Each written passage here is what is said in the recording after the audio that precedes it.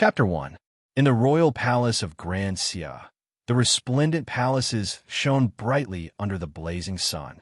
The white marble steps led to the heavens, and the extravagant palace buildings were built one after another, so luxurious that it was impossible to count them all. The Xia dynasty had reached the pinnacle of a dynasty. However, in the eyes of those who were observant, this was an omen of the collapse of the great edifice. Great Xia was too strong. These 1,000 years were Great Xia's 1,000 years. They were invincible in the divine prefecture. In the vast land of the divine prefecture, there were more than 100 dynasties, but Great Xia was the only one that stood for 1,000 years. It was an irreversible rule that extreme prosperity leads to decline. The invincible Great Xia could not stay invincible forever. In the past 100 years, there were signs of decline. There were no wise emperors, and there were no virtuous officials. In addition, the Mongol court in the north was getting stronger day by day, and the Eternal Night sect, which had been silent for 1,000 years, had reappeared. The future of Great Xia was not as bright as it seemed today.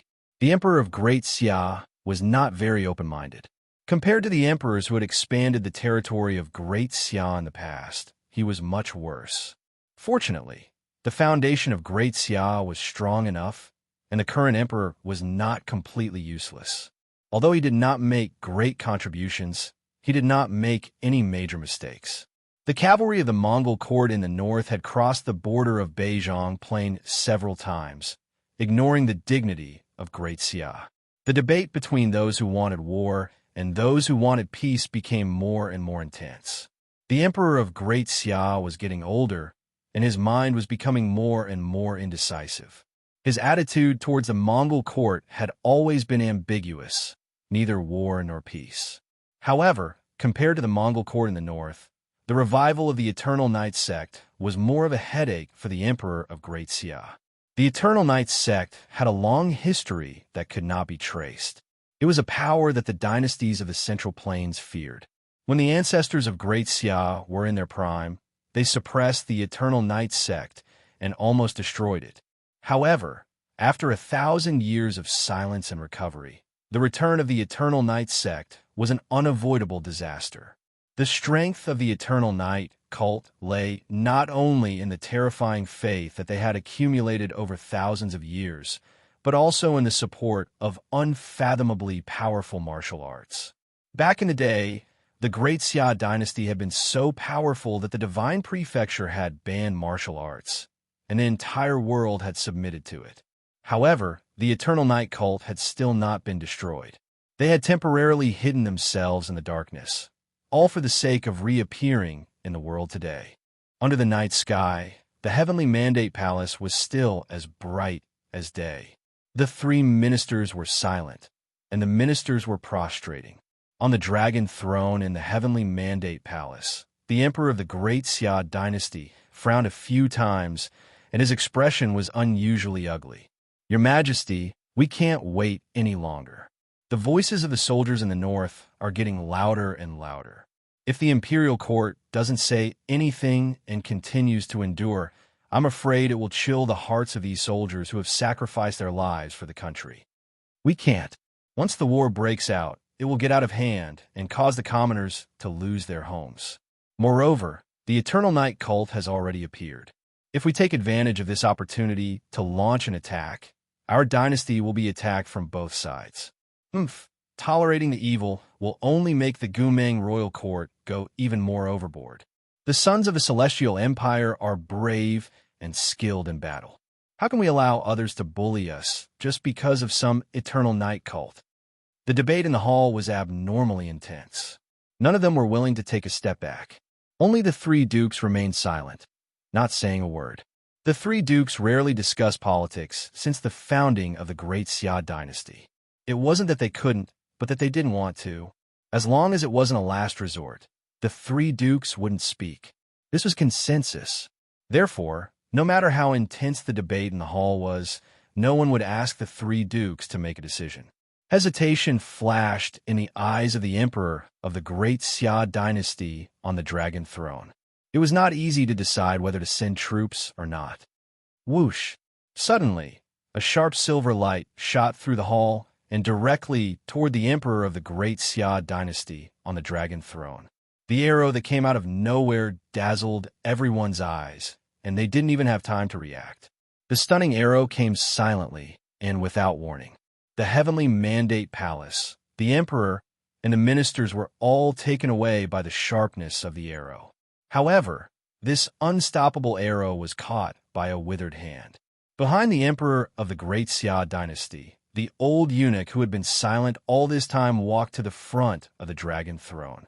He covered the sky with one hand and blocked all the wind and rain in front of the emperor. "Assassin, catch the assassin!" At this moment, everyone in the hall finally reacted. Their expressions changed drastically, and they shouted sternly. The head of the ministers, the three dukes who had been silent all this time, also stood up and looked coldly in the direction where the arrow came from. It was really a huge responsibility.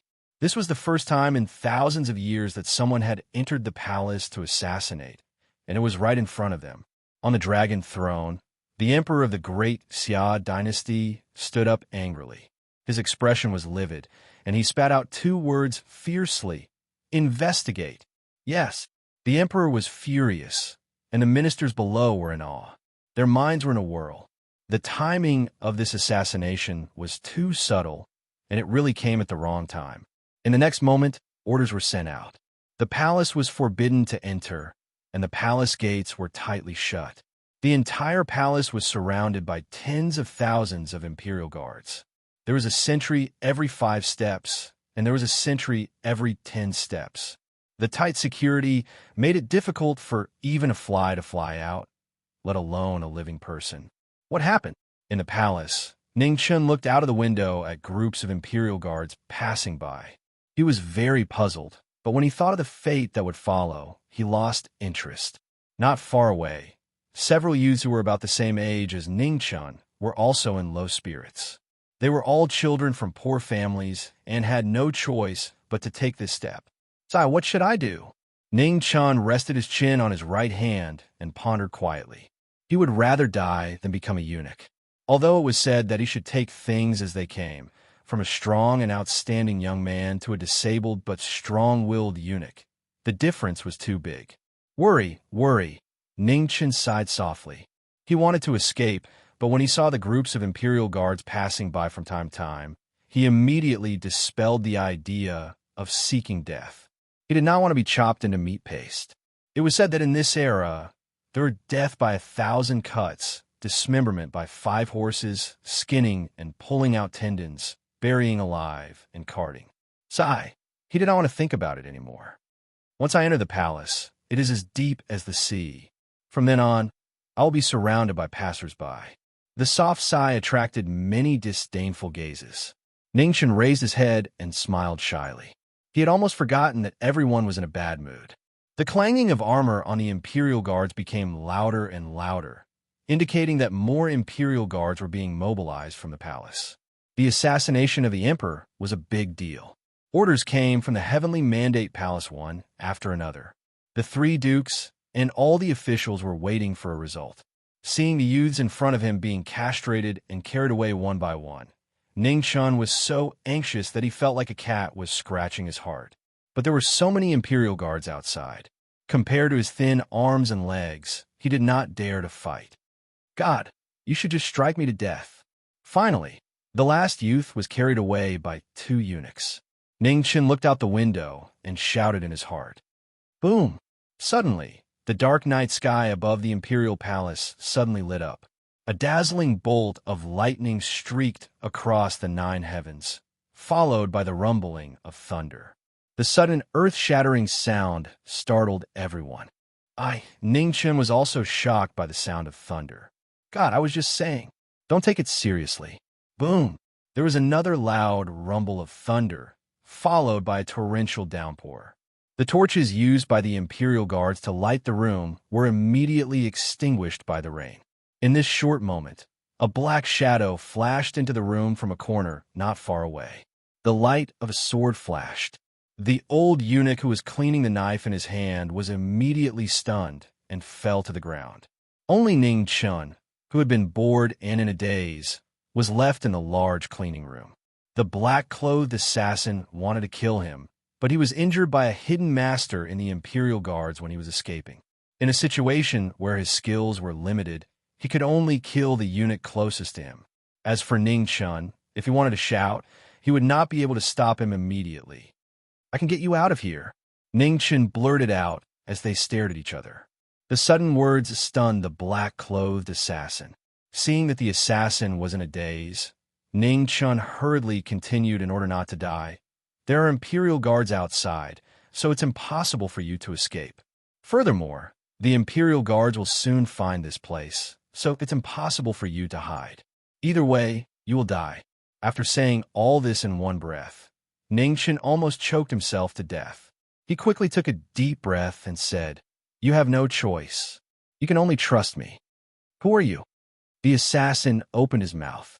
His voice was cold and without a trace of emotion. "A woman?" Ning Chun was stunned and subconsciously said, "I am a eunuch." "Hey, what a crow's mouth." After saying that, Ning Chun's eyes unconsciously looked at the woman's chest.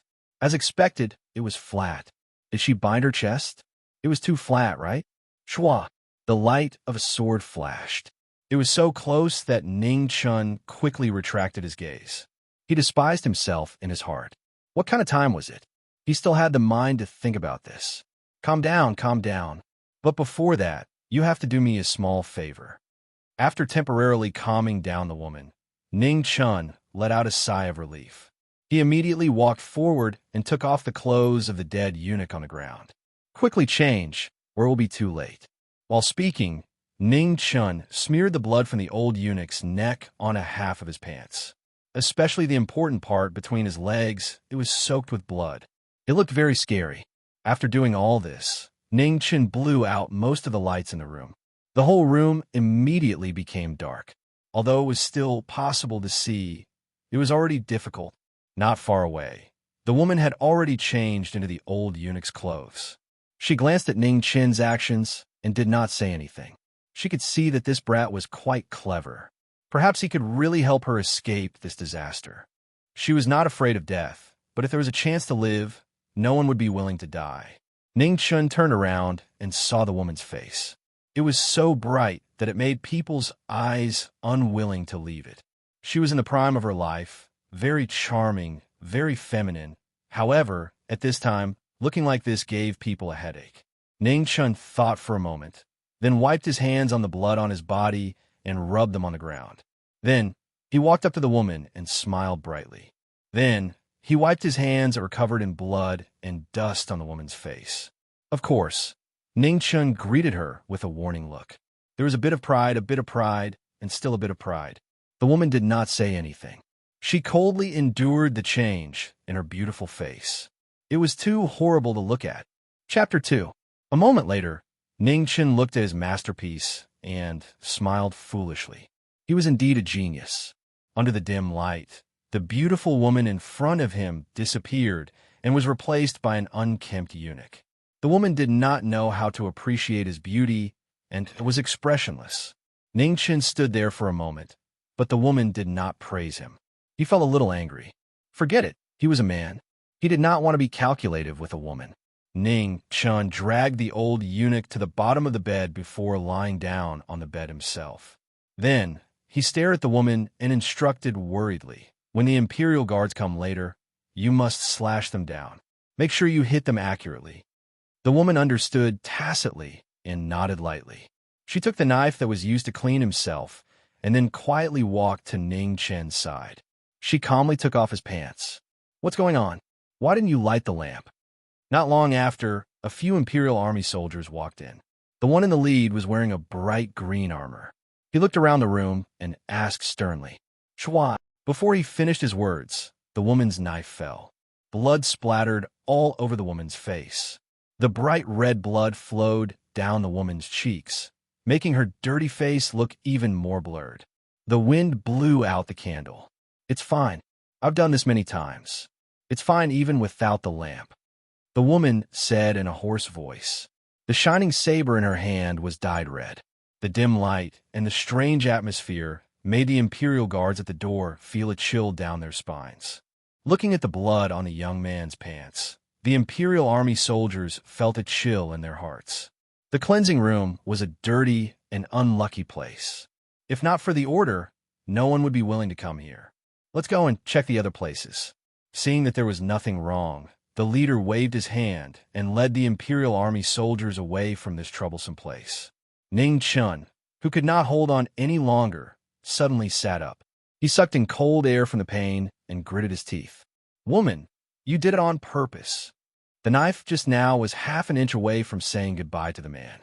Furthermore, it was so deep. Even if he did not become a eunuch, he would have bled to death. Yes, the woman nodded her head honestly. Ning Chun was so angry that he almost fainted. How could she bully him like this? "What should we do next?" the woman asked. She knew that this was only the beginning. The Imperial Palace would definitely be under martial law for a long time. If she couldn't escape, she would be discovered sooner or later. "That's right, I haven't asked you yet. What did you do? Why are there so many people trying to capture you?" Ningchen was very curious. The moment he woke up, he saw the majestic sight of the Imperial Guards going berserk. The heavens were really taking care of him. The assassination attempt on the Xia Emperor failed. The woman was very calm, and Ningchen was also very calm. A moment later, he exclaimed, "What?" Seeing the woman's sharp gaze, Ning Chun smiled embarrassedly. "I've lost my composure, lost my composure." His body unconsciously leaned back. "This woman is a ruthless person. Don't go crazy and kill me or something." "You still haven't answered. What's next?" The woman asked again. "Wait." This time, Ning Chun was very obedient and quickly told him the plan. "Soon, there will be eunuchs coming to carry him. This place has just been checked. There shouldn't be any more Imperial Guards coming tonight. You stay here first. Remember, don't try to escape." The woman stared at Ning Chun for a long time before lightly nodding, indicating that she would listen to his advice. Sure enough, not long after, 2 eunuchs came and carried Ning Chun away without a word. The woman quietly watched Ning Chun leave. Her pair of bright eyes looked so beautiful under the light. Even the bloodstains on her face could not hide it. Not long after, in a spacious room, the 2 eunuchs carried Ning Chun to a bed. On the rows of beds next to it, there were all new people who had just been castrated. Some of them had fainted and were still unconscious. Some of them were secretly crying. It was unknown whether it was because of pain or something else. The medicine to stop bleeding and treat injuries was at the bedside. Everyone had it. This was only a temporary residence. Tomorrow, there would be people who would arrange for them to return to their homes. If they were lucky, they would be by the side of the imperial concubines or princes and have a good future. If they were unlucky, they could only be arranged to do some chores in the laundry workshop. After being temporarily safe, Ning Chun calmed down and thought about what to do in the future. He could not stay in this palace forever. There were many people and eyes here. If he was not careful, someone would discover that he was a fake eunuch. At that time, he would definitely be chopped into pieces by that old man, the emperor. That woman's methods were as troublesome as her face. She was a ruthless person who even dared to assassinate the emperor. He really could not afford to offend her. Right now, the first thing he had to consider was how to send this great aunt away.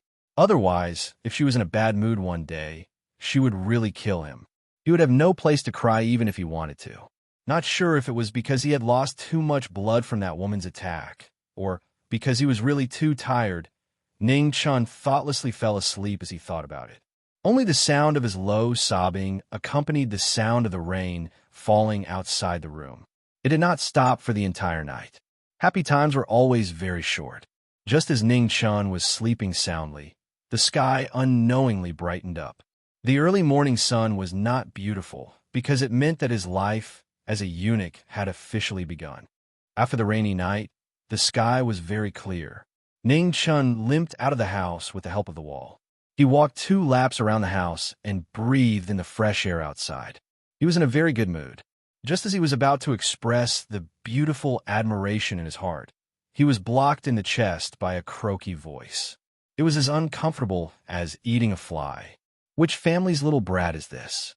Don't block this eunuch's path. He was wearing a sapphire blue robe embroidered with a red crown crane. He held a horsetail whisk in his hand and wore a peacock feather hat inlaid with jewels. His skin was excessively white, and coupled with his face that was neither yin nor yang, he looked exactly like a deformed Dongfang booby. Ning Chun forcefully suppressed the feeling in his stomach and took a step back to avoid him. However, he unintentionally pulled on his wound, causing him to grit his teeth in pain. This little one greets eunuch. May eunuch have good fortune and peace. And Zhao Jin stopped and curiously looked at the youth in front of her. She asked, May eunuch have good fortune and peace? What a strange greeting. Where did you learn it from? I'm finished. Ningchen immediately knew that he had said something wrong. However, he had just arrived here. Who would know how to greet him? Now that things had come to this, he could only make up some nonsense. May eunuch have good fortune and peace. This little one was shocked by eunuch's aura and forgot to properly say the greeting that my hometown used to express respect to the elders. This little one lost my composure. I hope that eunuch can forgive this little one for being insensible. In the end, Ningchen felt extremely disgusted, especially when he didn't know what this old eunuch had smeared on his body. The smell was strange, causing his Ren-Du and Du meridians to churn. He really wanted to slap this old fellow to death. Clever little fellow, you can follow our family in the future. Zhao Jin sized up the former and nodded in satisfaction. This was a good material. If he was properly trained, he should be able to help her a lot. Follow your head. Ning Chen cursed in his heart. However, he still had a smile on his face. Thank you for your praise, eunuch. This little one is new to the palace and has many things that I don't understand. Since eunuch didn't abandon me, this little one is naturally very happy. And not bad. You can just call me Eunuch Zhao in the future. What's your name? Ning Chun. And from now on, I'll call you Little Ning. Zhao Jin nodded in satisfaction. Your uncle. Hearing this, Ning Chun couldn't help but blurt out. This time, he really couldn't hold back. And what did you say? Zhao Jin frowned slightly. He didn't understand what his uncle meant. However, this brat's tone seemed to carry a trace of dissatisfaction, which made him unhappy. No, nothing. Eunuch Zhao, bestowing a name, makes this little one too happy. Ning Chen's face was full of smiles, as brilliant as a flower blooming. Little Ning, your whole family is Little Ning. I have matters to attend to, so I'll be leaving first. Little Ning, there are many rules in the palace. You have to learn them diligently. After speaking, Zhao Jin waved the horsetail whisk in his hand and turned to leave. Phew! Looking at the distant eunuch Zhao, Ning Chun let out a long breath and wiped the sweat on his forehead. In this world, the hardest thing to deal with wasn't women, but people who were neither male nor female. Which family servant is actually blocking the way? However, just at this moment, a stern rebuke once again rang out by his ear, causing Ning Chun to tremble in fright. Fuck, you're still here? Ning Chen's anger soared. I'm standing in this damn place. How am I blocking your way? He was about to flip out on the spot, but when he saw the imperial canopy embroidered with a phoenix pattern, his anger was immediately extinguished by a bucket of cold water. Oh my God, who is this? Surrounded by 4 beautiful palace maids, 2 at the front and 2 at the back, a woman with an incomparably beautiful face walked over. Her hair was tied up in a phoenix bun, and her hair was lightly swept. Her eyes were filled with spring, and her skin was as smooth as jade. She was 70% beautiful and 30% seductive. It was hard for people to shift their gaze away from her. Ning Chun didn't recognize this woman, but even if he hadn't eaten pork, he had seen pigs run. In the palace, people like her could be counted with one's fingers. Moreover, this woman wasn't to be trifled with. He would have to run away sooner or later, so it was better to be low-key. Taking a step back, then another step back, Ning Chun bowed his body and lowered his head. He muttered, I'm just a passerby. You can't see me. When the little eunuch in the lead saw Ning Chun move aside, he lightly snorted and didn't say anything else. As a servant, he didn't dare to appear too overbearing in front of his master. Wait a moment. After taking 2 steps, Wan Yunshang suddenly stopped. She glanced at Ning Chun and said, Why aren't you kneeling? At this time, the 4 palace maids and the little eunuch finally reacted. From a moment ago until now, This unfamiliar fellow had never knelt. If Wan Yunshang hadn't spoken, they wouldn't have reacted at all. This little one is new to the palace and doesn't know the rules. Please forgive me, Your Highness. Knowing that he couldn't get away with it, Ning Chun softly sighed and respectfully said, "Now you know?" "I know." "Then why aren't you kneeling?" "I'm a newly purified person, so I can't do as I please." Wan Yunshang wasn't willing to let go, and Ning Chun also wasn't willing to kneel. After a moment of deadlock, Wan Yunshang's lips curled up, and her intimidating eyes carefully examined the youth in front of her. "Oh, so it's like that. Then forget it." "Many thanks, Your Highness." Ning Chun let out a sigh of relief. He lowered his head to hide the arrogance in his eyes, and his tone was as respectful as ever. Chapter 3. After Imperial concubine Wan left, Ning Chun raised his head and narrowed his eyes. She was the scariest person he had ever met since he entered the palace. Not only was she a woman of status, but she also had the ability to conceal her emotions. This woman was no ordinary person. There were dangers everywhere in the palace. If one was not careful, they would be drawn into an unknown whirlpool. Ning Chun felt that his future was bleak. Unfortunately, the palace was now under lockdown, and it was impossible for him to escape. I wonder how that woman is doing. Did she listen to me and not run around? Bored, Ning Chun continued to walk around with his hands on the wall. On the way, he met one or two youths who were as bored as he was. He grinned and greeted them cordially. Reality proved that the medicine from the palace was not ordinary. It was much more effective than the dogskin plasters from the future. Ning Chun was still worried. The woman seemed to be injured and could not show her face. Even if she hid in the cleansing room, she could still be discovered. The cleansing room was located in the most remote part of the palace. Very few guards passed by it, but it did not mean that one could enter and leave as they pleased. The palace had always been lax on the inside and tight on the outside. Once one left a place that seemed empty, one would find countless imperial guards guarding it. Ning Chun did not doubt that if someone dared to sneak out at this time, they would be chopped up and fed to the dogs by the imperial guards. Ning Chun did not dare to go back to the cleansing room to search. These few days were a sensitive period. That stupid woman had entered the palace to assassinate the emperor of the Xia dynasty. She had created a huge mess. If he was suspected of anything, he would be in trouble. As the saying goes, happiness is an itch that can be scratched. Unhappiness is an itch that cannot be scratched. At this moment, Ning Chun felt that he was very unhappy. His heart was itching, and he wanted to go to the cleansing room to take a look, but he could not. I will take a look from the front and the back. I'll go back to sleep if I'm standing. Ning Chun took out a copper coin from his body and chanted. With a flick of his hand, the copper coin flew high into the air and drew a beautiful parabola in the air. Soon after, it fell to the ground with a tinkling sound and rolled forward. Seeing that the copper coin was about to fly away, Ning Chun was anxious. This was the only thing he had. If someone asked Ning Chun at this time whether money or life was the most important thing in life, Ning Chun believed that he would say money without hesitation. Sure enough, in his anxiety, Ning Chun didn't even care about the injuries between his legs and ran after the copper coin step by step while baring his teeth. As the saying goes, blessings do not come in pairs, and misfortunes do not come singly. As the saying goes, if a person is unlucky, even drinking cold water will get stuck in his teeth. As the saying goes, if you don't seek death, you won't die. Ning Chun was the type of person who would seek death by stuffing his teeth. He only cared about asking for money and didn't even look at where he was going. He bumped headfirst into a warm and fragrant embrace, and only then did he realize that things weren't going well. He hurriedly raised his head and saw a beautiful woman dressed in a luxurious phoenix robe. She was about 30 years old and had a gentle smile in her eyes, which made Ning Chun's heart flutter. Which family servant is so daring to startle the Empress's phoenix body? Even if you have 10 heads, they won't be enough to chop off. I'm sorry.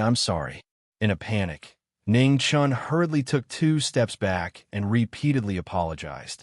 But as soon as he opened his mouth, he wished he could slap himself for saying the wrong thing again. Apologizing to the Empress, he was really stupid. It was all that stupid woman's fault. After staying with a stupid person for so long, his brain wasn't as bright as before. How dare you? The face of eunuch steward beside the empress turned cold. He didn't know the rules at all.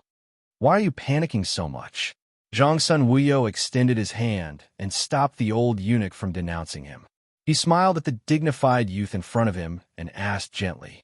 Hearing Zhang Sun's question, Ning Chun subconsciously looked at the copper coins that had stopped rolling on the ground. He was so regretful that he wanted to bang his head against the copper coins and die. The ancient people said to value money more than life. Was it because of him? Zhang Sun Wuyo followed Ning Chen's gaze and looked at the copper coins on the ground, then bent down to pick them up. Ning Chen looked at the copper coins being picked up by Zhang Sun Wuyo. He wanted to ask for it, but he didn't dare. In his confusion, he even forgot about offending the empress. Actually, Ning Chen couldn't be blamed. It was almost impossible for a modern person to have a true fear of the so-called imperial power. Even though Ning Chen had constantly reminded himself to pay attention to his identity, he still threw aside the reverence that he had purposely shown for a moment. Zhang Sun Wuyo carefully looked at the copper coins in her hand and didn't find anything special about them. When she saw the youth's conflicted expression of wanting but not daring to ask for it, she couldn't help but laugh. How many years had it been since she met such an interesting little fellow? Be careful. The palace isn't like the outside. Remember to follow the rules. Zhang Sun Wuyo kindly reminded him, then continued to walk forward with light steps. My copper coins. Ning Chen looked on helplessly as the copper coins once again disappeared into the distance. His raised hand weakly put it down.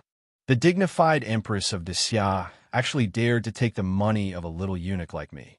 Nyang Nyang, he's still staring at you. Beside Zhang Sun Wuyo, a beautiful palace made softly reminded her. Hee, he's probably still thinking about his copper coin. What an interesting little fellow. Since I've taken his copper coin, I'll help him this time. Send an order to the inner palace to transfer him to Weiyang Palace for duty.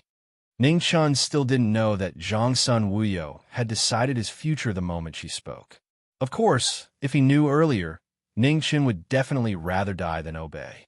He would cry, throw a tantrum, and threaten to hang himself to ask Zhang Sun Wuyo to take back her grace. He was someone who wanted to run away.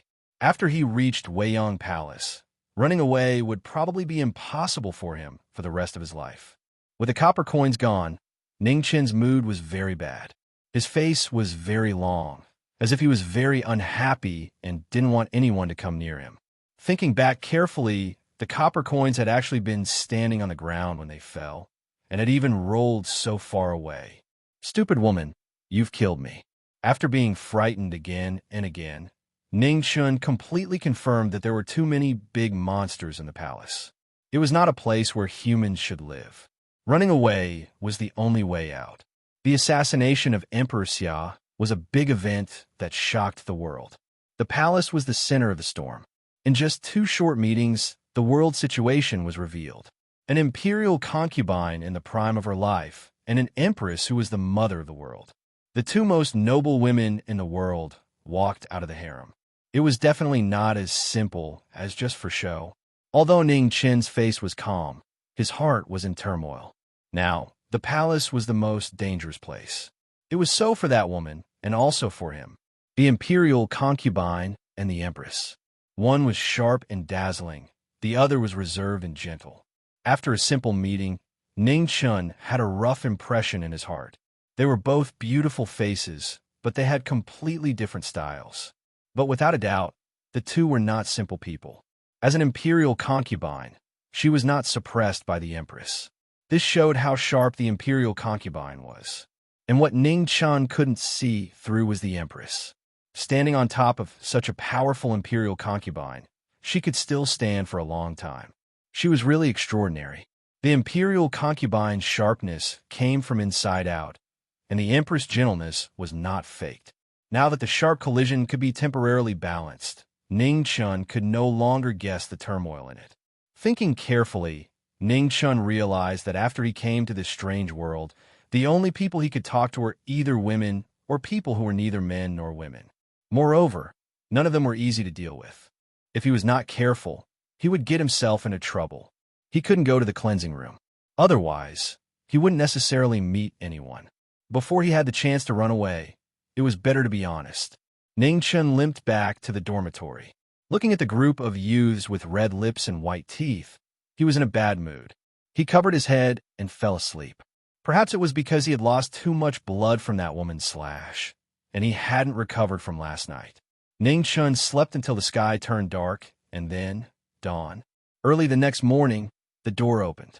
People from each palace came to pick people up. After recuperating for nearly 2 days, most of the youths could barely get out of bed and walk 2 steps. Those who recovered quickly didn't need anyone's help. After following the people from each palace, they began their life as eunuchs. Ning-chun was also taken away by someone. It was a beautiful palace made with a graceful figure. She walked in front with graceful steps, and the way she walked was very seductive. Unfortunately, Ning-chun's bad mouth always sounded at the wrong time. Big sister walked slower. The palace maid's name was Qing-ning. After hearing Ning-chun's words, her beautiful face was instantly filled with black lines. She wanted to kick this brat to death. Big sister, where are we going? Big sister, my injuries haven't healed yet. Walk slower. Big sister, how far is it? Big sister. Along the way, Ning-chun's long-winded voice reverberated in Qing-ning's ears. Qing-ning clenched and loosened her hands. She clenched and loosened them again. When she was about to explode, they arrived at Weiyang Palace. This was Zhongsun Wuyo's territory. Although Ning-chun was ignorant, he knew that this was something everyone knew. His heart was in his mouth. Could it be that he bumped into her yesterday, and now she's taking revenge on him? Ning-chun was very indignant. She's an adult. Why is she arguing with a child like me? Why? Are you not satisfied? At this moment, a familiar voice sounded in Ning-chun's ears. How can I? Ning-chun's expression changed instantly. His indignant face suddenly smiled brighter than a flower. He said respectfully with a bit of guilt, "It's good that you're satisfied. You could be on duty at Weiyang Palace from now on. There are fewer rules here. I think it's most suitable for you." Zhongsun Wuyo didn't care about Ning-chun's messy etiquette. Her beautiful and gentle face always had a gentle smile. She looked very approachable. Qing-ning has been with me since young. She knows everything about Weiyang Palace.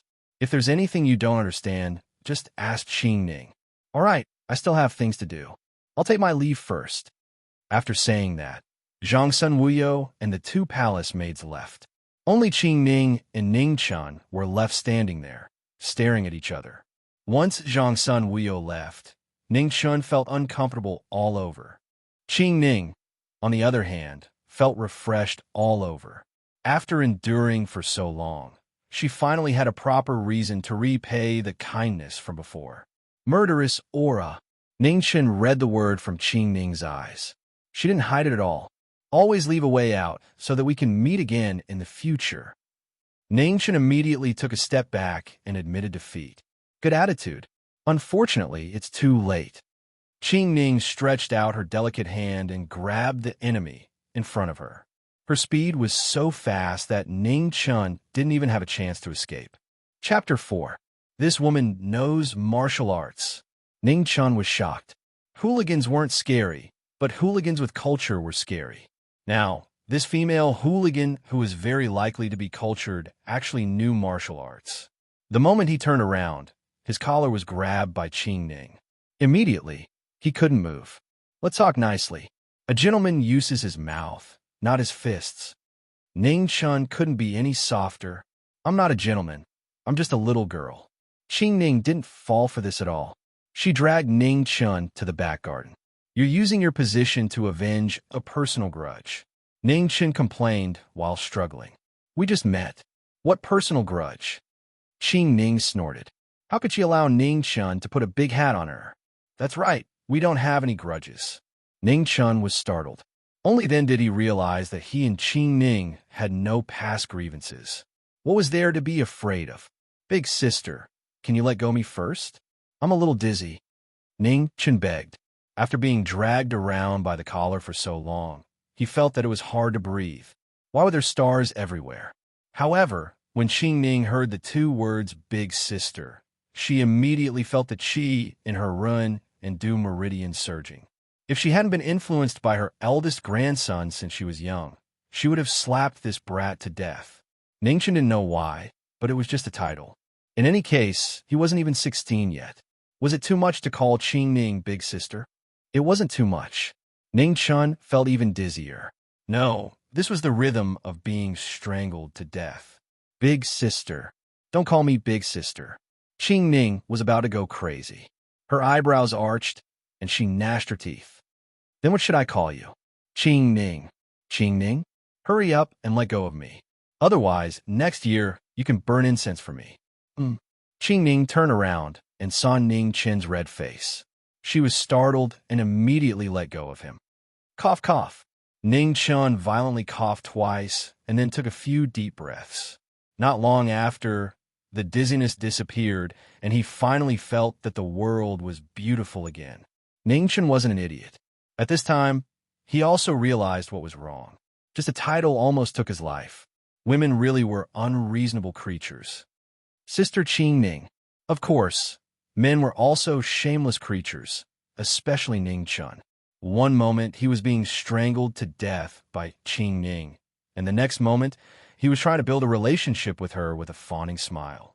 As the saying goes, one does not hit a smiling person. Although Qing Ning did not want to forgive Ning Chun, she had no reason to do so.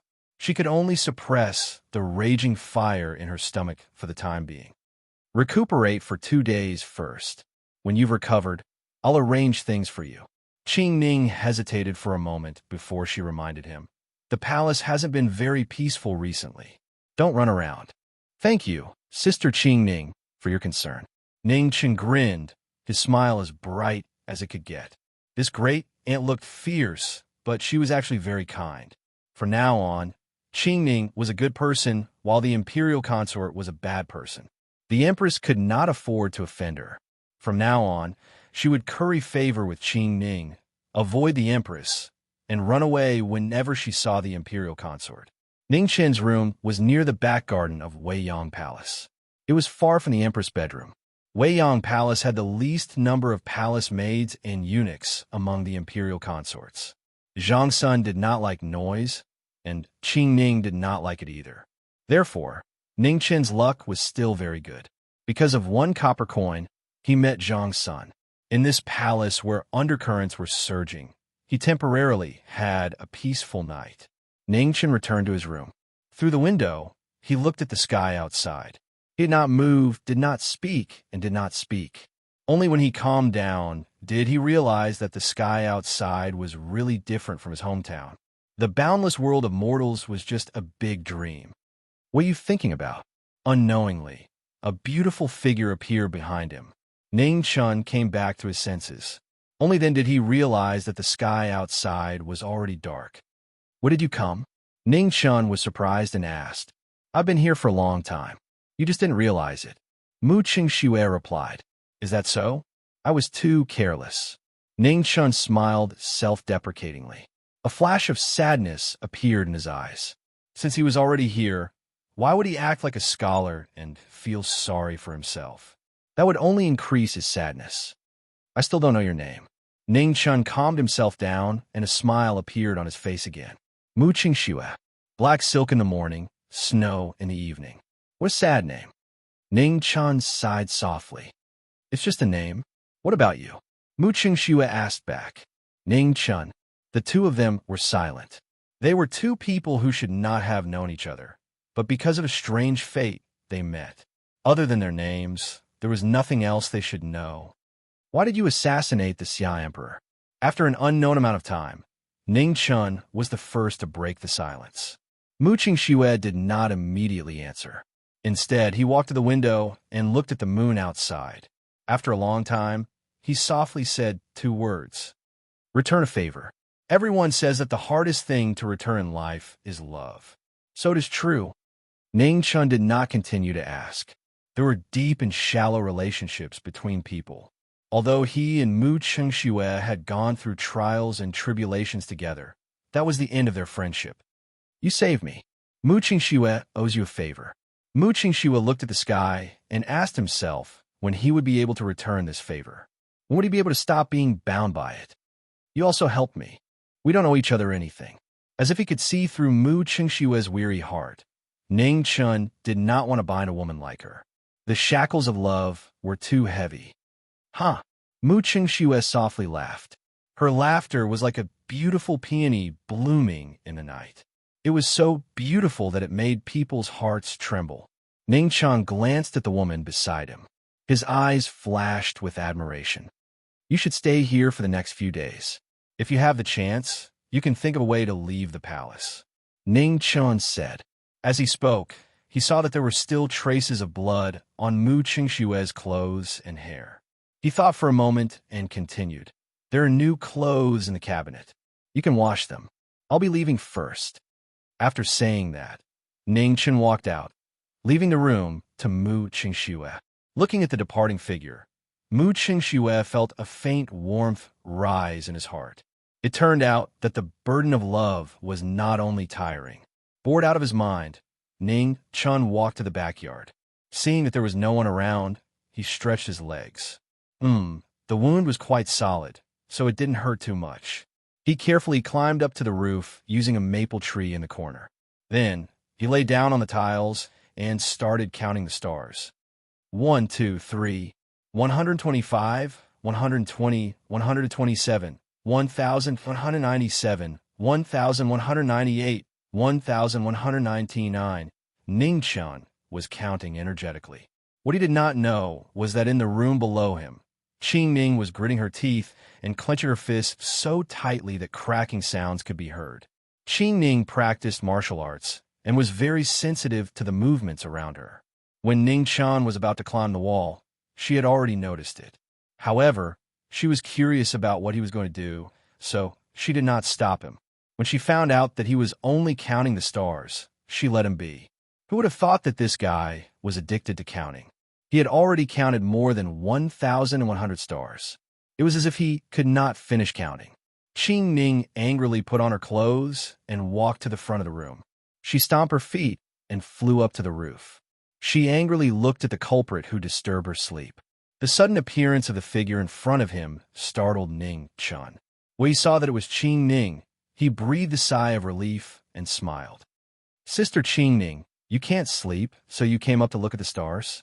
Ning Chun did not know that the room below him belonged to Qing Ning.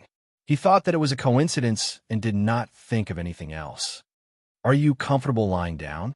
Qing Ning gritted her teeth and asked. Her beautiful eyes flashed with a dangerous light in the night sky. She had the urge to throw Ning Chun down. It's okay. It's just a little cold. Ning Chun did not hear the dangerous message in Qing Ning's words and answered honestly. Do you need me to get you some clothes to cushion your body? Hearing Ning Chun's shameless answer, Qing Ning's anger exploded again. She opened her red lips and said in a low voice, No need. While speaking, Ning Chun felt that the atmosphere was not right. He looked at Qing Ning and his heart skipped a beat. Not good, killing intent. Sister Qing Ning, please sit. Ning Chun stood up and helped Qing Ning sit down with a smile on his face. Sister Qing Ning, you must be tired. Do you want me to help you massage your legs? No need. Massage your back? No need. Massage your shoulders? No need. Seeing that Qing Ning was stubborn, Ning Chun's sense of danger grew stronger. He carefully asked, Sister Qing Ning, it's so late. Why are you still awake? Wait a minute. Ning Chun suddenly realized that Qing Ning's clothes were different from the ones she was wearing during the day. It was obvious that she had just changed. When he thought of the room he was in, Ning Chun wanted to slap himself. If you don't seek death, you won't die. When you're unlucky, you can't even drink cold water. This was obviously Qing Ning's territory. He had been here for so long, but he had not thought of this problem. Qing Ning repeatedly told herself to endure. She realized that Ning Chun was not an ordinary person. In less than a day, he had already provoked her to the point of wanting to kill someone. Just as Qing Ning was about to criticize him, she heard Ning Chun's exclamation. She subconsciously followed his gaze. In the bustling, starry sky, a blood-red star was shining with a terrifying light. Not far away, there was a dim red star. If one did not pay attention, it would be easy to overlook it. What's wrong? Qing Ning did not understand and asked. That blood-red star is called Constellation 2, and the dim star beside it is called Mars, which is what you call Mars. These two stars only meet once every 15 years, and it's very rare. If I'm not wrong, these two stars will meet in at most 2 days. Ning Chun sighed inwardly. He never thought that he would be able to see the legendary Mars guarding the heart here. His luck was really quite good. Only then did Qing Ning notice the dim red star. She immediately grabbed Ning Chen's arm and asked anxiously, "Is what you said true?" Ning Chun grimaced in pain from Qing Ning's grip. "Sister Qing Ning, it hurts." Qing Ning realized that she had lost her composure and quickly let go of Ning Chun. However, she still refused to give up and asked, "Hurry up and answer me. Is what you said true? Will these two stars really meet?" Gently rubbing his arm, Ning Chun nodded with certainty. "Yes, it's very likely. Moreover, it's very likely that it will happen tomorrow." "Oh no." Qing Ning's expression changed drastically.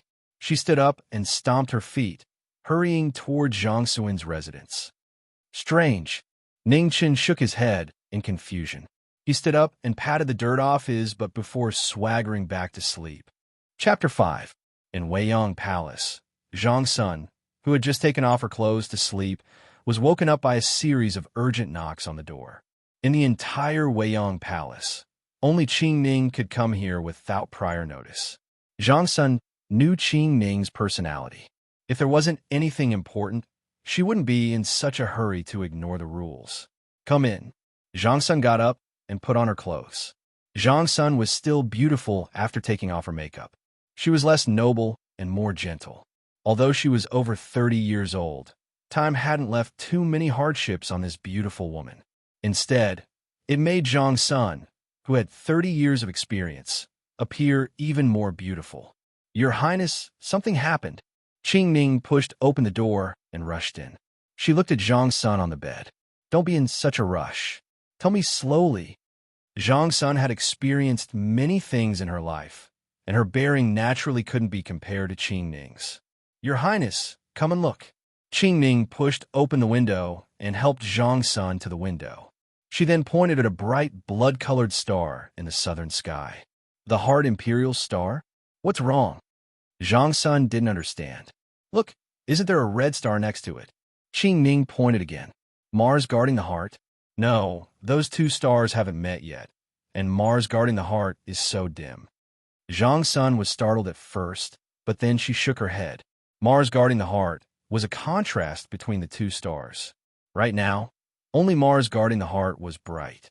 Although the two stars were very close, they hadn't met yet. "Your Highness, they'll meet tomorrow." Qing Ning became even more worried when she saw Zhang Suin's disbelief. "Oh." Zhang Sun sensed that something was wrong. Qing Ning didn't understand the stars and wouldn't pay attention to such things. What was going on today? "Who told you?" A dangerous light flashed in Zhang Suin's eyes. Qing Ning didn't understand, but if someone was intentionally guiding her, then it was a different matter. Sensing the coldness in Zhang Suin's words, Qing Ning was startled, but she had no choice but to answer. "It was Ning Chun, that little fellow." Zhang Sun was startled. She had thought that the person from the Western Palace had intentionally sent someone to mislead Qing Ning. Now, it seemed that wasn't the case. Qing Ning told Zhang Sun everything Ning Chun had said tonight, including their meeting. She didn't leave out any details. At the beginning, when Zhang Sun heard Ning Chun climb the roof and count the stars, he couldn't help but laugh. However, when he heard the latter part, his expression gradually became serious. The Heart constellation was the Emperor's star, while Mars was the Calamity constellation. When the two met, it meant that calamity was about to descend. "Bring Ning Chun here immediately," Zhang Sun ordered decisively. Inside the room, Ning Chun had just returned. He glanced at Mu Qingxue, who had washed himself clean. After taking a good rest, he hummed a little tune and went back to his bed to sleep. As for Mu Qingxue, such a big room was all hers. Clang, clang, clang. Ning Chun was startled by the sound of someone knocking on the door. He hurriedly looked at Mu Qingxue and found that the latter had disappeared from the room. He was secretly relieved. I've been a lot of bad things recently, and I'm always scared. Ning Chun patted his head in frustration, then walked to the door and saw Qing Ning standing there. Just as he was about to speak, he was dragged out. At this moment, Ning Chun finally understood what it meant to walk as fast as flying. They were walking, but it felt as if they were flying. They had covered such a long distance in just a few breaths. Ning Chun felt airsick. He stood on the ground and swayed. In a daze, he was dragged to Zhang Sun by Qing Ning.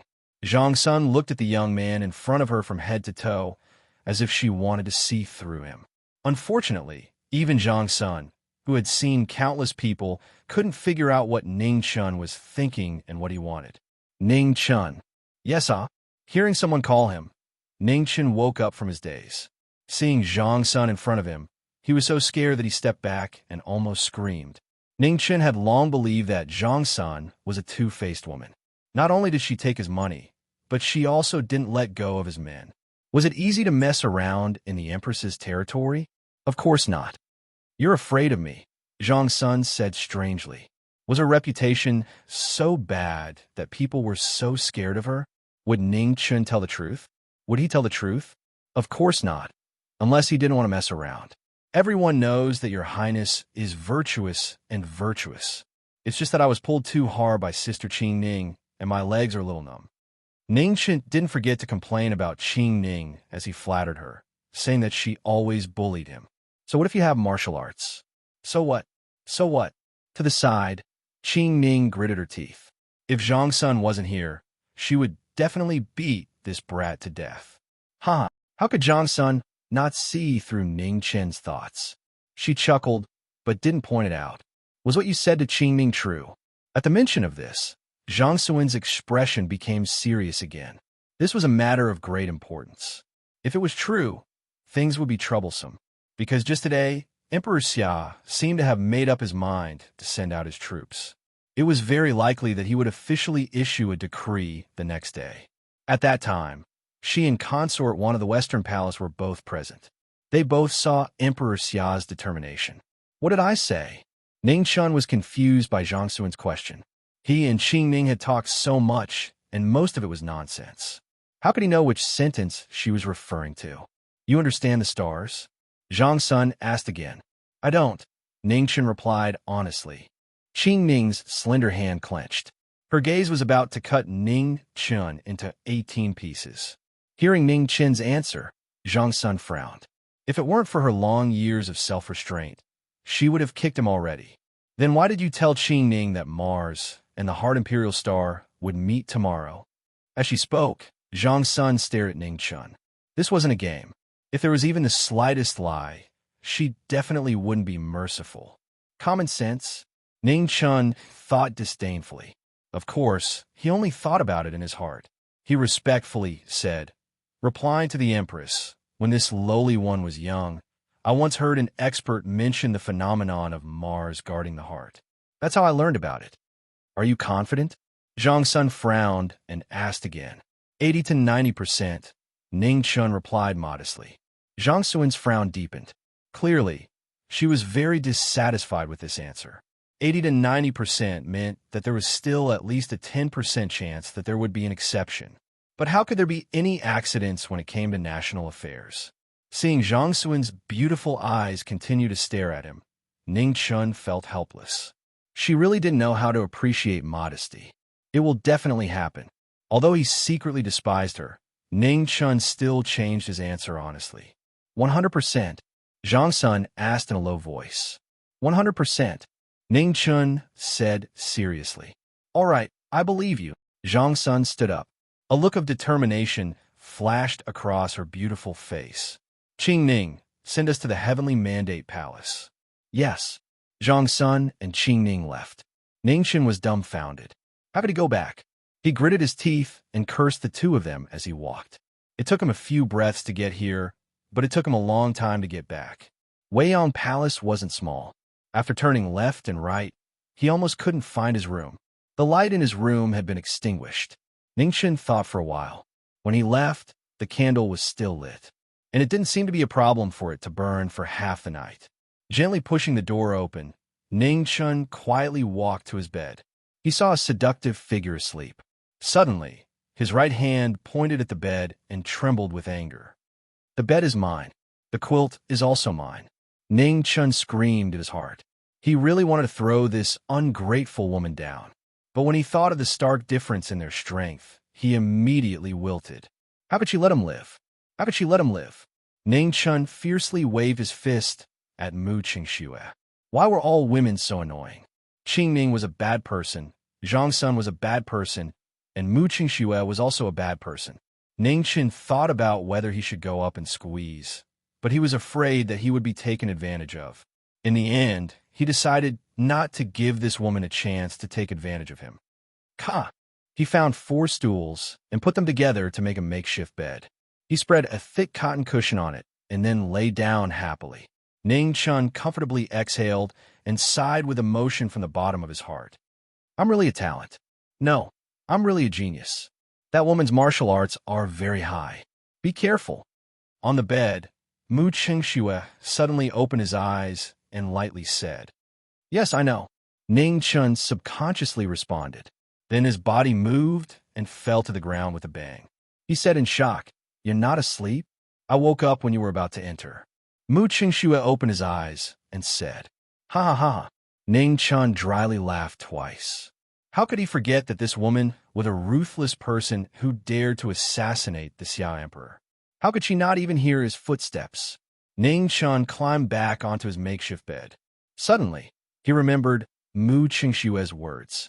He couldn't help but ask curiously, Then who's stronger? You or her? Me. Mu Qingxue honestly said, You really don't know how to be modest. Ning Chun curled his lips and thought. However, if she wanted to harm you, even 100 of you wouldn't be her opponent. Mu Qingxue added. After these words, Ning Chun's chest stagnated. It was as if an iron hammer had fallen and 10,000 horses galloped. His little bit of self-esteem was instantly trampled 100 times, 1,000 times. Turning his head, Ning Chun prepared to ignore her. Too hateful. Only if she doesn't want to hurt you. Mu Qingxue added. Ning Chun didn't say anything and pretended not to hear. You're too weak for her. Mu Qingxue added. Ning Chun endured again. I'm a genius who's afraid of. Unfortunately, she's a woman. Mu Qingxue's words hit the nail on the head. Ning Chun sat up and fiercely glared at Mu Qingxue. I want to learn martial arts. On the bed, Mu Qingxue stared blankly for a moment before indifferently saying, You're not cut out for this. Ning Chun felt like he was about to explode. Too hateful, too demoralizing. I'm a genius. Ning Chun hypnotized himself. You're not. Mu Qingxue mercilessly shattered this beautiful dream. Ning Chun angrily glared at Mu Qingxue. In the dark night, they were like 2 angry lanterns. I'm going to sleep. Mu Qingxue turned around and pretended not to see. Ning Chun was unmoved. He continued to stare at Mu Qingxue, wanting to use his powerful mental strength to oppress his opponent. After a cup of tea, Ning Chun was still persevering. His gaze was as sharp as a sword. After half an incense stick of time, Ning Chun persevered. His gaze was still tyrannical. After an incense stick of time, Ning Chun rubbed his eyes and gritted his teeth. After 2 hours, Ning Chun's eyes were hazy with tears. He kept yawning. Another hour passed by. Ning Chun unwillingly fell asleep. Chapter 6. In the Heavenly Mandate Palace, Emperor Xia was still reading the memorials. Among the past emperors, although the current Emperor Xia was not considered a wise one, he was definitely the most diligent one. However, his hesitant personality became his greatest impediment, causing his achievements to fall far short of those of the past emperors. The Xia dynasty had stopped and had not advanced for 30 years. However, in today's turbulent world, defending one's achievements was a failure, and not achieving anything was a mistake. I cannot be a sinner of the Xia dynasty. Emperor Xia knew his weakness, so this time he was determined to send troops to the Beijiang Plain. He would not tolerate anyone who challenged the dignity of the Xia dynasty. However, the will of the heavens was unpredictable. Even the emperor could not predict the will of the heavens. Empress, is what you said true? On the dragon throne, Emperor Xia looked serious and asked in a low voice. He was in his 40s, but half of his hair had turned white. Emperor Xia had not made any mistakes in his life. He had defended what he had achieved, but he had also worked hard. He had supported such a great dynasty alone. Although he had a no-doubts body, he was close to death. Absolutely true. Zhang Sun looked at the man who had accompanied her for half her life and sighed. She remembered the words of the elders when she was young, and she did it with all her heart. As for love, perhaps it did not belong to the family of emperors. She had never thought about it. Only her early white hair showed the ruthlessness of time, announced the arrival of the imperial astronomer. The imperial edict was sent out, and the horses rushed out of the palace, heading east. The people in the palace waited silently. Emperor Xia walked down the platform and came to the front of the palace. Beside the bright heart imperial star, there was a red star shining with red light. It was very faint, but it was very dazzling. Mars guards the heart. Emperor Xia looked bitter. Was he really going to bear the name of an incapable ruler for the rest of his life? Zhang Sun did not go forward. She was silent. The harem should not interfere in politics. Her reminder was enough. Your Majesty, the imperial astronomer has arrived and is waiting outside the palace. Not long after, a messenger eunuch came in to report. Emperor Xia's bitter expression immediately regained the dignity of an emperor. Announce, as you wish. At this moment, Zhang Sun also stood up and came before Emperor Xia. She curtsied and said, I will take my leave first. Okay. Emperor Xia nodded in agreement. It would have been inappropriate for the empress to be present when the officials had an audience with the emperor. It would have been especially inappropriate for her to be present at such a sensitive time.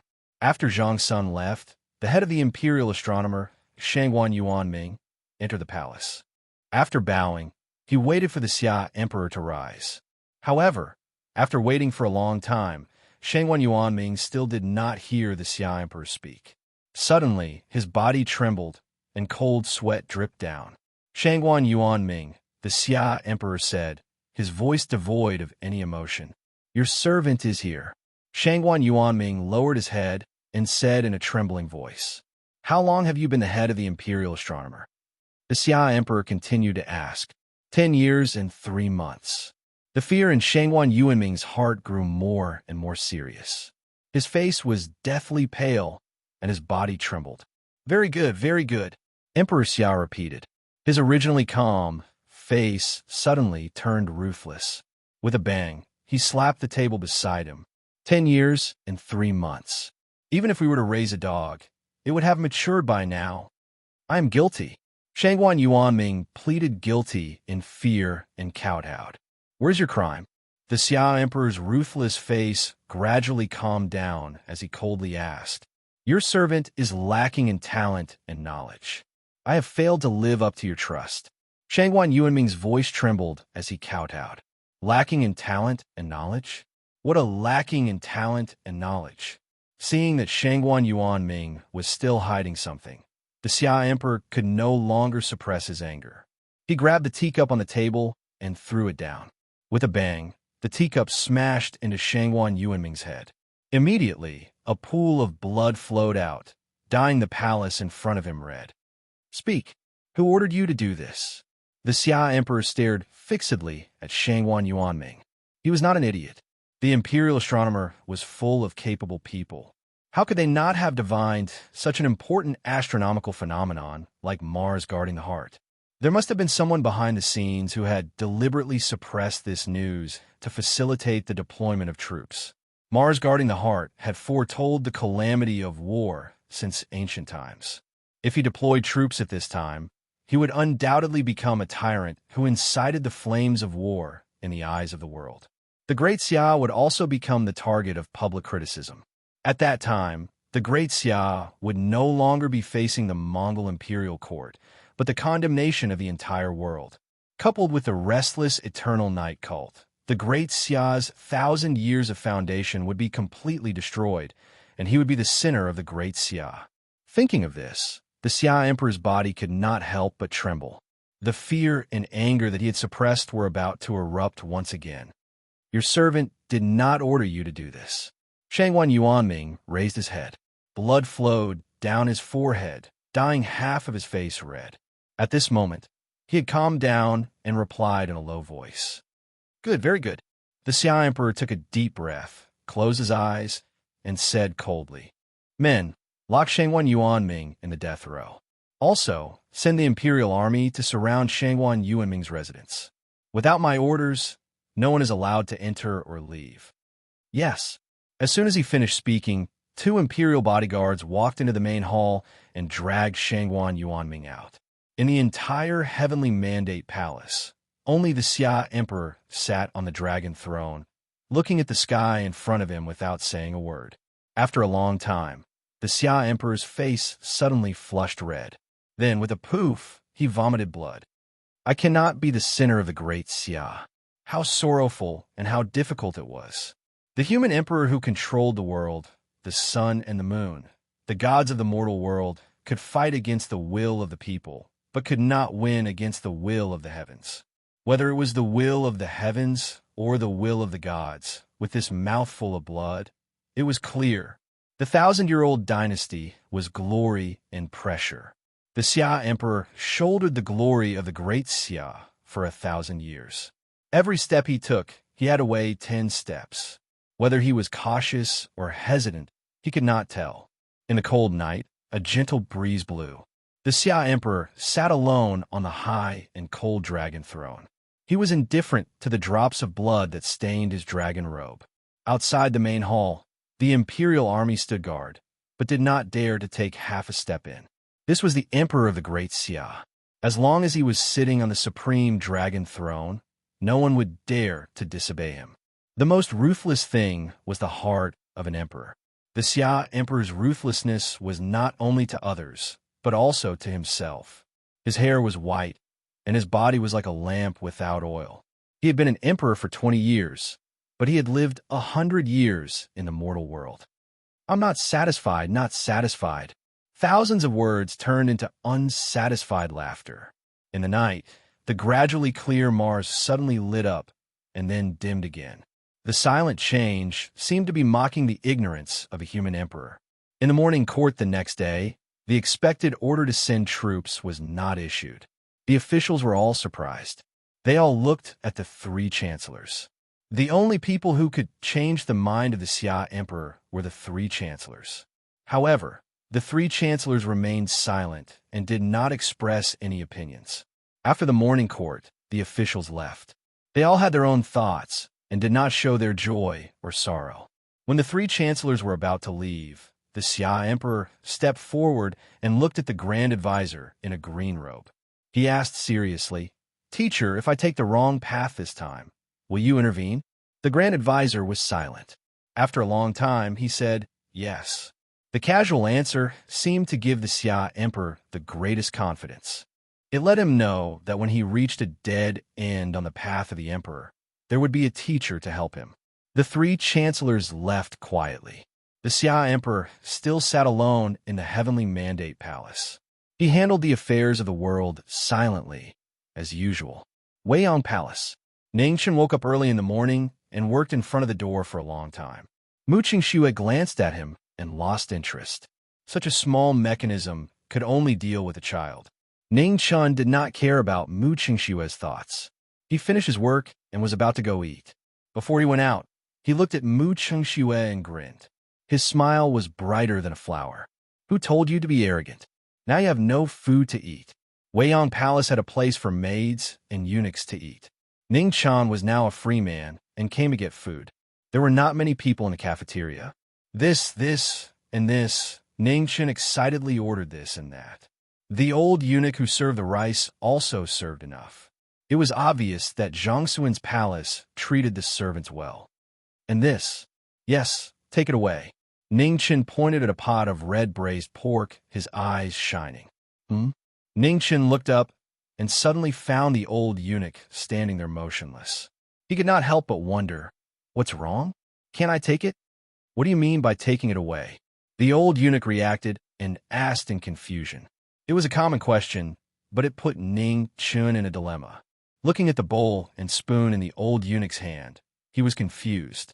There was no plastic bag, no lunchbox. How to take it away? How to take it away? How to take it away? Ning Chun was confused.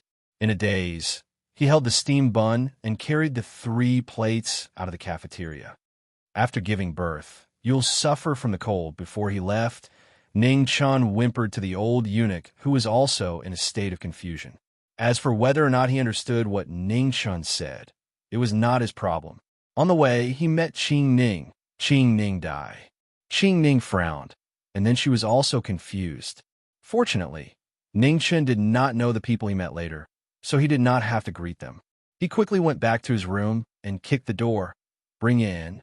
In the room, Mu Chengxue was about to open the door when he heard Ning Chun's footsteps, but he stopped when he heard this strange sound. Bring in. Ning Chun walked for a while with the plate in his mouth. He felt that his cheeks were almost numb. Seeing that Mu Chengxue did not open the door for him, he became anxious. He was tired to death. Mu Chengxue focused for a moment. After confirming that Ning Chun was alone outside, he carefully opened the door. Dang dang, dang dang. Seeing that the door was finally opened, Ning Chun hurriedly squeezed in. He ran a step and put the plates in his hand and in his mouth on the table. Only then did he let out a sigh of relief. Too much. Ning Chun realized that he was tongue-tied. He was shocked and quickly rubbed his cheeks. Time to eat. Ning Chun was tongue-tied, but he could not wait to sit down. He took out the steam bun and prepared to eat. Mu Chengxue looked at the plate and steam bun that Ning Chun had taken. His eyes flickered a few times. Finally, he sat down facing Ning Chun. The food is still good. Ning Chun happily put a piece of red braised pork in his mouth. He was very satisfied. He was bleeding, so he needed to eat something good to nourish his body. Looking at the satisfied young man in front of him, Mu Chengxue was silent. After a while, he asked softly, "Do you really want to learn martial arts?" Chapter 7. Ning Chun raised his head in surprise. Last night, he spent half the night trying to change Mu Chengxue's mind. Today, he managed to buy her over with just one meal. Could it be that he was blinded by gifts? Whatever. Ning Chun put another piece of meat into his mouth and said indifferently, "Yesterday, he was just joking with Mu Chengxue. Although he was envious of those who could fly, it was important to know one's own limits. Since Mu Chengxue said that he was not cut out for it, it meant that his talent was not that good. I can teach you a special mental cultivation method." Mu Chengxue said. "Is it powerful?" Hearing the word special, Ning Chun became interested again and asked, "What do you mean?" Mu Chengxue asked, "Can I beat you after learning it?" Ning Chun asked with expectation. Mu Chengxue shook his head. "What about Qing Ning?" Ning Chun lowered his standards. Mu Chengxue shook his head again. "What about the leader of the guards that came in to arrest us?" Ning Chun did not have much expectation left. Mu Chengxue shook his head again. "Then why should I learn it?" Ning Chun lost his motivation and asked with flagging interest. "To strengthen the body." Wow, so special. Ning Chun took a bite of the steamed bun and pretended to be surprised. "Don't regret it." Mu Chengxue did not force him and said indifferently. "Huh?" Ning Chun felt that Mu Chengxue's tone was a bit unusual, as if he missed a great opportunity. "Is this mental cultivation method very special?" Ning Chun asked carefully. "Yes." "What's special about it?" Ning Chun asked again. "Precious." "Why is it precious?" Ning Chun continued to ask. "Special." Ning Chun painfully realized that this woman was sent by the heavens to punish him. Not only did she cut him, but she also wanted to torture him mentally. "I'll learn it." Ning Chun took a bite of the steamed bun and said with gritted teeth, "Okay, wait first." "Why?" Mu Chengxue looked at Ning Chun and said slowly, "The mental cultivation method is not with me." Ah. Ning Chun could not stand it anymore. He stood up and pointed at Mu Chengxue with a trembling finger. His lips were trembling with anger. "This is too much. However, I know where the mental cultivation method is." Ignoring Ning Chun's anger, Mu Chengxue continued. Before Ning Chun could vent his anger, he sat down weakly. His heart was bleeding. Zhang Wuji's mother was right. The more beautiful a woman was, the more dangerous she was. Ning Chun decided that he had to calm down. Calm down, calm down. Crack! The chopsticks in Ning Chen's hand broke. Fine, he admitted that he couldn't calm his heart, nor could he calm his anger. Where? Ning Chun decided to ask one last time. Emperor Xia's imperial study. Ning Chun fiercely slapped himself on the face. Why did you ask? Do you want to learn it? Mu Qingxue confirmed seriously. Ning Chun didn't say anything. He buried his head in his food, determined to ignore her. Don't regret it. Ning Chun took a big bite of the bun and stuffed it into his mouth. Here, this medicine is for you. Mu Qingxue casually tossed over a small box. What's it for? Ning Chun couldn't help but ask. It's to save my life, Mu Qingxue said carelessly.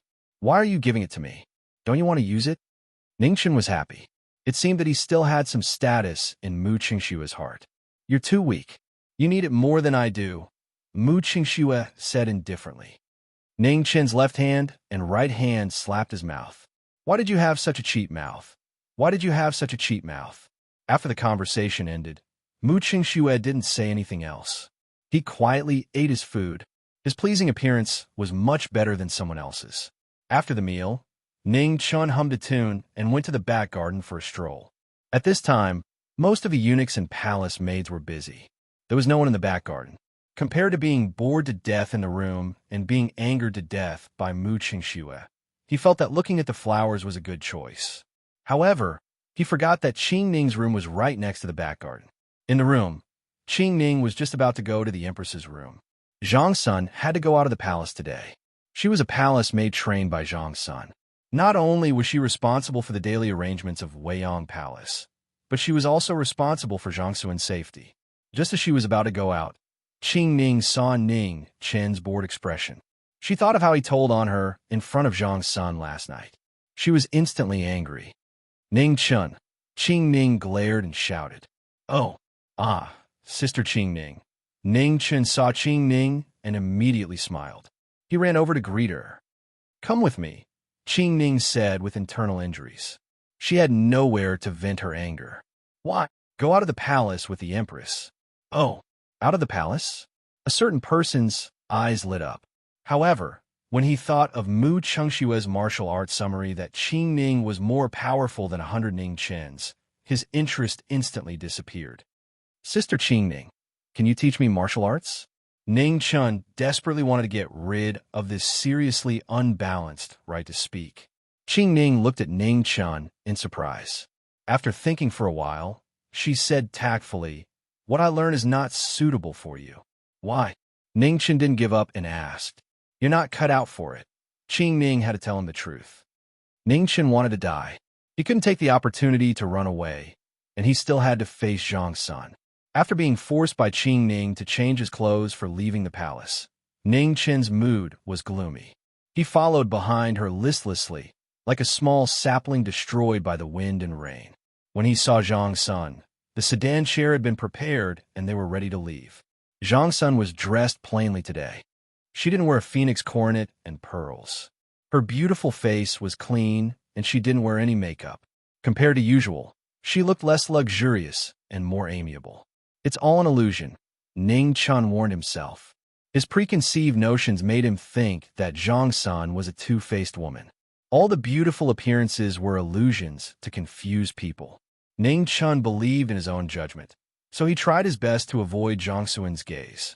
Zhang Sun had already seen Ning Chun behind Qing Ning, but she didn't say anything. She could tell that he had been avoiding her, as if he was afraid of her, but not like the people in the palace who were afraid of her. If she had to describe it, he was like a child who had done something wrong and was avoiding his parents' gaze. It had to be said that Zhang Sun's intuition was frighteningly accurate. Ning Chun had a lot of secrets, so of course he didn't want to see her. Every time they met, his heart would beat like a drum. Compared to the kind and simple Qing Ning, the clever Zhang Sun was no different from a demon in Ning Chen's eyes. Fortunately, no matter how smart Zhang Sun was, she couldn't have guessed that Ning Chun was a fake eunuch, let alone connect him to the assassination. When Zhang Sun left the palace, she didn't bring many guards with her. In this world, there were so many people who wanted to assassinate the Xia Emperor that they had to line up for 10 days to half a month. However, there were few who wanted to harm Zhang Sun. Zhang Sun was famous for being a virtuous empress. Her reputation among the people was much better than that of the Xia emperor. Ningchen didn't know why Zhang Sun left the palace, so he could only follow behind the sedan with an unhappy expression. Along the way, he looked at the bustling streets, and his heart itched with envy. Qing Ning was the closest to the sedan. If Zhang Sun needed anything, she could just lift the curtain and give orders. Ning Chen's position was inconspicuous, and he wasn't wearing palace robes. If one didn't pay attention, he would be no different from passerby. The thought of running away flashed through Ning Chen's mind again and again. However, every time he saw Qing Ning's unintentional gaze, he immediately became as obedient as he could be. Whoosh! A sudden chill caused Ning Chen's pupils to shrink. He saw 3 arrows flying toward Zhang Sun's sedan from different directions. They came for no reason, just like when they tried to assassinate the Xia emperor. It was too late to react. Be careful! Before he could shout, a beautiful figure flashed before Ning Chen's eyes. Her clothes fluttered, and 2 of the arrows were swept back. However, it was only a short delay. He couldn't block the 3rd arrow in time. Ugh! Blood splattered everywhere. It was a shocking failure. Qing Ning couldn't block it in time. She placed herself in front of Zhang Sun's sedan, and the arrow pierced through her body. Blood spurted out and dyed half of the sedan red. Bang! The arrow trembled. It had no more strength to pierce through the sedan. The red arrow trembled continuously, and blood splattered everywhere. Qing Ning was forced back 2 steps by the remaining force of the arrow. She vomited another mouthful of blood. Sister Qing Ning. Ningchen took 3 steps forward and caught Qing Ning, who was about to fall. At that moment, she was right in front of him, but she seemed so far away. Hold on. Ningchen's heart ached. He extended his hand to cover Qing Ning's wound, but he couldn't stop the spurting blood. In the next moment, dazzling blade lights appeared in all directions. 12 black-clothed guards held back the guards. At the same time, 4 green-clothed guards appeared. Their scimitars slashed down. Seeing that her life was in danger, Qing Ning pulled Ning Chen behind her. She endured the heavy injury to her chest and slapped the sedan. Immediately, a silver spear flew out. She held it tightly in her hand, and the blade lights swept in all directions. Bang! When the 2 sides clashed, the 4 green-clothed guards flew back 10 meters. As soon as they landed, they stepped on the ground and charged forward once more. The 4 blade lights worked together seamlessly, sealing off all paths of retreat. Take the Empress away! Qing Ning knew that she couldn't escape unscathed. She pushed Ning Chen away, a resolute light flashing in her eyes. With her heavy injuries, Qing Ning's body was limited. When they clashed again, the spear was dyed red once more. Blood flowed from her hand, and her spear almost slipped out of her hand. Let's go. If we wait any longer, it'll be too late. Qing Ning tore apart her clothes and wrapped her spear around her right hand. Her solemn gaze contained the final determination of her life. Qing Ning held her spear horizontally in front of the sedan, not allowing anyone to take half a step past her. Empress, let's go. Ningchen glanced at Qing Ning. Then he helped Zhang Sun up and quickly ran towards the fleeing crowd. You want to leave? The 4 green-clothed guards abandoned Qing Ning and chased after Ning Chen and Zhang Sun. Oof. With a cold snort, the spear in Qing Ning's hand shot out like a swallow. Silver light flashed through the air, forcing the 4 of them to turn around. Today, no one will be able to take half a step past this line. Qing Ning's injuries were heavy, and her blood was about to run out. But it was hard to stop her unyielding will. With her spear in hand, her entire body was bathed in blood. She stood alone. Regardless of life or death, she would protect Zhang Sun. Qing Ning. Zhang Sun was being dragged forward by Ning Chen. When she turned around, tears fell from her eyes like rain. Ning Chen, save her. Her pleading voice couldn't stop them from moving forward. Ning Chen didn't turn around. He continued to pull Zhang Sun forward. From start to finish, he didn't turn around even once. Chapter 8. Every strike of the blood-stained silver spear brought out a large amount of blood. It was the blood of others, but it was also Qing Ning's own blood. The wound on her chest could not be healed.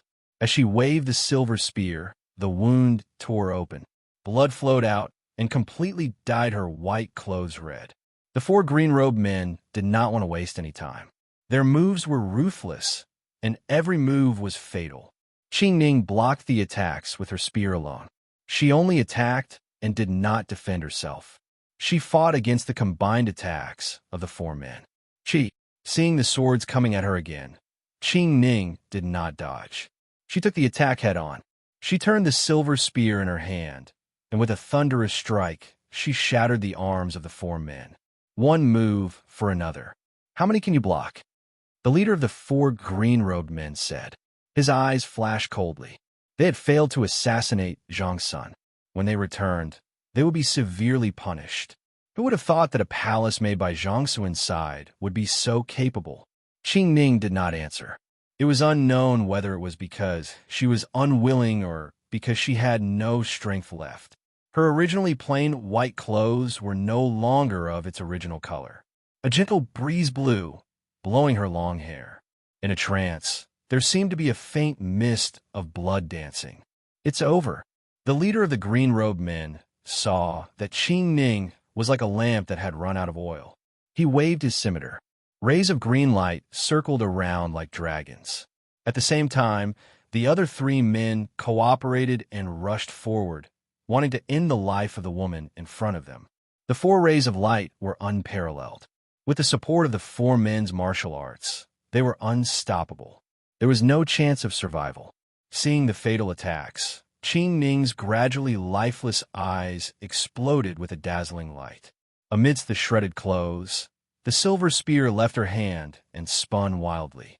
I've already said that no one should even think of taking half a step past this line. Qing Ning did not retreat. Instead, she advanced.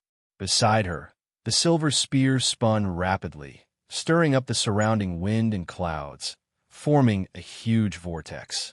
This was the last move. Qing Ning used all her cultivation to protect the line behind her. This was her life's dedication, and also Zhang Sun's lifeline. Boom! As their moves collided, the heavens and earth shook and dust filled the air. The weapons in the hands of the five people were unable to withstand the huge force, and all of them shattered. The shocking power shook the guards and the black-clothed man who were fighting not far away and sent them flying back a few steps. In the aftermath, the four green-robed men tasted something sweet in their throats and vomited. Their bodies trembled, and they almost lost their balance. Not far away, the beautiful blood-soaked figure still stood tall, leaning against the palanquin. Her eyes gradually lost their luster. Her last glance in this life was filled with gratification. She had defended the line and protected her eldest grandson's life. In this life, she had no regrets. Unfortunately, she would never hear that infuriating fellow call her sister Qing Ning again. No, Qing Ning subconsciously turned to look at the source of the cry. Unfortunately, her absent-minded eyes could no longer see the person. Vaguely, she seemed to see a familiar figure reflected in her eyes. In the end, it turned into endless darkness. Sister Qing Ning. Ning Shun took a few steps forward to support Qing Ning. His eyes were filled with grief as he glanced at the four people standing not too far away. For the first time, intense hatred flashed through his heart. Carefully placing Qing Ning next to the palanquin, Ning Chen's left hand finally revealed the copper stove. Taking out a match, he immediately lit up a hemp rope covered in lamp oil at the mouth of the stove. Seeing that the fire was strong, it followed the lamp oil and entered the copper stove. Ning Chun swung his hands, then quickly turned around and hugged Qing Ning. In the next moment, a terrifying explosion shook the entire world. The four heavily injured men could not avoid it. They were blown away by the terrifying aftermath and fell to the ground. It was unknown whether they were dead or alive. Cough, cough. In order to protect Qing Ning, Ning Chun had to bear part of the aftermath. Instantly, his internal organs were shaken. Drops of blood flowed from the corner of his mouth. Amidst the smoke and dust, Ning Chun did not have time to check his injuries. He carried Qing Ning and ran to the side of the street without looking back. Doing pharmacy. Zhang Sun stood at the door and kept looking. Although his face was calm, he could not hide the anxiety in his eyes. About half an hour later, Ning Chun ran back with Qing Ning covered in blood. Seeing this, Zhang Sun immediately went forward to check. When he saw Qing Ning's miserable state, his eyes immediately turned red. However, Zhang Sun was the empress after all. After a short moment of panic and helplessness, she immediately regained her senses. Only now did she realize that Ning Chen's current state was not much better. His clothes were ragged, and he was in an extremely sorry state. Coming quickly, Zhang Sun quickly brought Ning Chun into the backyard of the pharmacy. Doing pharmacy was the property of the Zhang Sun family in the imperial city. Moreover, the shopkeeper would report to the Zhang Sun family every once in a while. Before Zhang Sun entered the palace, she had often helped with the family's accounts. Thus, the shopkeeper was not unfamiliar with Zhang Sun. Ning Chun carefully placed Qing Ning on the bed. The shopkeeper immediately brought medicine and a white cloth to stop the bleeding. After the bleeding had temporarily stopped, he had time to check her pulse. On the side, Ning Chun and Zhang Sun waited anxiously. When they saw the shopkeeper's expression become more and more unsightly, their hearts gradually sank. How is it? Seeing the shopkeeper stand up, Zhang Sun took a step forward and asked anxiously. Lady Qing Ning's internal organs are severely injured.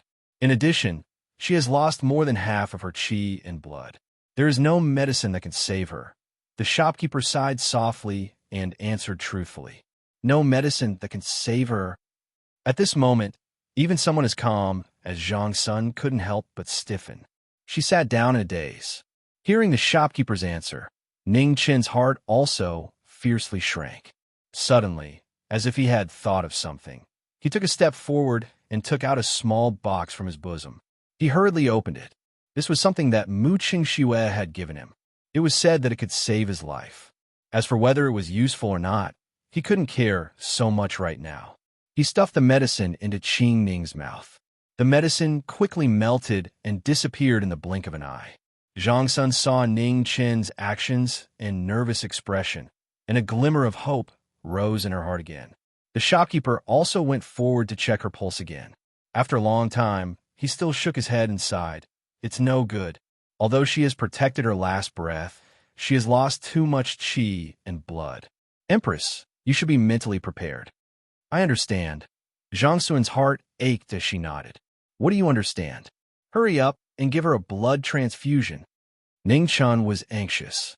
He didn't care about seniority and hurriedly said. Hearing Ning Chen's strange words, not only the shopkeeper, but also Zhang Sun was stunned. Blood transfusion, what does that mean? Ning Chen looked at their expressions and knew that there was probably no blood transfusion here. He didn't have time to explain to them. Shopkeeper, please find something. He even told the shopkeeper what he was looking for. Ning Chun said it in a hurry, and the shopkeeper was also confused. In the end, it was Zhang Sun who understood the meaning and explained a few words. Only then did the shopkeeper walk out with a look of understanding. Fortunately, the shopkeeper's work efficiency was not bad. Not long after, the shopkeeper came back with several gold wires. They were of different thickness, but all had fine holes. This thing was not difficult to find in the gold jewelry shop. He didn't know which kind would be useful, so he bought all of them. Ning Chun took the thinnest one and used a pair of scissors to cut out the slanted ends. Then, after disinfecting it with wine, he inserted the gold wire into Qing Ning's wrist. On the side, Zhang Sun opened her mouth.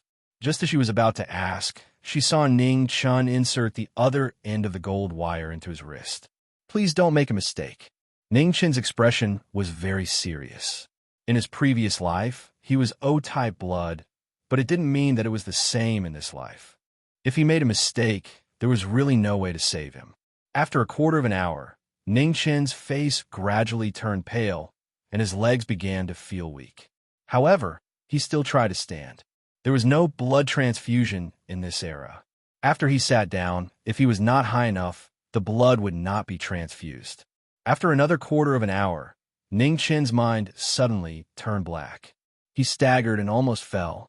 Fortunately, Zhang Sun was beside him and supported him in time. "You rest first. It's my turn." Zhang Sun looked at the pale Ning Chen and said with a trace of worry, "No need. The less people there are, the less dangerous it is. I can still hold on." Ning Chen rejected Zhang Sun's good intentions. He was originally gambling. If Zhang Sun interfered, Qing Ning would really die. After nearly an hour, Ning Chen finally couldn't hold on anymore and fainted. In order to make it easier to take care of the two of them, Zhang Sun told the shopkeeper to add a temporary bed in the room and then put Ning Chen on it. The shopkeeper was in the front hall getting the medicine and boiling it, and then delivering it to the backyard. He was so busy that he didn't know where to start. Zhang Sun had specifically instructed him not to reveal her identity to anyone, so he didn't dare to let others do these things. He could only do it himself. After feeding the two of them medicine, Zhang Sun finally had time to sit down and think about the ins and outs of the whole thing. Very few people knew that she had left the palace. Why was the assassination so carefully arranged? The Western Palace. After thinking for a long time, Zhang Sun's eyes suddenly narrowed. She thought of the most likely person. Under the heavily guarded emperor, only imperial concubine, one of the Western Palace, could arrange everything in such a short time. If that was the case, then imperial concubine, one might have been the one behind the assassination of Emperor Xia. But for what? Glory and wealth? Impossible. Power and status? The assassination attempt on her was still acceptable, but the death of Emperor Xia would only bring harm to her, with no benefit at all. Could it be that the assassination of her and Emperor Xia were not from the same faction? Zhang Sun thought for a long time, but couldn't find the key point. However, she had an idea. She would slowly investigate it in the future. She had left the palace to return to the Zhang Sun residence. Emperor Xia had given her a secret order to bring a letter to the head of the Zhang Sun branch, Marquis Qinghe, her father. The Zhang Sun branch was not based in the imperial city, but in the distant northwest. They controlled Tailing, Qinghe, and Zhongchuan in the northwest. They could be said to be a feudal lord. However, in order to appease Emperor Xia, Marquis Qinghe had left most of his family members in the Zhang Sun residence in the imperial city. Now that the northern Ming imperial court was in chaos and Emperor Xia couldn't send out troops, the Zhang Sun branch was the best candidate. As long as Marquis Qinghe secretly sent more troops to the north, the northern Ming imperial court would have to think twice before sending out troops. Because of the bewilderment phenomenon, the great Xia couldn't initiate a war. However, it didn't mean that they had to swallow their anger. Emperor Xia couldn't send reinforcements openly, but he could send Marquis Qinghe secretly. The reason was simple. Marquis Qinghe's territory was close enough to the northern Ming imperial court. If he was careful, even if he sent reinforcements, it wouldn't attract attention. This matter was very confidential. Once it was exposed, it would be used by people with ulterior motives. They would spread rumors that Emperor Xia was going to start a war. With the appearance of the bewilderment phenomenon, the great Xia would be in a very difficult situation. In this world, the Eternal Night cult was the best at manipulating people. The great Xia couldn't take this risk. They had to be careful. Chapter 9. Zhang Sun knew very well that she would not be able to return to the Zhang Sun manor now. Since the assassin knew that she had left the palace, he would definitely be waiting for her on the way back. It was hard to believe that the power behind the assassin had infiltrated the imperial city and even the palace. The successive assassinations were more dangerous than the last. This time, if Qing Ning had not risked her life to protect her, she would not have been able to escape death. Ning Chen and Qing Ning had not woken up yet. Zhang Sun had always felt that Ning Chen was a very special child. She had this feeling from the first time she met him. It was said that it was lonely at the top. Ever since she became Empress Xia, she had experienced this feeling all the time. She did not even know when it started, but even her relatives had a hint of respect when facing her. Qing Ning had been brought up by her and was very close to her. It was because of this relationship that her attitude towards her was more respectful than close. If there were other feelings, perhaps it was more of gratitude.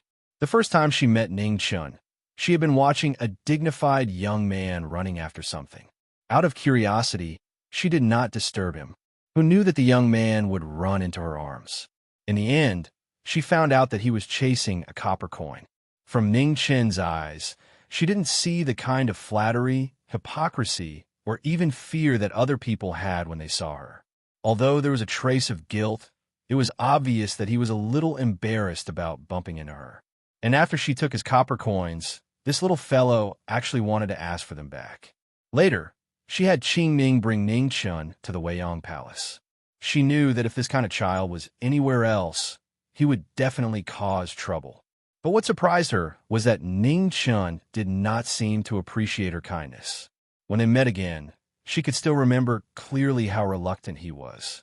What happened next was even more unexpected. Because of this, she had specially summoned Ning Chun to confirm the truth of the matter. She had seen countless people in her life. If it had been an old man who had lived for decades, perhaps he could have fooled her. But Ning Chun was just a 15 or 16-year-old boy. She could tell at a glance whether he was telling the truth or not. Originally, Antares was not a big deal, but for it to appear at such a delicate time was a big deal. Emperor Xia had already decided to send out his troops. The imperial astronomer knew that Antares was about to appear, but chose to hide it. Their goal was even more chilling. Today, when she left the palace to return to Zhongsun Manor, Qing Ning actually dragged Ning Chen along. She was only surprised for a moment, but didn't ask anything. What really surprised her was Ning Chen's performance today. From a moment, he pulled her and ran away to when he asked the shopkeeper for sulfur and saltpeter in the pharmacy to make something unknown. Later on, she asked the shopkeeper to go to the place where they were assassinated. Half of the street was bombed beyond recognition. When the soldiers arrived, they found a ground full of broken bones. Ning Chen's continuous and unexpected performance surprised her more and more. She even specifically asked the shopkeeper about the blood transfusion for Qing Ning, but the shopkeeper clearly said that he had never heard of blood transfusions being used to treat illnesses or injuries in this world. Even the medical books had no record of it. However, whether she believed it or not, Qing Ning's pulse was gradually stabilizing. It was obvious that she had passed the critical juncture. However, this time, Zhang Sun decided to keep the fact that Ning Chun had saved her secret. She even downplayed Ning Chen's credit for reminding her about Yinghua. This was not a form of suppression, but a means of protection. After all, Ning Chen's foundation was too weak. If he suddenly made such a great contribution, it would be easy for others to be jealous and frame him. Presumably, the news of her assassination had already spread to the palace. Ning Chun took her and escaped into the crowd in the midst of the chaos, and then rescued Qing Ning. That was to say, no one knew of their whereabouts. She had once thought of having the shopkeeper go to the Zhongsun residence to report, but then she dispelled this idea. If it was noticed by someone with ulterior motives, it was likely that as soon as the shopkeeper arrived at the Zhongsun residence, someone would come to do in pharmacy. Actually, the best person to report to Zhongsun Manor was Ning Chun, because he looked unfamiliar. Unlike the shopkeeper, many people knew his identity as the shopkeeper of Duan Pharmacy. Even if someone noticed, they would not be able to guess where they were staying. Thirsty, at this moment, on the bed, Ning Chen's eyes were half open, and he called out in a daze. Hearing Ning Chen's voice, Zhang Sun came back to her senses. She went to the table and poured a cup of water. She walked to the bed and carefully helped Ning Chen up, and then brought the cup to his mouth. Ning Chen was in a daze. He did not know that the person in front of him was Zhang Sun, the one he was most afraid of. He raised his body slightly, drank a few mouthfuls of water, and then pushed the cup away, turned around, and went back to sleep. Zhang Sun smiled helplessly. This was the first time in her life that she had served someone like this. Even Emperor Xia did not have this blessing. On the other side, Qing Ning still showed no signs of waking up. After all, she was so badly injured that she would not wake up for a while. Fortunately, this was a pharmacy, and there were all kinds of herbs. As long as she was out of danger, she would recover sooner or later. Unknowingly, the sky turned dark and night fell. Zhang Sun was worried about Antares. She walked to the window, quietly waiting for the moment to come. At the same time, in the heavenly mandate hall of Emperor Xia's palace, Emperor Xia stood alone in front of the hall, looking up at the sky. His dragon robe fluttered in the wind in the night, and the night was cold and dewy. However, no one dared to come forward and remind him. In the sky in the south, the hard imperial star was as bright as before. Antares was still as dim as last night, and there seemed to be no change. However, those who were observant found that the two were really close to each other. In the west of the Xia dynasty, in an unknown barren temple, a young man who looked so ordinary walked out. It was just an ordinary step, but no one knew how far he had walked. However, the moment the Taoist walked out of the temple, the originally barren area mysteriously disappeared, as if it had never been there. The world did not know that the temple that disappeared was the first temple of the Eternal Night sect, and they did not know that the young man who walked out was the divine son of the sect. Antares guarded the heart, and the mortal world was dark for 100 years. This was the sign of the Eternal Night sect. The same sign appeared in the Gumeng Imperial Court in the north, the Du-Yi Temple in the southwest, and the Tianshan Academy in the Great Xia. At this moment, the most shocking change occurred in the sky. The originally dim Antares suddenly brightened rapidly, and the two stars competed with each other, filling the sky with red. The will of the heavens. In the Duke of Grand Awareness's residence, the imperial tutor looked at the sky and sighed softly. The star of calamity was a sign that a great disaster was coming. This time, even the Great Xia would not be able to avoid it. Grand Awareness, you're too much. Amidst the light laughter, a gorgeous figure walked over. She looked to be about 30 years old, and her face was like jade. It was one of the three dukes, Duke Shiyu. Good friend, you didn't come here so late just to mock the Grand Awareness, did you? The imperial tutor glanced at the former and said indifferently, I know that my good friend must be in a bad mood tonight, so I came to accompany you to soothe your mood. Duke Shiyu replied with a light laugh. Oh, then I must thank you, Grand Awareness. The imperial tutor said. Oh, you're welcome, Duke Shiyu smiled. You're almost 100 years old, but you're still so shameless, the imperial tutor mocked. Well said, Duke Shiyu replied with a smile. That night, the world was in chaos. Everyone's attention was attracted by the two red stars in the sky. In the heavenly mandate palace, Emperor Xia felt waves of weakness wash over his body. Some observant people noticed that in the sky above Emperor Xia's palace, the unshakable true dragon's fate was rapidly weakening. The invincible Emperor Xia was finally no longer unbreakable. The divine prefecture was truly about to change. Fate was an indescribable trend. Back then, when the divine prefecture was divided and war broke out, the Emperor Xia came out of it and swept across the world. Hundreds of dynasties submitted to it and established imperial authority that would last for 1,000 years. Fate was like the sun in the sky.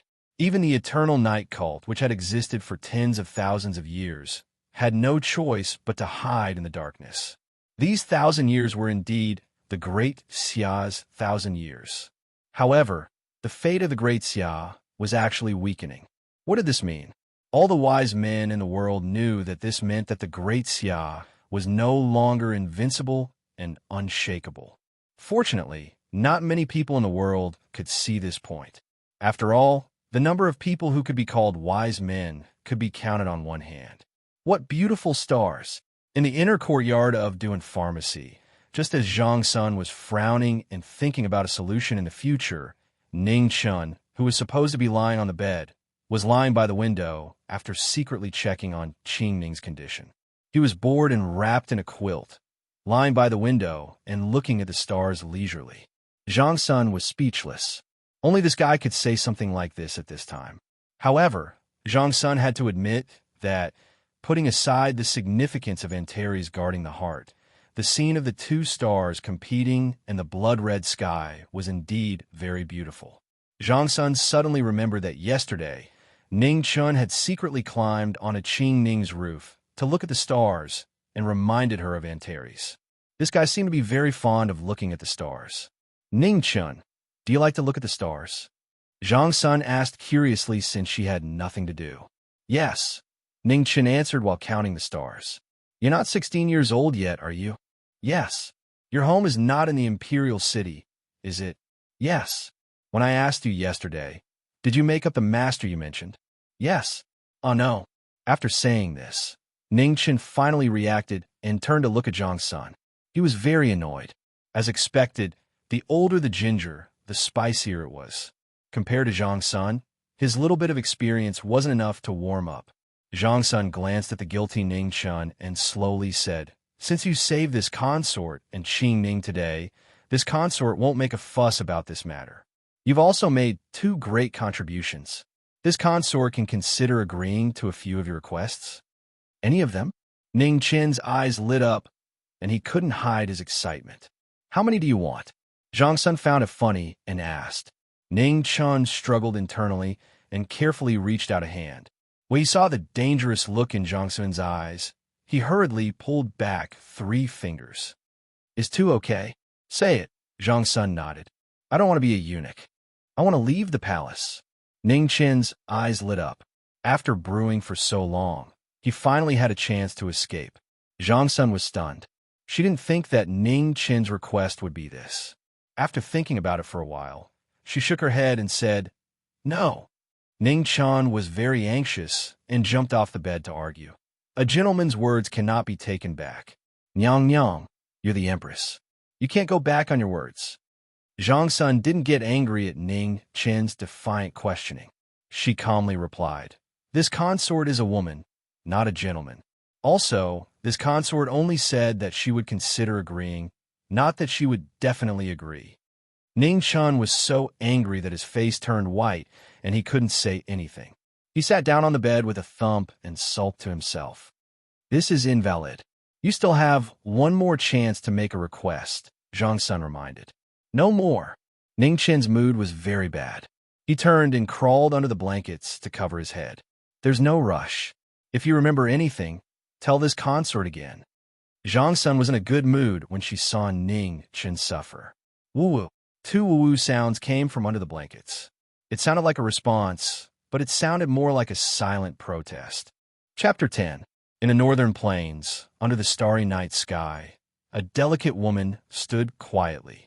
Her beautiful face was sickly pale. As the night wind blew, she coughed lightly from time to time. Her delicate appearance made one's heart ache. "Has Emperor Xia ordered the troops to be deployed?" the woman asked softly. "No." Beside the woman, an armored general respectfully replied. The general was very young. His gaze towards the woman was filled with admiration and reverence. It was not intense, but it could not be concealed. "Heaven's will." The woman glanced at the 2 blood-red stars in the sky and coughed a few times. Soon after, she sighed softly. "Someone has interfered in the end. It's a pity that a hidden chess piece has been set up for a long time." The young general did not say anything. He stood beside the woman. He knew that as long as the military advisor was here, the Northern Ming royal court would eventually break through the Central Plains defense line. With Mars guarding the heart and the chi of true dragons unstable, Great Xia is the most seriously affected. Since Emperor Xia already knows his fate, he will definitely prioritize defending his position. If he wants to send reinforcements secretly, only Marquis Clear River in the northwest and Marquis Bai in the northeast can ask His Majesty to send reinforcements tomorrow morning. Fan Linghua pondered for a moment before speaking. "Why not the northeast?" The general did not understand and asked. "Marquis Bai has guarded the mountain gate for 16 years. Has he moved even once?" Fan Linghua asked in return. "Never." "Then he won't this time either." Fan Linghua did not intend to explain further. Her eyes looked into the distance. There was a hint of tiredness in her calmness. From time to time, she coughed softly, following which the tiredness in her eyes became even stronger. If not for these simple words, who would have thought that this seemingly weak woman was actually the most terrifying military advisor in the Northern Ming royal court? 7 years ago, she was the one who single-handedly controlled the Northern Ming royal court's coup d'etat, allowing the Northern Ming royal court to achieve unprecedented unity in the following 7 years. Unfortunately, the limited land and barren resources limited the Northern Ming royal court's continued development. This caused the Northern Ming royal court's development to slow down significantly in the past 2 years. Military advisor, the wind is cold at night. Let's go back. After waiting for a long time, the weather became colder and colder. The young general could not bear it and spoke. Fan Lingwei covered her mouth and coughed softly. She then turned around and walked towards the tent in the distance. In the inner courtyard of Duan Pharmacy, the morning sun shone into the room through the window and onto Ning Chen's face. Not far away, Qing Ning was still unconscious. Zhang Sun was guarding beside her. His clothes were untidy, and he had fallen asleep in exhaustion. When Ning Chen woke up, he got out of bed and walked around. Other than the pain all over his body, everything else was all right.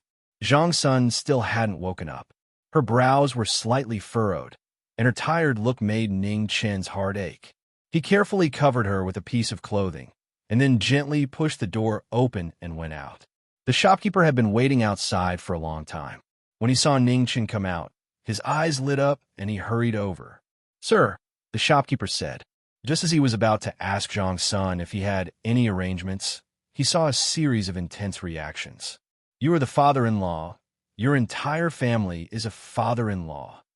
Ning Chen immediately interrupted the shopkeeper's words as if someone had stepped on his tail. Pay, what bad luck? Then how should I address you?" "Oh no, how should I address you?" Shocked by Ning Chen's intense reaction, the shopkeeper asked cautiously. "Ning Chen, oh, then may I ask, Brother Ning, does the Empress have any orders?" "The Empress hasn't woken up yet, so how would I know?" Ning Chen replied gloomily. He also wanted to know. Mercilessly pushing the shopkeeper to the side, Ning Chen walked into the courtyard and began practicing Taiji, causing the shopkeeper behind him to stare blankly. Brother Ning is truly a strange person. Undeserved reputation. Brother Ning is too modest. Well said. Ning Chen, come here. Not going. After saying this, Ning Chen felt that something was off. When he turned around and saw that it was Zhang Sun who was calling him, he immediately broke out in cold sweat. He stopped practicing and ran over. "Empress, what orders do you have?" "Return to the room. I have something to tell you." Zhang Sun didn't care about Ning Chen's lack of manners. She knew that if she did, she would die from anger sooner or later. After entering the room, Zhang Sun looked at Ning Chen with an unprecedentedly serious expression. "Ning Chen, I have something to tell you." Seeing Zhang Sun's expression, Ning Chen's heart skipped a beat. He understood that there was something troublesome for him to do. Think of a way to enter the Zhang Sun estate. Once you see the Marquis of Taiping, tell him that this consort is here. Remember, you have to see the Marquis of Taiping. No one else is allowed. This was an important matter, so Zhang Sun couldn't help but have misgivings. She couldn't guarantee that there weren't any spies in the Zhang Sun estate, so she could only be extremely careful. The Marquis of Taiping was her older brother and also the leader of Zhang Sun's branch in the imperial city. He definitely knew that something had happened to her by now and was searching everywhere for her. If as a chance run, hearing Zhang Sun's orders, Ning Chen's first reaction was to take the opportunity to leave. However, when he saw the still unconscious Qing Ning and Zhang Sun's trusting gazes, he immediately felt a bit embarrassed. "I'll try my best." Ning Chen felt conflicted and replied vaguely. Zhang Sun frowned. She was clearly very dissatisfied with this answer. Ning Chen sighed inwardly and didn't delay any longer. He raised his head to look at Zhang Sun and said seriously, "Don't worry, Empress. As long as I'm still alive, I'll definitely deliver the message." Hearing Ning Chen's promise, Zhang Sun finally relaxed and her expression softened slightly. She took out a crescent-shaped jade pendant from her waist and handed it to Ning Chen. "Take this. Once the Marquis of Taiping sees it, he'll believe you." After taking the jade pendant, Ning Chen suddenly said without any warning, "Empress, if I don't return before sunset, take Qing Ning and go somewhere else."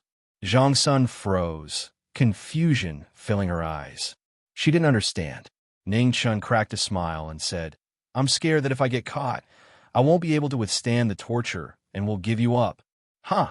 Zhang Sun laughed involuntarily, then replied, "It's fine. This consort doesn't expect you to be able to withstand any torture. If it really gets to that point, don't worry about anything else. Just think of a way to protect your little life. Bye-bye. Ning Chun waved, then turned to leave, leaving behind Zhang Sun, who was completely confused. She didn't understand what he meant by those last two words. After a long time, Zhang Sun helplessly shook her head and sighed. This little guy is too hard to understand. The Grand Xia's imperial city was very large and bustling. It wouldn't be an exaggeration to say that it was the #1 city under the heavens. Ningchen walked around until he was dizzy. He only knew the general direction of the Zhangsun residence, so he asked as he walked. After walking around for half a day, it was already close to noon. At this time, Ningchen suddenly realized a terrifying fact. He actually had no money. His only copper coin had been confiscated by Zhang Sun, so he really was penniless. Older sister, how do I get to the Zhang Sun residence? After asking around, Ning Chen's throat was so thirsty that it was almost smoking. Seeing a woman walk past him, he subconsciously stopped her and asked. Asking around even led you to a brothel. Young master is truly in a good mood. Yuhani glanced at the youth in front of her and giggled. Young master seems to be thirsty. Come in and have a cup of tea. This isn't good. Ning Chen hesitated for a moment before following the woman into the Lingyan pavilion. So what if it was a brothel? So what? Couldn't he just ask for a cup of water? Young master, please have a cup. Yuhani poured a cup of tea and placed it in front of Ning Chen. It's free, right? Ning Chen looked at the luxurious decorations around him and probed. Young master must be joking. It's just a cup of tea. Yuhani sweetly smiled. Ning Chen's smile blossomed. He took the cup of tea and drank it in one gulp. Refreshing. Do you want more? Yuhani poured another cup of tea and handed it over. Older sister, you really are a good person. Ningchen took the cup and bashfully smiled. He hadn't even drunk the tea yet, but he was already flattering her. This cup is for money. Pooh. Ningchen had just taken half a mouthful of water when he heard the former's words and immediately spat it out. Cough, cough. Ningchen looked at Yuhani, his face red from choking. I'm just teasing you. Look at how scared you are. Yuhani laughed, gasping for breath. Ning Chun awkwardly wiped his mouth. His gaze randomly swept around, not daring to look directly at Yuhani. How come there's no one here? Ning Chun realized that the luxurious pavilion was completely empty. There wasn't a single guest. He looked at Yuhani again. She had willowy eyebrows and phoenix eyes. Her skin was like jade, and she looked like a femme fatale. No matter how he looked at her, she didn't look like someone who would be unwanted. Don't think too much. Yuhani looked at Ning Chen's strange expression. How could she not know what he was thinking? She angrily said, This Ling Yin pavilion is opened by me. Hearing that, Ning Chun looked at the woman in front of him with astonishment. The shy smile that often hung on his face disappeared and was replaced by a trace of disgust. If one didn't pay close attention, it would have been difficult to notice. Sorry to bother you, but I'll bring the money for the tea tomorrow. Gently putting down the cup, Ning Chun indifferently said a few words before turning and walking out. This young master has come. Why haven't you girls come down yet? Right at this moment, a young figure swaggered in from outside the ascending mist pavilion, dressed in gorgeous silk and satin, coupled with that arrogant and despotic appearance.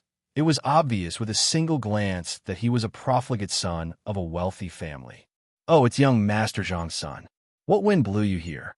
In just a short while, a few ladies dressed in light muslin walked down from the second floor. Their beautiful bodies were faintly discernible, making people feel thirsty just by looking at them. There's been too much trouble in the residence these past 2 days. It's almost driving me crazy, so I came out to have some fun. Zhang Sun Yunxian laughed, as if there was no one present. To the side, Ningchen stopped and looked back at the young man not far away. After a moment, he walked forward. You're from the Zhang Sun residence? Yes. Zhang Sun Yunxian was stunned and subconsciously replied. Taiping Marquis' son? Yes, what's wrong? Zhang Sun Yunxuan's face showed impatience and displeasure. Oh, what a coincidence. Ning Chun coldly laughed and immediately kicked the former's abdomen. In front of everyone's eyes, Zhang Sun Yunxian crashed into the table with a bang, spilling tea all over the floor. At this moment, not only were the women who had just come down stunned, but even Yuhani, who was closest to them, couldn't react. You're courting death. Do you know who I am? Do you know who my father is? Zhang Sun Yinxian was so angry that his brain couldn't function properly after being kicked. He struggled to get up. I know. Your father is Taiping Marquis. You just said it. Ning Chen coldly snorted. It turned out that relying on one's father was so popular at this time. Zhang Sun was suffering outside and had almost lost his life, but this guy was still in the mood to go to a brothel. He really was a cruel and unscrupulous thing. He took a step forward and kicked Zhang Sun Yinxian again. Zhang Sun Yinxian, who had not yet regained his footing, was sent flying again. He crashed into the table and chairs, shattering the cups and plates on the floor. This kick is to punish you for being heartless. Ningchen once again walked forward and looked at Zhang Sun Yinxian on the ground. He picked him up and ruthlessly kicked him again. This kick is to punish you for being shameless. Teacups spilled all over the floor, tables and chairs all over the floor. Ningchen's expression became colder and colder. He picked Zhang Sun Yinxian up and then kicked him again. This kick is to punish you for ruining the sound of the door. Grabbing Zhang Sun Yinxian, Ningchen cut his finger as if he didn't notice. His icy gaze was bone-chilling. This final kick is to let you remember that when we meet again in the future, don't humiliate Zhang Sun Ming. With a bang, tables and chairs were smashed. Broken pieces of wood and blood covered the ground. Everyone was so shocked that they couldn't say a word. The atmosphere instantly turned cold. Several women looked at Ning Chan with a trace of fear and unconsciously took a step back. Sister, can I borrow some brush and ink? Ning Chen walked in front of a woman and smiled brightly. Yes, yes. The woman took another step back in fright. She hastily nodded and then ran up the stairs. Not long after, she timidly walked over with ink and carefully handed it to Ning Chun. Thank you. Ning Chun took the brush and ink and smiled even more brightly. If it weren't for the previous scene, who would have thought that this seemingly harmless youth was actually a living devil? Chapter 11. Zhang Sun Yinxian half fainted from the pain, curled up on the ground, and kept trembling. Ning Chun stepped forward and immediately thought of something. He looked sideways at the woman who gave him the ink and said, Sister, the ink won't be washed off, right? The woman's delicate body trembled subconsciously, and she said with fear, No, this is Qian Yin ink. Hearing this, Ning Chen's eyes lit up, and his smile made people shudder. Not far away, Yuhani frowned, but she did not intervene. The boy in front of her knew Zhang Sun Yinchuan's identity and still dared to be so unscrupulous. Either there was something wrong with his head, or his background was amazing. There was one more thing. She still did not understand why there was a flash of disgust in the former's eyes. Was it directed at her or Ling Yin Pavilion? All kinds of doubts made Yuhani choose to stay out of the matter for the time being. As long as no one died here, the storm would not involve Ling Yin Pavilion. Ning Chen squatted down with his back to them. A moment later, two crooked words appeared on Zhang San Yunchuan's face. Looking carefully, one could barely recognize the words Zhang Sun. Then, Ning Chen silently took out the moon-shaped jade pendant given to him by Zhang Sun, dipped it in ink, and fiercely imprinted it on the boy's forehead. Why haven't the government and Zhang Sun Mansion people arrived yet? After doing all this, Ning Chen looked outside. Except for more and more people at the door, there was not a single shadow of the soldiers. He could not help but complain about the efficiency of the government. The young Marquis of Zhang Sun Mansion was beaten. This news must have spread. It would not be long before the people of Zhang Sun Mansion and the government arrived. May I ask young master's identity? At this time, Yuhani came forward and asked politely. No time. Ning Chun coldly glanced at the former. He really did not want to suppress the disgust rising in his heart, so he said in a bad tone, Prostitutes should not be blamed. The ones who should be blamed were these beautiful but ruthless brothels and schools. Yuhani's breathing stagnated, and her face changed again and again. However, the situation was unclear, so she could only suppress her anger and said calmly, I don't know how Yuhani offended young master. Please tell me. Facing Yuhani's question, Ning Chun did not even have the interest to answer. He turned to the woman who gave him the ink and brush and handed it back. He grinned and said, "Thank you, sister." No need to thank me." The woman took the brush and ink fearfully and said nervously. The woman's fear made Ning Chun feel helpless. Wasn't he a little too violent before? Ning Chun's self-doubt only flashed for a moment before it disappeared without a trace. Cough, it wasn't his fault.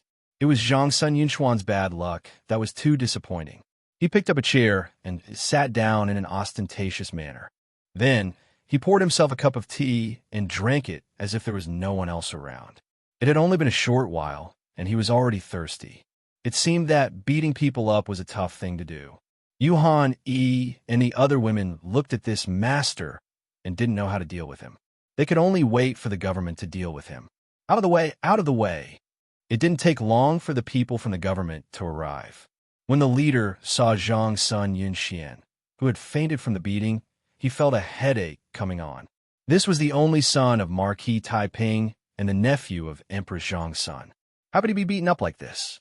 Looking at the sir, who was sitting at the side as if nothing had happened, the officers felt that they were in a mess. "Take him away." The leader of the officers gritted his teeth and shouted. They couldn't care so much now. They could only take one step at a time. If this person was really someone with a great background, there would be people above him. When Ning Chun saw that the officers had finally come, it was as if he had seen his relatives. He didn't need anyone to grab him, and he stood up to greet them. The people who were already in a mess suddenly felt that their brains weren't enough. Not long after they arrived at the government, the people from Zhangsun Mansion arrived and took Zhang Sun Yunxian away. Ning Chun was naturally thrown into the prison to wait for his punishment. It was the first time in Ning Chun's life that he was in prison. Because he knew that he would be out soon, he didn't have any worries in his heart. Bored, Ning Chun sat in the prison and used a small wooden stick to draw a chessboard on the ground. He played chess with himself. At first, he played quickly, but gradually, there were more and more chess pieces on the chessboard. Every move slowed down. A dead end gradually appeared, and it was difficult to move forward. Life was like a game of chess. It was about layout and breaking the game. No matter how slow Ning Chun's mind was, he understood that he had accidentally broken into someone else's game. If he couldn't break through, he would be trapped in the dead end. Ning Chun frowned more and more. He looked at the chessboard and thought about every move. Why would someone be so eager to assassinate Zhang Sun? If something happened to Zhang Sun, who would benefit? He had been in this world for too short a time and didn't know many things. But everything was connected. Zhang Sun and Qing Ning's abnormal reactions last night, and Zhang Sun's rush to leave the palace early in the morning. It was obvious that the assassination of Zhang Sun had something to do with the Antares guarding the heart. The Antares guarding the heart symbolized war. He didn't care about it at first because it wasn't a big deal at all. This thing would come once every 15 years or so. Sometimes it was obvious, sometimes it was weak. If the foundation of Xia Kingdom was shaken because of this, then the 1,000-year dynasty would have been destroyed many times over. If so, why would Zhang Sun have such a big reaction? Ning Chun sighed softly and threw away the wooden stick in his hand. If he guessed correctly, Zhang Sun most likely came out with a secret order from Emperor Xia, and it was a secret order that couldn't be known to the world. It was related to the Antares guarding the heart, and it couldn't be known to the world. The result couldn't be more obvious. Emperor Xia was going to mobilize the army, and it was the army of Zhang Sun. Then it made sense that Zhang Sun had been assassinated. Someone had guessed Emperor Xia's intention and even guessed the time when Zhang Sun left the palace. They wanted to use the assassination of Zhang Sun to create a rift between Zhang Sun and Emperor Xia and delay the time to mobilize the army. Thinking of this, Ning Chun couldn't help but feel a chill down his spine. If everything was true, then the scheming of the person who set this up was too scary. He could see so much because everything had already happened. There were all kinds of signs, so it was much easier to speculate. But the person who set this up had predicted all the things that hadn't happened and played into the game. The calculation involved was not something an ordinary person could do. Unfortunately, he was dragged into the game by Qing Ning and couldn't escape even if he wanted to. If possible, Ning Chun didn't want to face such a scheming person. If he wasn't careful, he would die without knowing why, and he wouldn't even have a chance to struggle. The only thing he could do now was to save Zhang Sun first, and then carefully deal with the person behind this. Fortunately, the game wasn't targeted at him. As a bystander, as long as he didn't carelessly enter the game, he wouldn't be as embarrassed as he was today. It's about time. Ning Chun stood up and looked at the door of the cell. It should be about time. Within the Zhang Sun residence, Marquis Taiping's study, Zhang Sun Yunxian knelt on the ground in fear. A middle-aged man with a cold expression stood in front of the desk. The veins on his clenched fists popped out, showing just how furious he was. Bastard! Marquis Taiping slammed the desk. In his fury, he grabbed the inkstone on the desk and threw it out. Bang! The inkstone struck Zhang Sun Yunxuan's forehead, causing blood to splatter. To the side, a beautiful middle-aged woman went up and hugged her son with a pained expression. She glared at Marquis Taiping. Marquis, your son has been beaten. It's fine if you don't stand up for him, but do you want to beat him to death? Shut up. Marquis Taiping's fury soared. The air around him trembled, and he pressed down on the desk with his hand, causing it to shatter. I don't hit women, but that's not a reason for you to be so impudent. Scram. With that, Marquis Taiping waved his sleeve, sending her out of the study. With a bang, the door closed. Only Marquis Taiping and the kneeling Zhang Sun Yunxian were left in the room. At this moment, Zhang Sun Yunxian was trembling even more violently. Do you know what happened to your aunt? Asked Marquis Taiping coldly. I do. Zhang Sun Yunxian lowered his head and trembled. The entire residence is looking for your aunt. Do you know? Marquis Taiping's voice was even colder. I know. Good, very good. Hearing this, Marquis Taiping could no longer suppress the anger in his heart. He took a step forward and slapped Zhang Sun Yunxian in the face. With a bang, Zhang Sun Yunxian was sent flying 5 steps away until he crashed into the screen. Marquis Taiping's slap was merciless. He could tolerate anything, but this was the only thing he could not tolerate. Zhang Sun Yunxian landed on the ground and vomited a mouthful of blood. He trembled, not even daring to cry out in pain. Reflect on your actions in the study. Without my orders, you're not allowed to take half a step out. With that, Marquis Taiping walked outside.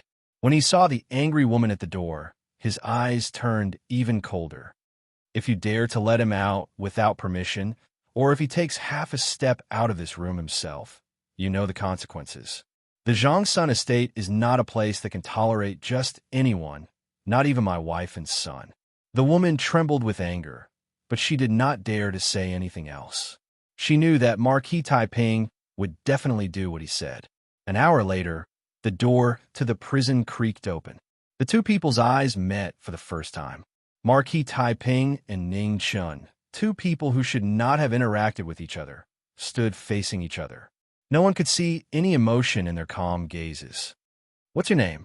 Asked Marquis Taiping after some time. Ning Chun. A young hero praised Marquis Taiping, not hiding the admiration in his voice. Lord Marquis is too kind, replied Ning Chun modestly. What a pity. Marquis Taiping suddenly sighed. Although one did not ask where a hero came from, in truth, where they came from determined how high a hero was. Ning Chun was not moved. He knew what Marquis Taiping meant by what a pity, but that was not important to him. Is the Empress okay? Marquis Taiping walked up and asked seriously. She's fine, replied Ning Chun. Let's go. Take me to see the Empress, said Marquis Taiping. Just you. This time, it was Ning Chun's turn to be shocked. Marquis Taiping smiled and replied, I alone am enough. These simple words did not have any fluctuations in them. They were so calm that it made one feel like he was just stating a normal fact. As one of the 10 strongest marquises in Great Xia, the word Taiping was more important than Mount Tai. The Zhongsun bloodline, 1 family, and 2 marquises not only symbolized the grace of the imperial family, but also their strength that made people look up to them. In the study room of the Zhongsun Manor, Zhongsun Yunxian struggled to get up. On his blood-stained face, the word Zhongsun could still be seen clearly. In the next moment, intense coughing sounded out. It was heart-wrenching, and the hair above his eyebrows flew up. It was like a crescent moon mark had appeared. It was as black as ink and unusually eye-catching. Chapter 12. In the inner courtyard of Duan Pharmacy, Zhang Sun sat by the bed and looked at Qing Ning, who still hadn't woken up. A faint sadness flashed across her beautiful face. Qing Ning was raised by her and was the only person she could talk to after entering the palace. The most heartless of all was the imperial family. The palace was filled with schemes and schemes. She had long been exhausted. Because of this, Qing Ning, who hadn't even reached 20 years of age, silently helped her shoulder all the matters in Weiyang Palace. 7 years was like one. Knock, knock. Outside the room, there was a knock on the door. Zhang Sun came back to her senses and said softly, "The door isn't locked. Come in." "Empress, I'm back." A familiar voice rang out. Zhang Sun turned around and ignored Ning Chen's smug smile. Instead, she looked at Marquis Taiping. "Big brother." Zhang Sun was stunned, and a rare wisp of excitement flashed through his eyes as he spoke. "Weio, it's been hard on you." Marquis Taiping sighed softly as he looked at his younger sister, who was still beautiful but had aged. On the side, Ning Chen's smile was very bright. He did his best to open his eyes wide. "See, this is all my work. Praise me. Hurry up and praise me." Unfortunately, Zhang Sun was very excited and forgot about this hero. Marquis Taiping didn't have any intention of paying attention to Ning Chen, so this hero was mercilessly forgotten to the side. Ning Chen. Fortunately, Zhang Sun wasn't an ordinary person. After a short moment of excitement, she quickly calmed down and glanced at Ning Chen. "Huh." Ning Chen's face lit up. He finally remembered this hero and quickly stood up straight. His meaning was, "Praise me, I'm listening. Go out for a moment. I have something to say to Marquis Taiping." Ning Chen ran out with tears in his eyes. His heart was broken like tofu. This child is not bad. Marquis Taiping weighed the pros and cons and finally decided to remind Zhang Sun. He was quick-witted and daring, but he didn't lose his composure. He was a good seedling. If he was nurtured well, he would definitely become someone who could hold his own. Zhang Sun glanced at Marquis Taiping in surprise. There weren't many people who could receive such praise from his big brother. They could be counted on one hand. Marquis Taiping briefly recounted what had happened today. Hearing this, Zhang Sun nodded inwardly. Marquis Taiping's quick wit was indeed extraordinary. While praising him, he could not help but lament his nephew's incompetence. Yin Xian is still young. It's okay to punish him, but don't hurt the relationship between father and son. For some reason, Zhang Sun deliberately stopped talking about Ning Chen and changed the topic. The Marquis of Taiping nodded and said, "I have my own plans on this matter." "Weio, why did you leave the palace this time? You actually allowed yourself to fall into such great danger. This is not in line with your usual rigorous style of doing things." "We have no other choice." Zhang Sun sighed softly. "You must know that the northern border is in danger. The northern Ming royal court is no longer what it used to be. Emperor Xia's wish to send troops is hindered by the will of heaven. Now, only my father, who is in charge of the Northwest, can secretly send reinforcements. Although I heard about it, I did not expect the northern Ming royal court to become such a huge problem." The Marquis of Taiping's heart was heavy. The barbarian land of the past had now become a thorn in the back of Great Xia. It was truly unexpected. Most of the officials in the court still have the impression of the northern Ming royal court from 10 years ago, so they do not care much about it. Unfortunately, the will of heaven plays tricks on people. It was not easy for Emperor Xia to go against the opinions of the masses and decide to send troops, but it was suddenly disrupted. Zhang Sun's heart was abnormally heavy. If they missed this opportunity, who knew what kind of price Great Xia would have to pay? But without a doubt, this price would be unbearable. The northern Ming royal court had been building up their troops in recent years, and their intentions were clear. The soldiers of Great Xia at the northern border were no longer enough to defend against the northern Ming cavalry. The matter of sending troops could not be delayed. In the end, the existence of the Eternal Night cult is the greatest source of calamity.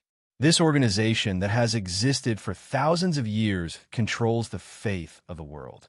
Its influence is truly terrifying. The Marquis of Taiping was not a mediocre person. Naturally, he could guess the reason why Emperor Xia did not send troops. Although Great Xia was strong, it was not strong enough to be the enemy of the entire world.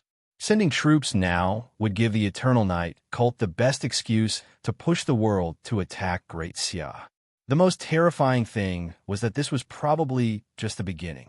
The existence of the Northern Ming Imperial Court and the Eternal Night cult had tied up too much of Great Xia's energy, and they had no time to care about other things. Some of the forces that had submitted to Great Xia in the past might very well surface one by one.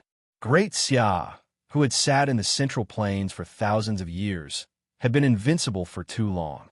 Without a doubt, they had become the target of everyone.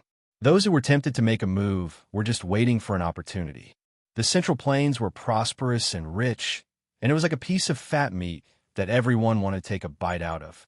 Now that Great Xia had a strong military deterrence, no one dared to be the first to take a bite out of it.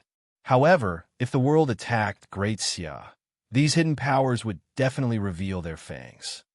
Wuyo, I'll send you back to the palace first. Time was of the essence, and Marquis Taiping made a prompt decision. The earlier he sent reinforcements to the north, the earlier Great Xia's crisis would be resolved. There was not much time left, and there was no room for hesitation. An hour later, the carriage was already waiting in the courtyard. As the coolie, Ning Chun was naturally in charge of carrying Qing Ning into the carriage. Shopkeeper uncle, don't forget to return the money for the tea at the Ling Yan Pavilion tomorrow. Once I get my salary, I'll return it to you. Before leaving, Ning Chun was still unwilling to leave. After nagging for a while, he noticed that Zhang Sun's expression was not right. Only then did he reluctantly follow Zhang Sun back to the palace. By the time Zhang Sun and Ning Chun returned to the palace, the sky was already as dark as it could get. Since it was inconvenient for Marquis Taiping to enter the palace, he left after sending Zhang Sun to the palace gates. What's going on? After entering the palace, Zhang Sun and Ning Chun both noticed that the atmosphere in the palace was not right. The guards were running around, as if something big had happened. What happened? Zhang Sun asked Ning Chun to stop one of the guards.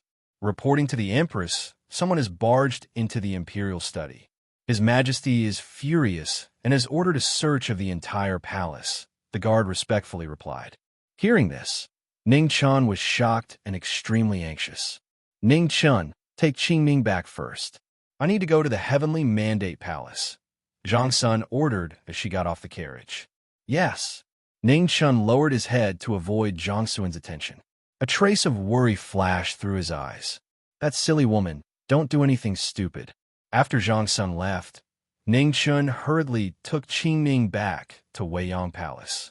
Because he was in a hurry, he did not even hear the soft moans from the carriage. After returning to Weiyang Palace, Ning Chun carried Qingming back to her room and rushed back to his room without stopping. However, he did not notice that behind him, a pair of bright eyes quietly opened. She looked at his back thoughtfully without saying anything. Mu Qingxue. Opening the door, the first thing he saw was that beautiful figure lying on the bed with her clothes stained with blood. Ning Chun was shocked. He quickly closed the door and carried the former to the bed.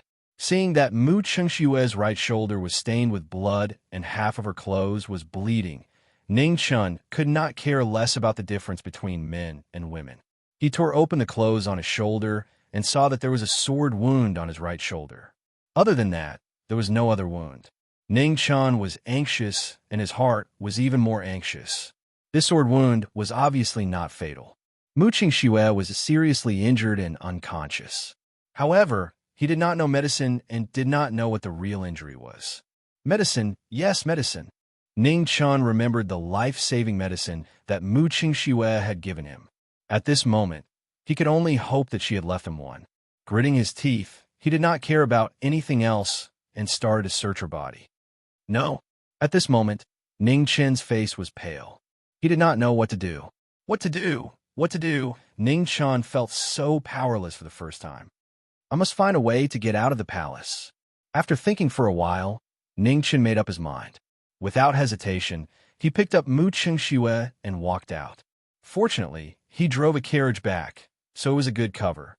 When he entered the palace earlier, many of the imperial guards had seen him. Perhaps it was the best time to go out now.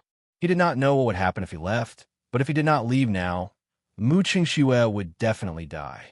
He was not a noble person, but he was not a coward either. He promised Mu Qingxue that he would take her out, so he must do it. Bang! At this moment, the door to the room was opened with a bang. Ning Chen's footsteps paused as his body suddenly trembled. Sister Qing Ning. Seeing the familiar figure in front of him, Ning Chun let out a sigh of relief. Fortunately, it was not an imperial guard. However, in the next moment his body tensed up again. He almost forgot that Qing Ning was the most loyal person to Zhang's son. Compared to the imperial guards, she was more dangerous. Why are you here? Ning Chen thought for a while and did not feel that he had exposed himself. Moreover, Qing Ning had been unconscious the whole time, so it was impossible for her to notice anything. You are not a careless person. How could you not notice that I have woken up? The only explanation is that you have something on your mind. Qing Ning's face was still pale. She blocked the door and said coldly, "Is she the assassin who entered the palace?" Ning Chun, you have really disappointed me. Qing Ning glanced at the woman in Ning Chen's arms. Her eyes gradually turned cold. She did not expect that the assassin that the imperial guards could not find was actually hiding in Weiyang Palace. She was too careless. Ning Chun sighed deeply. He knew that it was useless to explain further. He took 2 steps back and pulled the rope beside the bed. Immediately, the door closed with a bang and a rope net fell down silently. Qing Ning felt that something was wrong and wanted to dodge. However, she felt that her chest was blocked and her breathing was not smooth. Her steps slowed down and she was caught by the rope net. Ning Chen did not expect that the trap he set would be used on Qing Ning one day. Fortunately, Qing Ning had just woken up and even moving was difficult for her. Otherwise, this small trap would be useless. Sister Qing Ning, I am sorry. Ning Chun put Mu Qingxue down and immediately walked forward to tie Qing Ning's hands and feet and sealed her mouth. Then, he untied the rope net and carried her to the bed. Sister Qing Ning, whether you believe me or not, I have never thought of harming you and the Empress. I met Mu Qingxue by chance that night when I entered the palace. She helped me, so I must save her. This is what I promised her. I will not break my promise. Ning Chun covered Qing Ning with a thin blanket and talked endlessly. He knew that after he left, they might never have the chance to meet again. He had only been in this world for a few days. Qing Ning was the person who treated him the best. He did not want to hide anything from her, but he also did not want to lie. After doing all this, Ning Chun carried Mu Qingxue and walked out. Before he left, he looked back one last time. As his eyes met, he smiled brightly and said, "Finally, I have something to say, but I did not dare to say it. Sister Qing Ning, you are so fierce. Let's see who will want you in the future." The door closed and Ning Chun left. On the bed, Qing Ning stared at the door. Her tense body slowly relaxed. She did not know if what she did was right or wrong.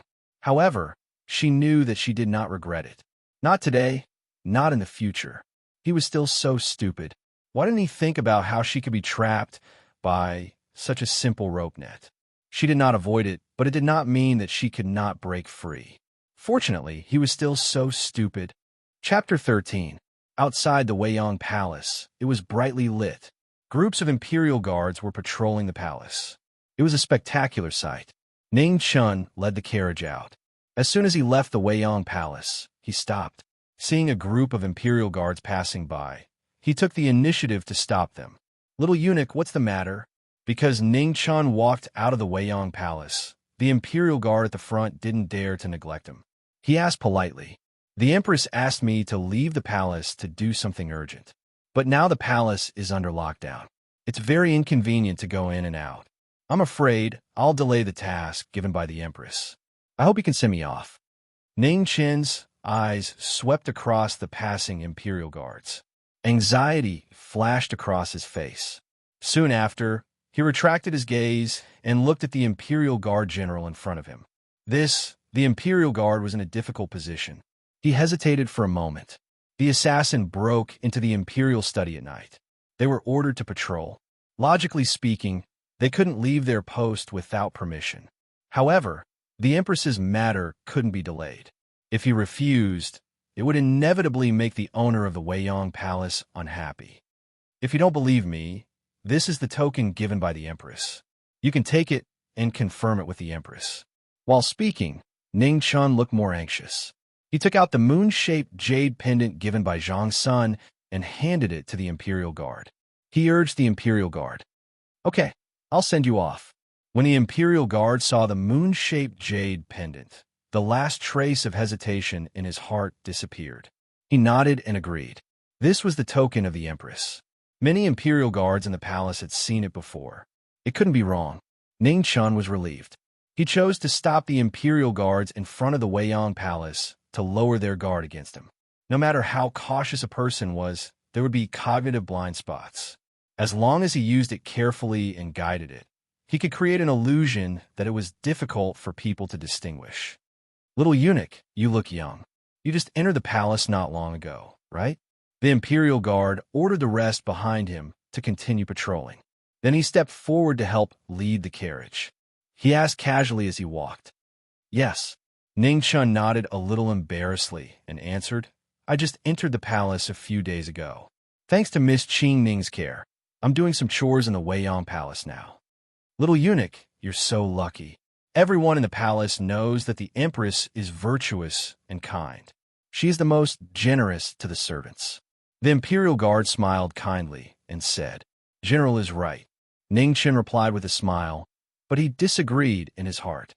These fools had all been deceived by Zhang Sun. He did not know if she was virtuous or not, but she was not generous to her subordinates at all. He had been deceived by Zhang Sun several times. Otherwise, he would have been enjoying himself outside the palace and would not have had to run away in the middle of the night. "Oh, isn't this little Ningzi? Where are you going so late at night?" They hadn't walked for long when suddenly a voice that sounded like a male duck's throat sounded out from not too far away from them, and Ning Chen's heart instantly jerked as he cried out in his heart. Looking in the direction of the voice, a figure wearing a sapphire blue robe embroidered with cranes, holding a horsetail whisk, and wearing a peacock feather hat inlaid with gemstones, slowly walked over. He looked at Ning Chun and smiled ambiguously. What a coincidence! Eunuch Zhao Jin, the leader of the guards, recognized the person who had come. He politely cupped his hands in greeting. "General Ling." Zhao Jin returned the greeting, then asked with a smile, "Where are you and little Ning going?" "Little eunuch Zhao is going out of the palace on the orders of Her Majesty the Empress. I just happened to send him off." "Does eunuch Zhao know this little eunuch Zhao?" Ling Xiao was slightly surprised. Zhao Jin had served by Emperor Xiao's side for more than 20 years, and his status was not ordinary. How could he know a little eunuch who had just entered the palace? "We've only met once." Zhao Jin gave a perfunctory reply and didn't explain much. Then he looked at Ning Chun, who was beside Ling Xiao, and smiled sinisterly. He said with a hidden meaning, "Little Ning, I originally wanted to transfer you to work by my side, but I didn't expect Her Majesty the Empress to take you to Weiyang Palace first. What a pity." "Ha!" Ning Chun laughed foolishly to cover it up, and tactfully didn't explain much. No matter what he said, he would offend people. "You'd better go fight with Zhang Sun yourself." Zhao Jin walked around the carriage and said with a fake smile, "The palace is in a bit of a mess right now. General, you have to check carefully so that you don't lose anything." Ning Chen's heart sank, and his expression changed slightly. "This damned old pervert." Ling Xiao looked at Ning Chun awkwardly. It was not good for them to ask about Weiyang Palace's affairs, but eunuch Zhao had already reminded him. If he still didn't check, it would be somewhat unreasonable. "General Ling, do things according to the rules. However, please be careful," Ning Chun said in a low voice. Ling Xiao nodded and stepped forward to lift the curtain. Then he boarded the carriage and prepared to check. The carriage was filled with boxes, one on top of another. Ling Xiao opened the outermost box, and what entered his eyes were pieces of porcelain. He moved them away and put them to one side. When he opened another box, it was still filled with porcelain. Ling Xiao had been in the palace for nearly 10 years and recognized that these were all commonly used items in the palace. They were exquisite, but in terms of value, they could only be said to be so. There were so many treasures in Weiyang Palace. Any one of them was not something this carriage of porcelain could compare to. If it was stolen, the gains would not make up for the losses. General, be careful. Just as Ling Xiao moved a box that had been checked to one side, Ning Qin's expression changed, and he shouted. Immediately, there was a series of crackling sounds.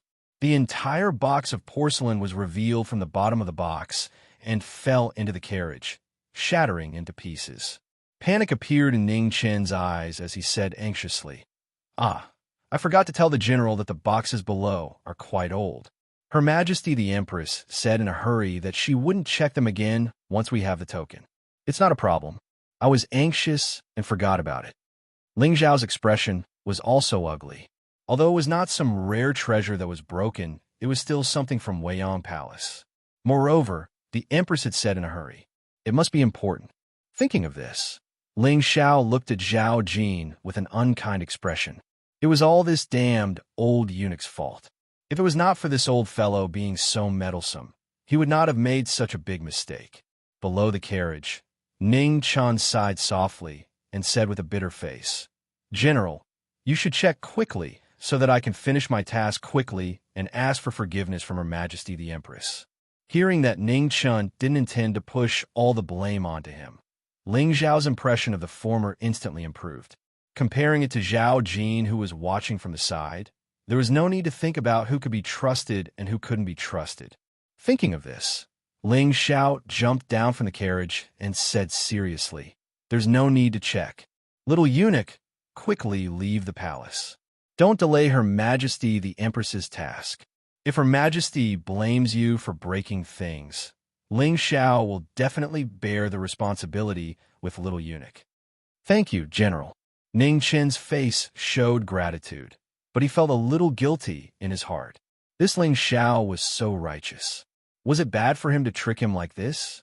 Of course, this feeling of guilt only lasted for a moment before it disappeared without a trace. Buddha said, If I don't go to hell, who will? Unfortunately, he had always believed that if he did not go to hell, others would go to hell. Moreover, a little eunuch ran away from the palace. Even if it was found out, it was not a big mistake. It was still far from going to hell. However, if he was caught, he would really go to hell. On the side, Zhao Jin saw that he did not find out anything. He smiled coldly and left. His arrogant attitude really made people unhappy. Ning Chun thought in his heart and could roughly guess the reason. He and Zhao Jin had only met twice. They did not have any grudges. When they met for the first time, Zhao Jin even wanted to help him. When they met again today, his attitude was completely different. It was obvious that it was because of Zhang's son. In the palace, there were constant fights, both open and covert. It was important to choose a side. Now, it seemed that Zhao Jin was most likely on the West Palace's side. That was why he showed hostility to him when he came out of Zhang's Sun Palace. Unfortunately, if he was not in a hurry to leave the palace, he really wanted to stay and teach this old man a lesson. Ning Qin shook his head regretfully. He immediately looked at Ling Xiao and said, General, let's go. And Ling Xiao saw that Ning Qin's expression changed. He thought that the latter was worried about being punished when he came back. He did not think that Ning Chan was depressed because he did not have the chance to stab Zhao Jin after leaving the palace today. Perhaps even Ning Chun himself did not notice that in these few days in Weiyang Palace, whether it was his actions or thoughts, intentionally or unintentionally, he judged from Zhang Xuan's point of view. Even if he did not admit it and blame Zhang's son for everything, he could not lie about his inner feelings. Ning Chun seemed to leave in a carefree and unrestrained manner. However, in his heart, he had never truly let go. The journey out of the palace was quite smooth. With Zhang Xuan's token and Ling Zhao's escort, the guards at the palace gate let them go after a brief inspection. No one would have thought that the little eunuch who escorted the empress back to the palace was carrying the assassin who tried to assassinate Emperor Xia and broke into the imperial study at night. After leaving the palace, Ning Chun immediately drove the carriage towards Duan Pharmacy. His face that had been hiding his emotions finally showed anxiety. The carriage moved quickly, bringing up a trail of dust. Nearly 2 hours later, the carriage stopped in front of the pharmacy. Ning Chun carried Mu Chengxue out from a box hidden at the bottom of the carriage. He took 2 steps forward and kicked open the wooden door of the pharmacy. He hurriedly ran towards the inner courtyard. "Shopkeeper, quickly save him." The shopkeeper had already heard such a big commotion in the front courtyard. He walked out and was about to angrily reprimand him when he saw that it was Ning Chun. He suppressed his anger and subconsciously looked at Mu Chengxue in the latter's arms. However, with one look, the shopkeeper's heart also rose. "Quickly enter the room." Seeing that the woman's situation was extremely dangerous, the shopkeeper immediately called Ning Chun back into the room. After putting Mu Chengxue down, he immediately went forward to diagnose him. "Go to the hall and get my silver needles, quickly." The shopkeeper quickly instructed as he checked Mu Chengshue's injuries. "Okay." Ning Chun did not dare to delay and immediately ran to the front hall to find what the shopkeeper needed. A moment later, Ning Chun came back with the silver needles and handed them to the shopkeeper. He then stood to the side and watched nervously. "Don't just stand there. Quickly go and boil some water, the more the better." The shopkeeper took out the silver needles and looked back at Ning Chun. "Okay." Ning Chun nodded and immediately ran out of the room to boil water in the kitchen. A quarter of an hour later, Ning Chun boiled a big pot of water in the kitchen and then came back with a basin of hot water. He saw that the shopkeeper was already treating Mu Chengxue with the needles with a serious expression. After a while, the shopkeeper's forehead was already covered in sweat. His white gown was torn and stuck to his body. He was in a very sorry state. The shopkeeper did not say anything, and Ning Chun did not dare to disturb him. He could only stand to the side and wait for orders.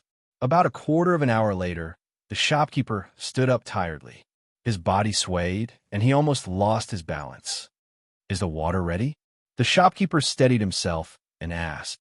"Yes, it's ready," Ning Chun quickly replied.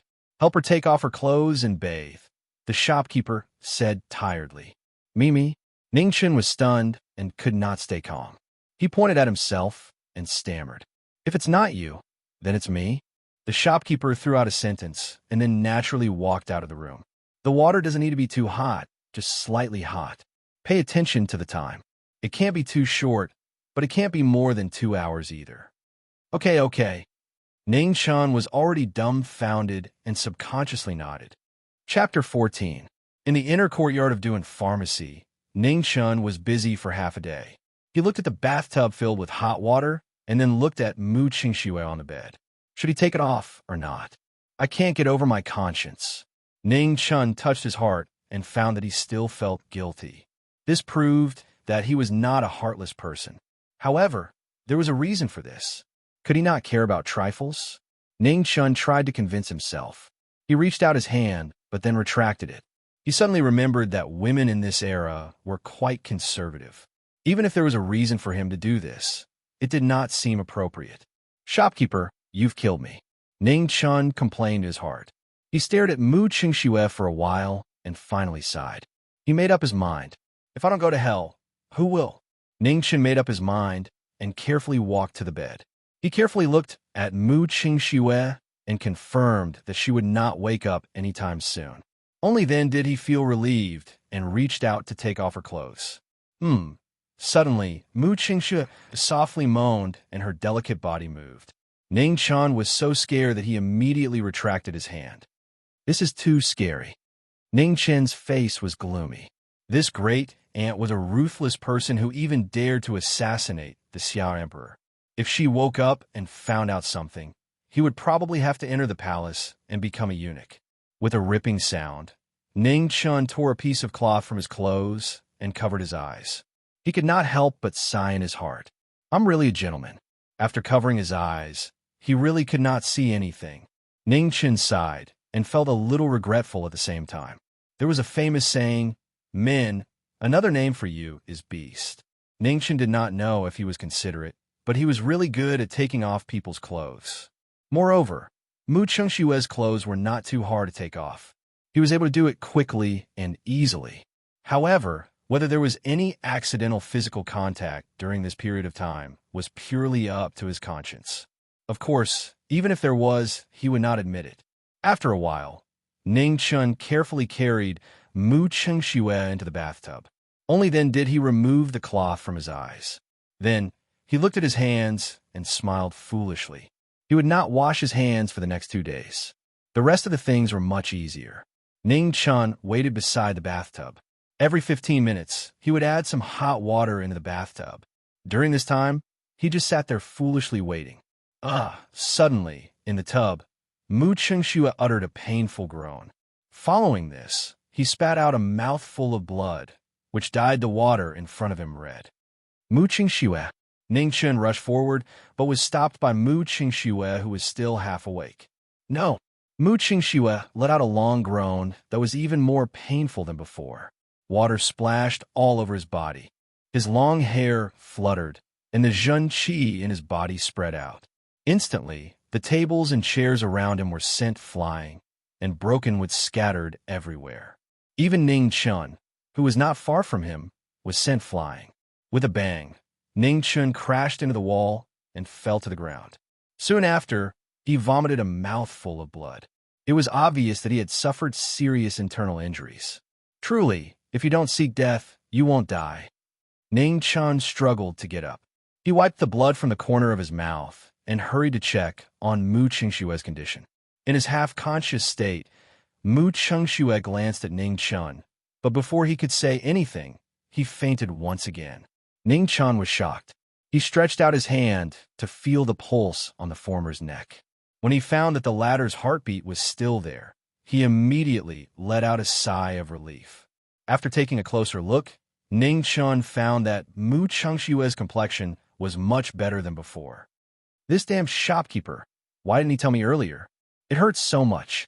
Seeing that Mu Chengxue was fine, Ning Chun finally recovered. His whole body was in so much pain that he gritted his teeth. It had only been a few days, but the amount of blood he had lost and vomited was almost equal to the amount he had lost in his previous life. If this continued, he would bleed to death before Zhang Sun caught him and chopped him up. Although he was mumbling, Ning Chun still covered his eyes again and pulled Mu Chengxue out of the water.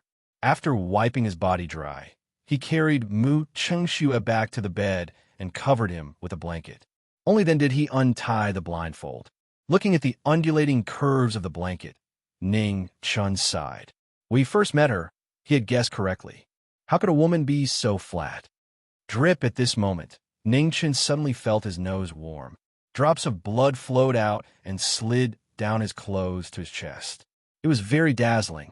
Ning Chun's face turned red. After thinking for a moment, he felt that he should go to the shopkeeper. He felt that he couldn't be so useless. He must have suffered internal injuries. After a while in the shopkeeper's room, Ning Chun nervously looked at the shopkeeper who was checking his pulse. He was afraid that the latter would say something like his internal organs were injured and there was no cure. It's nothing serious. Just take 2 sets of medicine. The shopkeeper calmly withdrew his hand and said, "Phew." Ning Chun secretly sighed in relief. Fortunately, he remembered that he had a nosebleed for no reason. He still worriedly asked, "Are you really okay? I also had a nosebleed just now." Hearing this, the shopkeeper calmly glanced at Ning Chun and said, "It's normal for young people to have excessive liver heat.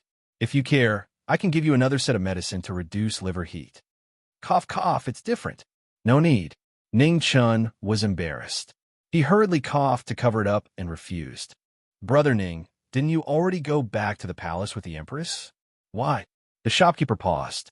He didn't know if he could say this. After all, it was a matter of the palace. He couldn't ask too much. Hee.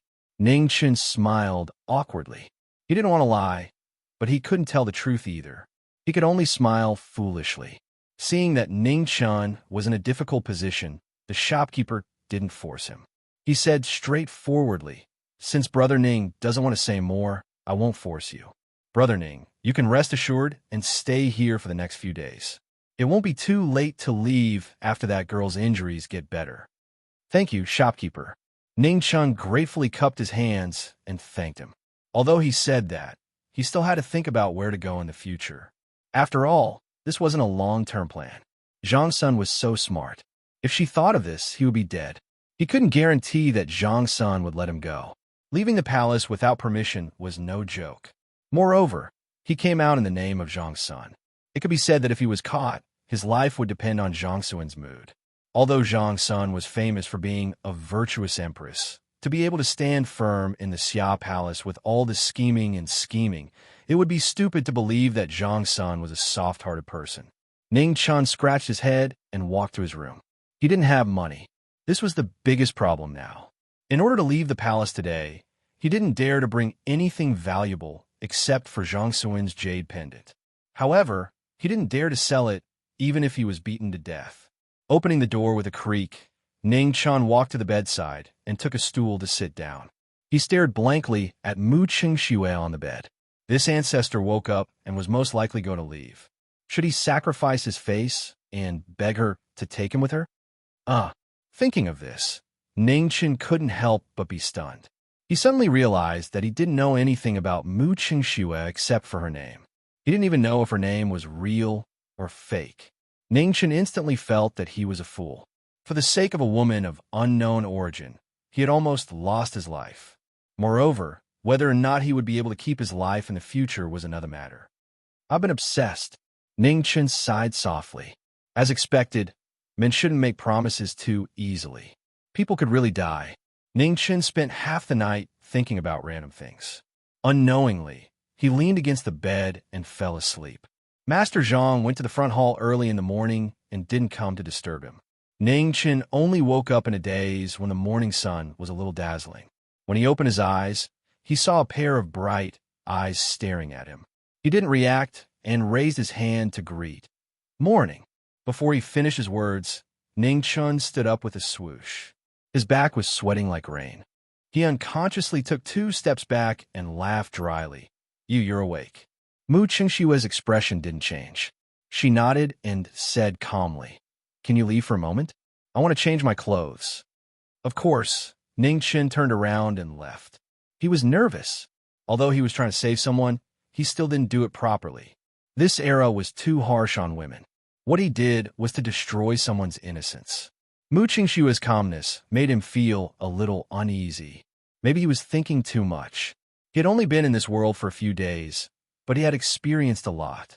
Thinking about it carefully, he still felt like he was in a dream. It was too unreal. This kind of unreal feeling made him feel like he was just in a dream.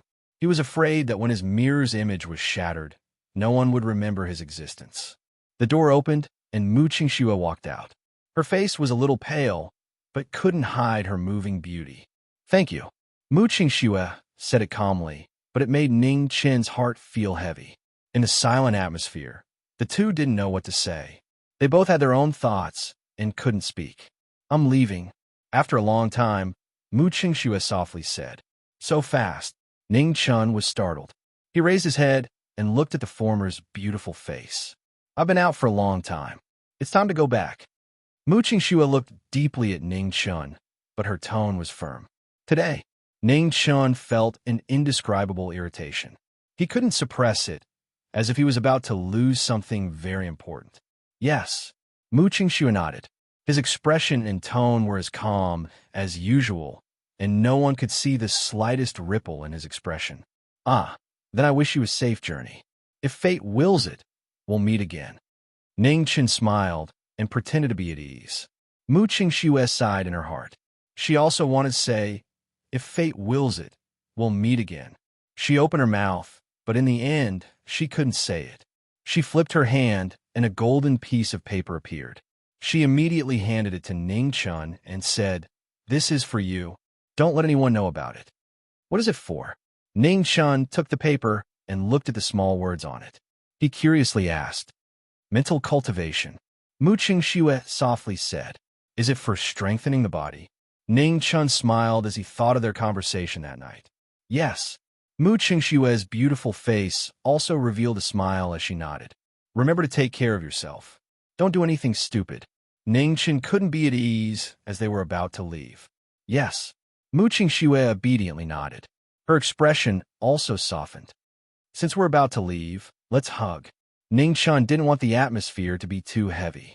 He stretched out his arms and joked. Mu Qingxue was slightly startled, but she didn't avoid it. She let Ning Chun hug her. You must be good. feeling the soft and fragrant body in his arms. Ning Chen's arms unconsciously tightened, as if he wanted to keep this feeling in his heart forever. Mu Qingxue still left. The last bit of warmth in his arms disappeared along with the gentle breeze. Ning Chen's heart ached, so much so that he couldn't speak. The golden piece of paper in his hand still had some bloodstains. Ning Chen wasn't stupid. He naturally knew where this mental cultivation method came from. For an unintentional joke, Mu Qingxue risked her life to break into Emperor Xia's imperial study at night. She was really stupid. Until the end, he still didn't know anything about her. It was as if the two of them had met by chance. They had no choice but to know each other and believe each other. Ning Chen's suppressed emotions fluctuated, bringing out a touch of vermilion. His legs wobbled, and he almost couldn't stand still. Sigh. Not far away, the shopkeeper sighed softly. He didn't go forward, but left the sad person alone to lick his wounds. Chapter 15. Half a day later, Ning Chen also bid farewell to the shopkeeper. Before leaving, the shopkeeper gave him a small silver ingot as travel expenses. Ning Chen looked at the silver ingot in his hand and was so happy that he couldn't even close his mouth, completely forgetting the sadness of the morning. After thanking the shopkeeper, Ning Chen smiled and left. He didn't say where he was going, because even he didn't know where he could go. In order to avoid being caught by Zhang Sun, leaving the imperial city was the best choice. After weighing the pros and cons, Ning Chen finally made his decision. But before that, he had to go to the Lingyan Pavilion to pay off the money for 2 cups of tea. The bustling streets were filled with hawkers. This was the first time Ning Chen was in the mood to walk around. He was curious about this, and that was rare. It seemed that it wasn't a bad idea to cross over. Once he left the city, he could start a small business, marry a gentle girl, and have a few children. As long as he wasn't caught by Zhang Sun, his life would be beautiful. Just as Ning Chen was fantasizing about his beautiful future, at the end of the street, a bell suddenly sounded. Amidst the sound of horse hooves, a group of people dressed in gorgeous but somewhat strange clothes came from not far away. The people in front all moved aside to avoid blocking the road. The envoy of true extreme nation is so ostentatious. The crowd was in a heated discussion. Most of them were indignant. Clearly, they didn't have a good impression of the envoy of true extreme nation. Ning Chen more or less had some understanding of true extreme nation. True extreme nation was located in the northeast of Grand Xia. It didn't have a large territory, but it was full of shit. All day long, they shouted that they were #1 in the world and constantly stirred up trouble. After the founding of Grand Xia, the 3rd generation of the Ming dynasty was fed up with it and directly sent troops to the northeast. However, in these years, Grand Xia had relaxed its policies toward true extreme nation due to its peaceful intentions. This made true extreme nation think that Grand Xia was weak and easy to bully. They provoked them again and again. Marquis, who was in charge of the northeast, had sent troops more than once, but he was forcefully suppressed by the current Xia emperor. Ning Chen stood in the crowd and looked at the envoy on the carriage. He raised his right hand and fiercely gave him the middle finger. He also casually asked about the latter's family. After this short disturbance, Ning Chen collected his emotions and continued to walk toward the Lingyan Pavilion. As for the envoy, let Zhang Sun and the others have a headache. In front of the Lingyan Pavilion, it was still as deserted as it was yesterday. However, this was also normal. When he arrived, it was already close to noon. At this time, who would still stay in the brothel? Ning Chen walked over and stared at the luxurious hall. He saw a woman in white sitting there quietly, as though she was waiting for him to come. Sir, you've come. Once Ning Chen walked in, Yuhani stood up and smiled. I'm here to return the money. Although one would not slap a smiling face, especially when facing a charming girl, the disgust in his heart made Ning Chen unable to smile. He slapped the 1 tael of silver he had exchanged on the table and arrogantly said, "Keep the change." Then he turned around and left. "Young master, please wait." Yuhani reached out to block Ning Chen's path, still smiling. Ning Chen frowned. 2 cups of tea for 1 tael of silver, that's enough. Yuhani faintly smiled and said, "Young master really is forgetful. 2 cups of tea would be enough, but the table, chairs, and tea set that young master broke is far more than that. Ningchen stared blankly and immediately felt a bit guilty. He really had neglected this matter. Looking at Ning Chen's expression, he felt very relieved and continued. Young master may not know, but the tables and chairs in Lingyan Pavilion are all made from the best sky phoebe wood, and the tea set is also made by a famous master in the imperial city. This little girl has already calculated for young master. Excluding the money you just paid for the tea, young master is still missing 110 taels of silver. But since young master came to return the money so quickly, I'll give young master a round number. 100 taels will be enough. 100 taels. Ning Chen stretched out a finger and stammered. Yuhani nodded and smiled even more charmingly. Who told you to be arrogant? Who told you to be savage? Ning Chen trembled as he took out all of his belongings and stammered. But I only have less than 4 taels of silver left. The shopkeeper had given him a small silver ingot worth 5 taels. He had bought a sesame seed cake and spent 2 copper coins, leaving the rest here. He had thought that he would be able to use it for a long time, but who would have thought that he would have to repay such a huge debt of 100 taels? Young master can go home to get it. This little girl will wait here. Yuhani smiled and kindly reminded him. I can't go back. Ning Chen was very depressed. If only he could go home. You really don't have any money? Yuhani's lips curled as she asked. I really don't have any money. Ning Chen nodded and sighed.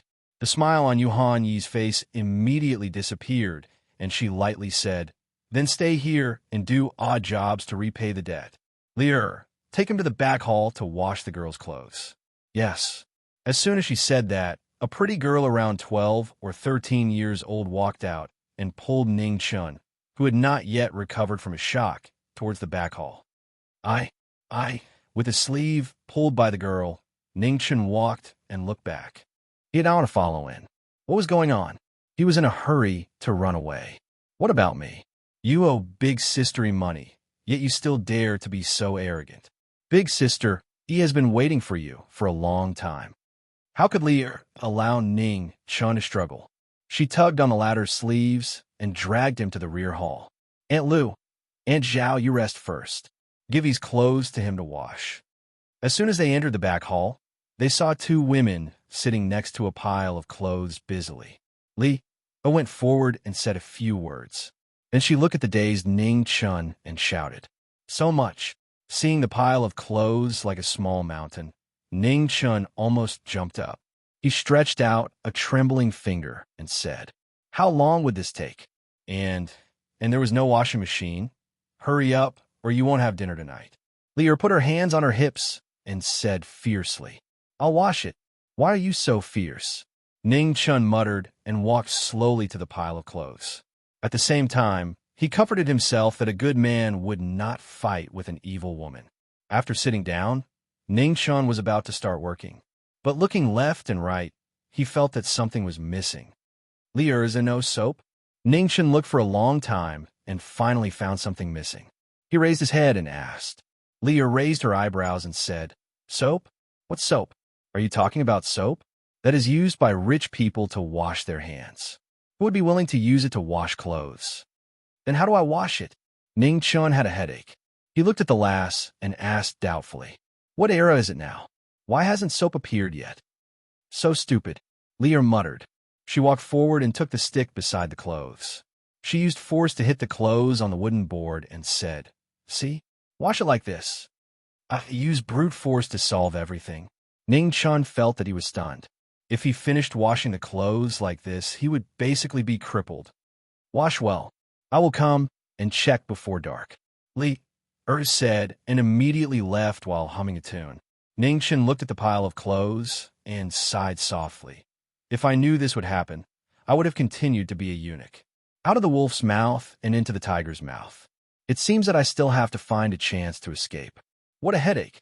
As the sun went west, the pile of clothes beside Ning Chen became fewer and fewer. Finally, before the sun set, the last piece of clothing was washed and hung up. When he got up, his whole body was in pain and he was dizzy. He almost fell to the ground. Finished washing? That's pretty fast. There, came to check on time. Looking at the clothes fluttering in the wind, she nodded with satisfaction and said, So is so. Let's go. I will take you to eat. Li said and was about to leave. However, she found that Ning-chan was standing there motionless. She immediately put her hands on her hips and said, Didn't you hear what I said? At this time, Ning-chan couldn't care about the little girl's mood. He raised his hand and called out, Lear, come and help me. My legs are numb. Really? Lear walked over doubtfully and said, Don't tell me you want to take advantage of me. Ning-chan was almost choked to death by the little girl's words. His eyes subconsciously glanced at the latter's chest. Needless to say, it wasn't very peaceful. Pervert. Seeing Ning-chen's gaze, Li-er's face turned red. She lifted her foot and stepped on Ning-chen's leg. Then, she walked away with a red face. Tisk. After being stepped on, Ning-chan gritted his teeth and took a few cold breaths. It wasn't that the little girl stepped on him too hard. The main thing was that being stepped on when his legs were numb really didn't feel good. Wait for me. Seeing that Li-er really didn't have any intention to help him, Ning-chen limped and followed her. When he entered the kitchen, there was already no one around. He casually took 2 steamed buns and a plate of vegetables back to the courtyard. He sat by the stone stool and ate silently. Li-er couldn't bear to see him like this. She walked forward and touched Ning-chen's shoulder. She said kindly, Hey, you better apologize to Big Sister. Big Sister E is very easy to talk to. Ning-chan raised his head and grinned. He spat out 3 words, impossible. You, Li, it was extremely angry. She pointed at the person in front of her. She had never seen someone who didn't know what was good for him. Li-er, where are your parents? Ning-chen didn't mind the little girl's angry look. Instead, he asked softly, Parents? Hearing this, Li-er was stunned. To them, this was such a distant and unfamiliar term. Looking at Li-er's gradually darkening face, Ning-chan sighed in his heart.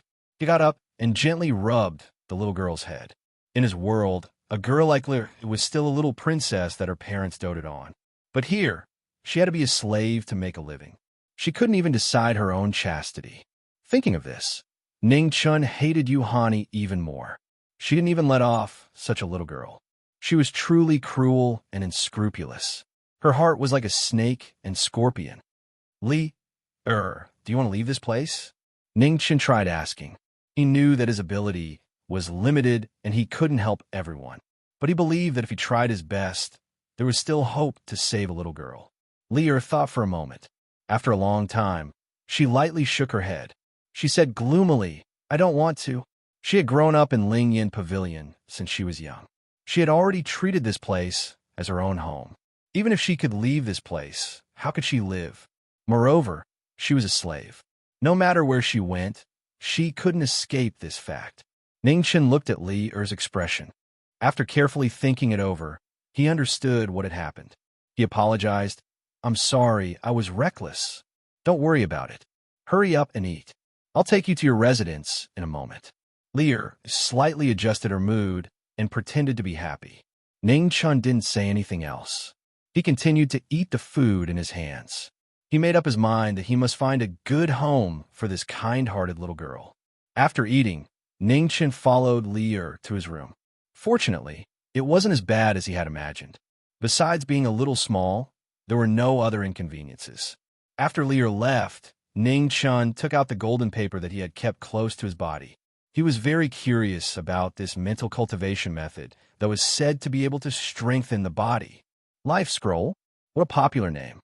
Looking at the name of the scroll, Ning-chen couldn't figure out what it was. He continued to read. Fortunately, the body he was residing in was literate, saving him a lot of trouble. After 10 breaths, Ning-chen was silent.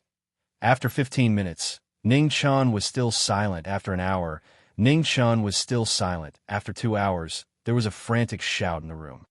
I don't understand. Chapter 16. Ning-chen had always thought that he was a heaven-sent genius. Although it wasn't a once-in-1,000 years talent, it was still a once-in-100 or 80 years talent. Now, he realized that the mental cultivation method to become a top expert was right in front of him, but he couldn't understand it. How painful was this? Looking at the material of the golden paper, it was neither gold nor wood. It was quite special. Did he have to drip blood on it before he could practice it, just like in the legends? Ningchen thought about it and decided to forget about it. It was quite painful. It wasn't worth it.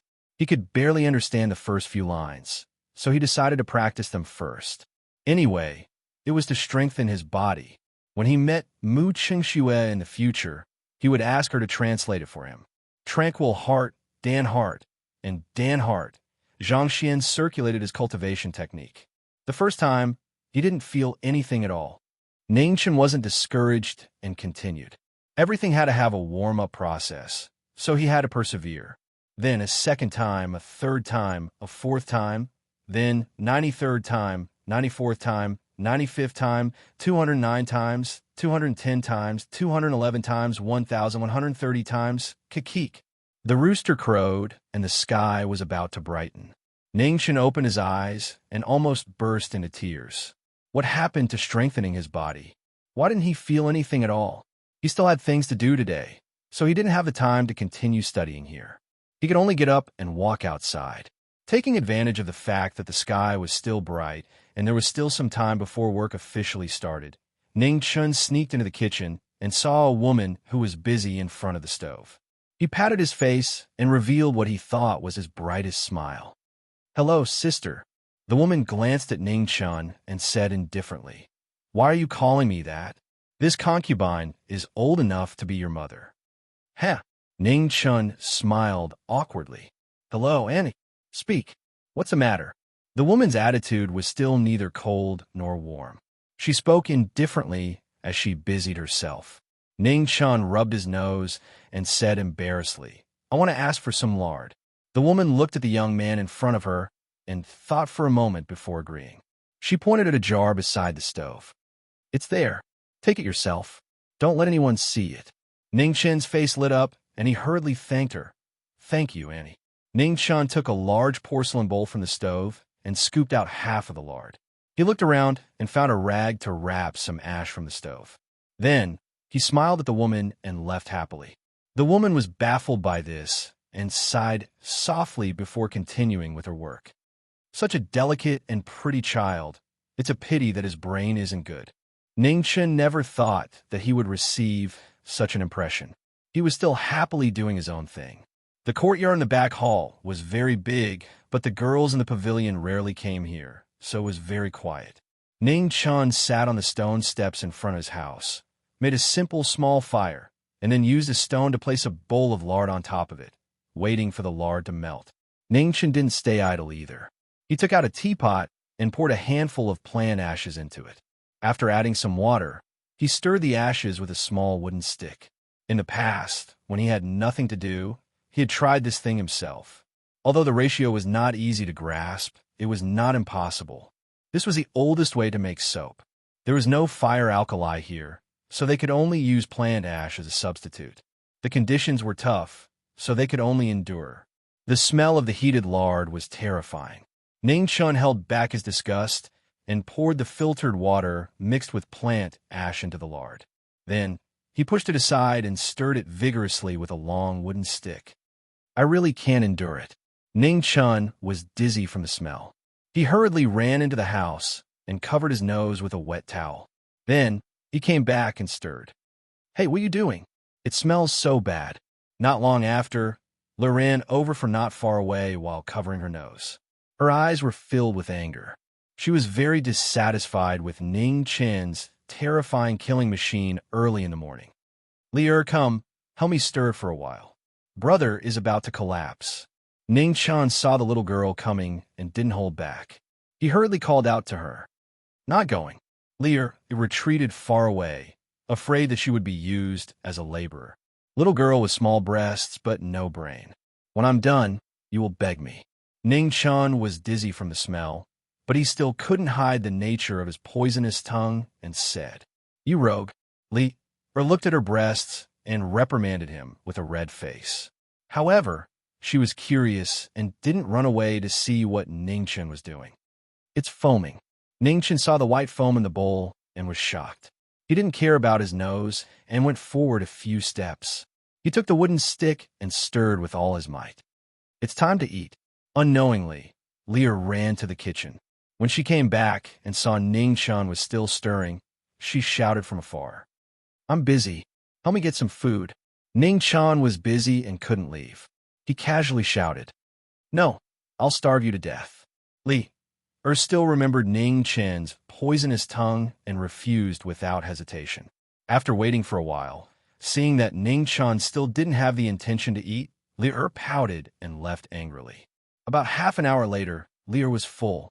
She held a bowl of food in her hand and reluctantly came back. It's time to eat, Li shouted from afar. Ning-chan was busy and didn't notice. It's time to eat, Li shouted again. Ning-chan was still busy with his own things and didn't pay much attention. Li's pretty face was angry. She pinched her nose and ran to Ning-chan's side. She put down the food and then shouted in his ear with all her might. It's time to eat. The little girl's voice was very loud. It scared Ning-chan so much that he trembled and almost knocked over the big bowl with the stick.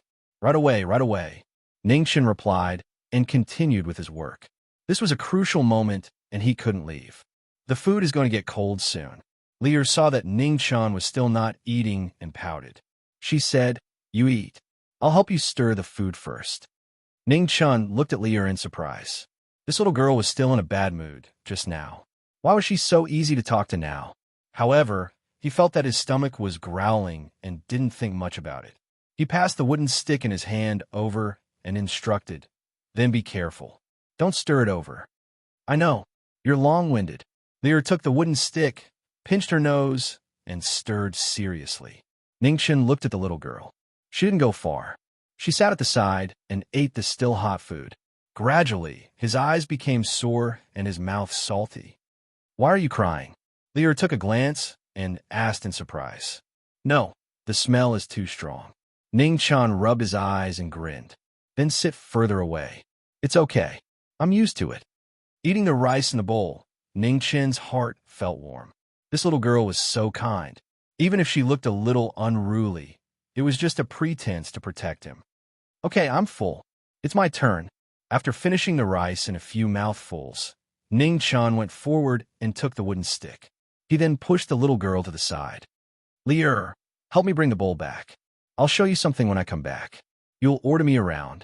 Li took the bowl reluctantly and walked back to the kitchen. She really wanted to know what Ning-chan was doing now. It's almost done. After a while, Ning-chan saw that the lard and plant ash in the big bowl had basically reacted.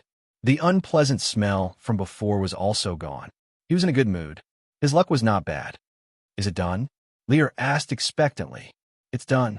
Ning-chan extinguished the fire and poured the half-solidified lard into the layers of waste cloth that he had prepared earlier. He wrapped it tightly and then squeezed hard, squeezing all the unreacted lard into the waste cloth. After a while, a white thing with a light brown color condensed in the waste cloth. Ning-chan looked at the result of his labor and was so happy that he could not close his mouth. What is this? It's so ugly. Seeing that the thing that she had been looking forward to was actually like this, Li was very disappointed and pouted. Ning-chan's face turned slightly red. The color and shape were not his strong points. It was indeed a little ugly. Little girl, what do you know? This is good stuff.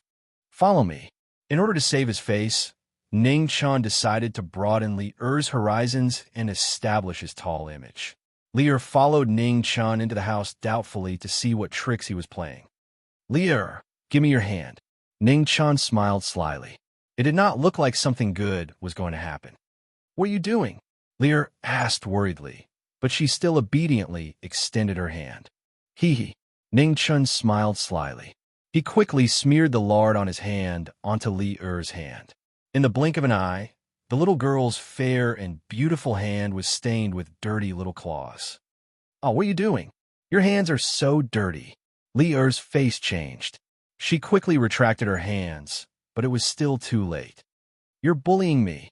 Looking at her hands full of oil, Li's eyes turned red. She looked as if she was crying. Her aggrieved look made one's heart ache. Li, don't cry. I'm just playing with you. Seeing that the little girl was really crying, Ning-chan immediately panicked. He apologized and coaxed her helplessly. Li did not make a sound. Her tears fell from her eyes. Her delicate little face was full of grievance. "Lear, be good. Don't cry.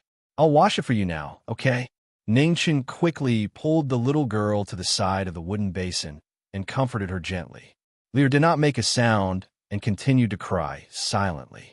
Ningchen had a headache. He quickly put his hands in the water and rubbed them twice.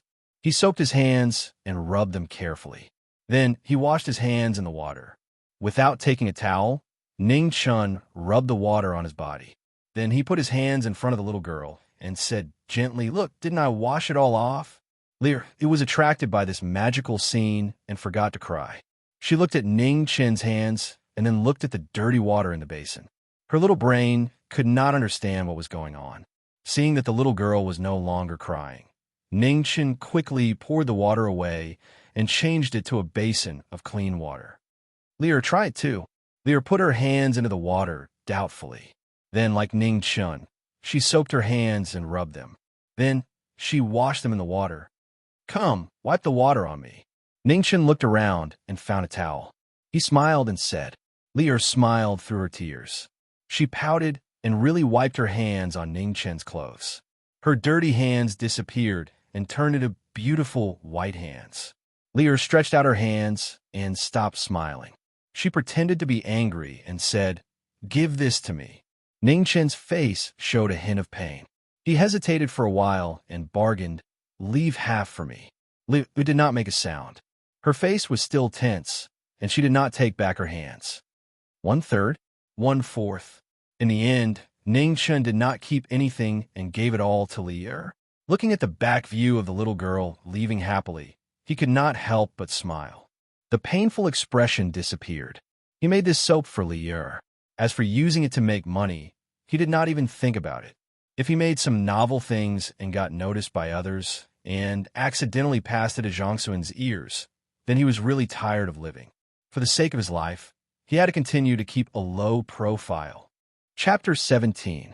For 3 days in a row, Ningchen did laundry and did odd jobs in the backyard of the Lingyan Pavilion. He never went to the front hall. Other than Lier, who came to talk to him from time to time, the others rarely came to the backyard. The front hall's luxury and the rear courtyard's desolation would form a stark contrast when night fell.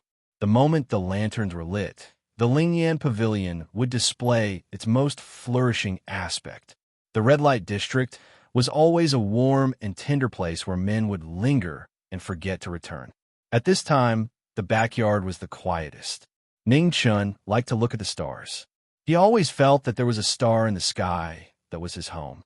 Although he couldn't find it yet, he would find it sooner or later. He was puzzled. Where did he come to? If this was not the original Earth, why could he still see the starry night guarding the heart, which should only be seen on Earth? Looking at the stars in the sky, Ningchen's eyes were confused. His heart was even more confused.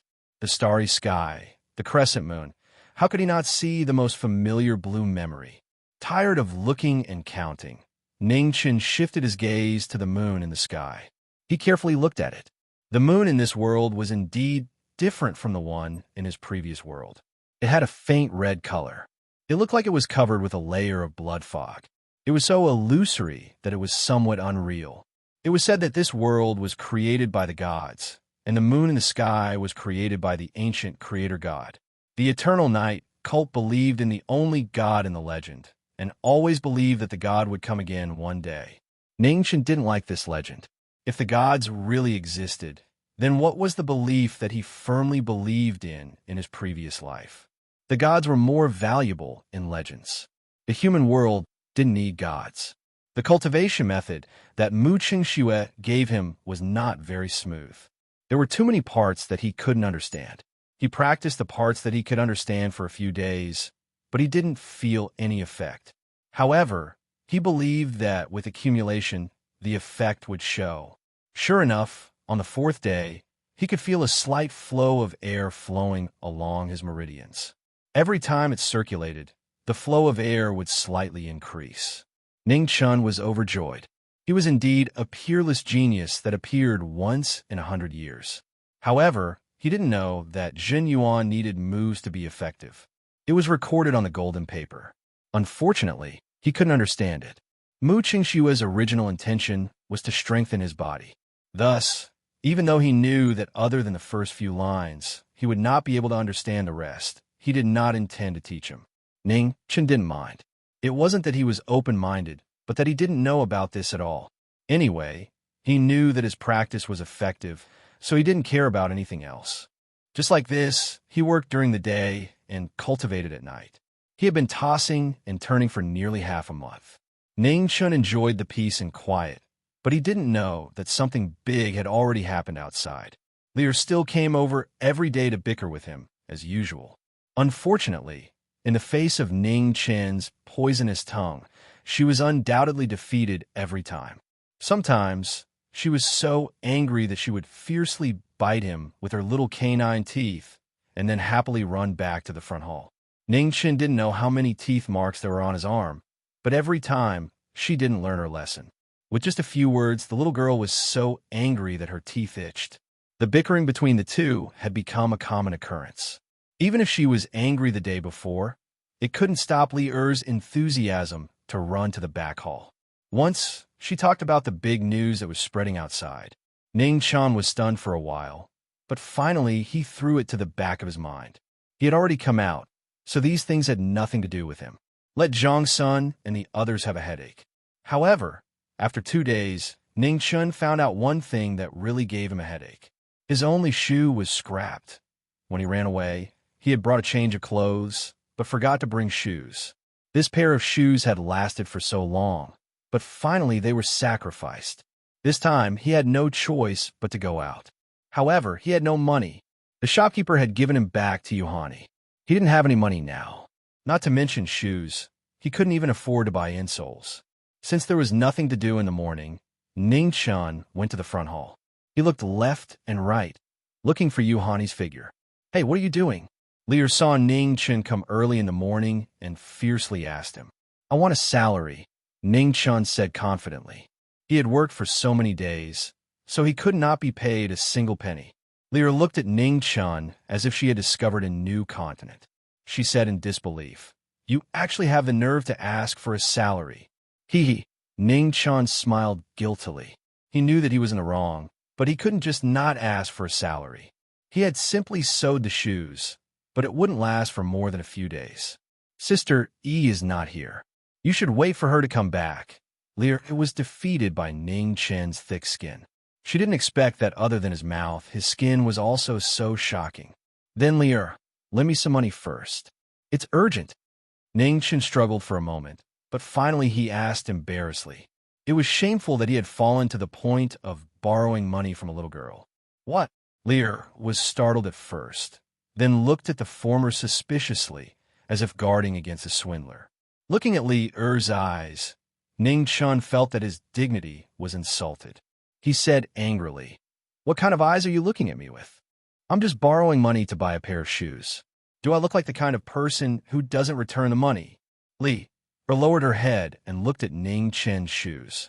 She thought for a moment and asked, "You want to go out and buy shoes?" "Yes." Ning Chan nodded his head vigorously. "Wait a moment." As soon as she finished speaking, Lear ran to her room. After she took the silver, she gave some instructions to a few maidservants before she skipped back to her room. "All right, let's go." "You're going too?" Ning Chun asked curiously. Lear looked at the former with disdain and said, "You owe 100 silver taels. If you run away, how am I going to explain to Sister E when she comes back?" Ning Chun was speechless. Was he that kind of person? Was he? The Lingyan Pavilion was located at the most prosperous place in the imperial city. Ning Chun was dazzled by the sight. Lear followed behind him and stared at him cautiously, afraid that he would run away. "Lear, I already said that I won't run away." Ning Chun stopped and turned back to repeat himself helplessly. He didn't know how many times he had said this, but Li Er just didn't believe him. That's hard to say. Li Er didn't believe Ning Chen's words at all. 100 silver taels was enough to buy several of her. Since the little girl didn't believe him, Ning Chen couldn't do anything and just let her follow behind him. After walking for a long time, Ning Chen's body suddenly stopped. His expression stiffened as if he had seen a ghost. Li Er didn't expect Ning Chen to suddenly stop and bumped into him carelessly. She immediately held her red forehead in pain, and her face was filled with anger. "What are you doing? Don't talk." Ning Chun came back to his senses and hurriedly covered the little girl's mouth. He half pulled and half dragged her to the fortune-telling booth at the side to block his body. Using the fortune-telling booth as a cover, Ning Chun carefully looked in front and didn't even dare to breathe loudly. Why was she here? Woo-woo. At the side, Li Er's mouth and nose were covered. She couldn't breathe properly and struggled with a red face. When Ning Chun saw this, he hurriedly let go and revealed an embarrassed expression. He had almost forgotten about the little girl. "Do you want to suffocate me to death?" Lear took several deep breaths. She was extremely angry, and she fiercely hammered him. "She'll lower your voice." Ning Chun put a finger on his lips and shushed her.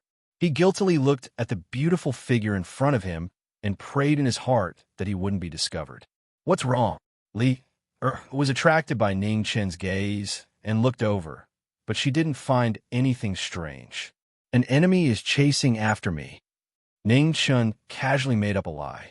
If he was caught, even if he didn't die, he would still lose a layer of skin. "Does young master want to have your fortune told? You can't do it without money." At this time, the middle-aged fortune teller at the booth asked, "I don't have money." Ning Chun refused without hesitation. "Trying to trick him? Don't even think about it. I can help young master read your fortune for free." The middle-aged fortune teller smiled and didn't mind. Ning Chun ignored him and continued to observe the enemy. Why hadn't this great aunt left yet? She couldn't have been sent by Zhang's son to catch him, right? "Young master, are you hiding from someone?" The middle-aged fortune teller smiled. "Nonsense," Ning Chun replied disdainfully. "Even a blind person could see that." "A woman," the middle-aged fortune teller added. "Yes." Ning Chun was still unmoved. In this world, there were only men and women. If it wasn't a man, then it was a woman. It wasn't strange for him to guess correctly. "From a palace," the middle-aged fortune teller continued. "HM? HM?" Ning Chun first responded, but then he was stunned. He looked at the great hoodwinker in front of him in surprise. He had some ability to even guess correctly. "Young master, is what I said correct?" the middle-aged fortune teller asked with a chuckle. "Huh?" Ning Chun gave a perfunctory laugh. What was there to be proud of? Just because he got it right twice, he thought he was a divine fortune teller. Fuck, this signboard really did say that he was a divine fortune teller. When the middle-aged fortune teller saw that Ning Chun still didn't believe him, he continued, "Young master, forgive me for being blunt. Sometimes, fate is inevitable. If it's not destined, don't force it. Cause and effect are determined by the heavens. It's not something that you can hide from just because you want to." After waiting for a while, Ning Chun saw that the beautiful figure had finally left. He heaved a sigh of relief and looked at the fortune teller. He pointed at his nose and said, "Tell me where I'm from." The middle-aged fortune teller was stunned. "From your accent, you should be from the capital." "Bullshit, I'm from Earth." After saying that, Ning Chun pulled Li and quickly left. They couldn't stay here any longer. If they were caught, they would be in trouble. Li was confused by the conversation between the two and still hadn't reacted. Seeing Ning Chun walking back, she subconsciously asked, "Why are you going back? Aren't you going to buy shoes?" "I'm not buying any more. My life is more important," Ning Chun replied nervously. Oh, I didn't know what was going on, but when she saw how nervous the former was, she still obediently followed him back. When they reached the Lingyan pavilion, Ning Chun looked left and right. Seeing that no one was paying attention, he pulled Li and ran in. Then, he heaved a sigh of relief. That was close. Luckily, he had good eyesight. "You must be tired. Have a cup of tea." In the midst of a soft and moving voice, a cup of tea was handed to him. Ning Chun's mouth was dry. Without thinking, he took the cup and drank it in one gulp. He also thanked her while he was at it. "Thank you. PFFF." When the tea entered his mouth, Ning Chun suddenly spat it out. He trembled as he turned around and said with a trembling voice, Sister Qing Ning, you hit in a good place. It took me a while to find you." Qing Ning replied indifferently. Her beautiful face didn't show any anger, but it still scared Ning Chen so much that he didn't even dare to breathe loudly. Ning Chen remembered very clearly that when he ran away, he tied Qing Ning up. He had offended this great aunt. This time he was dead meat. His mind turned again and again, thinking of how to escape. But when he thought of Qing Ning's skills, he dispelled these suicidal thoughts. All right, you've been out for so many days. You played enough. It's time to go back with me. Qing Ning glanced at Ning Chen. The warning in her eyes was very clear. If he didn't listen, don't blame her for being impolite. Ning Chen's heart trembled. He asked tentatively, Nyang Nyang is angry. What do you think? Qing Ning was so angry that she laughed. This guy still had the nerve to ask. When Ning Chen heard this, his head immediately shook like a rattle drum. If I don't go back, Nyang Nyang will chop off my head. Now, you know how to be afraid? Qing Ning wanted to slap this guy to death. Falsifying the Empress's imperial edict, stealing objects from the palace, and secretly escaping from the palace. Every one of these crimes was a capital offense. This guy was good. All of a sudden, all of them. I know. Ning Chen hurriedly nodded. Seeing Ning Chen's nervous appearance, Qing Ning didn't want to scare him. Her tone softened a little. Come back with me first. Nyang Yang has already suppressed this matter in order to save your little life. When you go back, properly apologize to Nyang Yang. As for how to deal with it, that will depend on Nyang Yang's mood. Chapter 18. Ning Chen thought for a while and felt that if he went back to the palace now, he would most likely be beaten. Zhang Sun was in a fit of anger. If he went back now, wouldn't he be looking for a beating? Suddenly, Ning Chen remembered what Lier told him 2 days ago. He rolled his eyes and walked to Qing Ning. He whispered, Sister Qing Ning, I have something to tell you. Qing Ning frowned and said, Say it. Ning Chen leaned close to Qing Ning's ear and smelled the orchid-like fragrance on her body. He put away the messy thoughts in his mind and said a few words seriously. Are you serious? Qing Ning's expression became serious and said seriously. 100%. Ning Chen nodded and said with certainty. Okay, I'll go back and report first. As for your request, I can't make the decision. It depends on Her Majesty. This matter was very important. Qing Ning wanted to go back to the palace. After taking 2 steps, she stopped and looked at Ning Chen. She warned, Stay here and don't think about running away. Of course. Ning Chen quickly nodded and pretended to be obedient. In his heart, he was thinking whether he should run away quickly. It seemed too unreliable to wait for Zhang Sun's order. After Qing Ning left, Ning Chen pulled Lier, who was already stunned, to the back hall. Who are you? Li broke free from Ning Chen's hand and took 2 steps back. Her eyes were red. Lower your voice. Ning Chen looked left and right and said cautiously, Don't treat me like an idiot. That lady is obviously not an ordinary person. Furthermore, you all keep mentioning the word Empress. Don't tell me that it's just a name. As she spoke, tears fell from Li Er's eyes uncontrollably. Ning Chen didn't know what to do. He couldn't watch the little girl cry on the street. That would be too beastly. He had no choice but to roughly tell her what happened when he entered and left the palace. Of course, he hid the matter of the fake eunuch and Mu Qingxue. He tactfully disguised the process of entering the palace. As for running away, he couldn't say anything. He said that he was following orders to leave the palace, but he didn't dare to go back because he messed up. It wasn't that he wanted to hide it, but this matter involved not only himself. Once it was exposed, the people who knew about it would not have a good ending. Then why don't you go back by herself just now? Li asked while sobbing, forgetting that she was still angry after listening to the story. Ning Chen patted the little lass's head and said softly, Didn't you tell me 2 days ago that the emissary from Jinji State had given Great Xia a difficult question? I propose to use the answer in exchange for the grace of leaving the palace. At the end of his speech, Ning Chen was in a bad mood. The feeling of not being able to control his own fate was hard to accept. However, the reality was that he was far from being able to control his own future. Did you really solve the problem of the messenger of the true extreme nation? Lier didn't hear the helplessness in Ning Chen's words, but she was very surprised by the answer. In her opinion, the problem posed by the messenger of the true extreme kingdom was simply impossible to solve. Ning Chan calmed himself down and replied with a smile. There is no perfect person or thing in the world. Everything that is perfect is just a scam waiting to be cracked.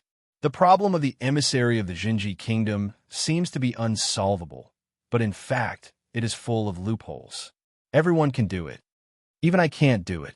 Li pouted and said unwillingly. That's because you are stupid. Ning Chun smiled and teased. The emissary of the true extreme nation came to Great Xia. After nearly half a month of wrangling, he stated his purpose of coming.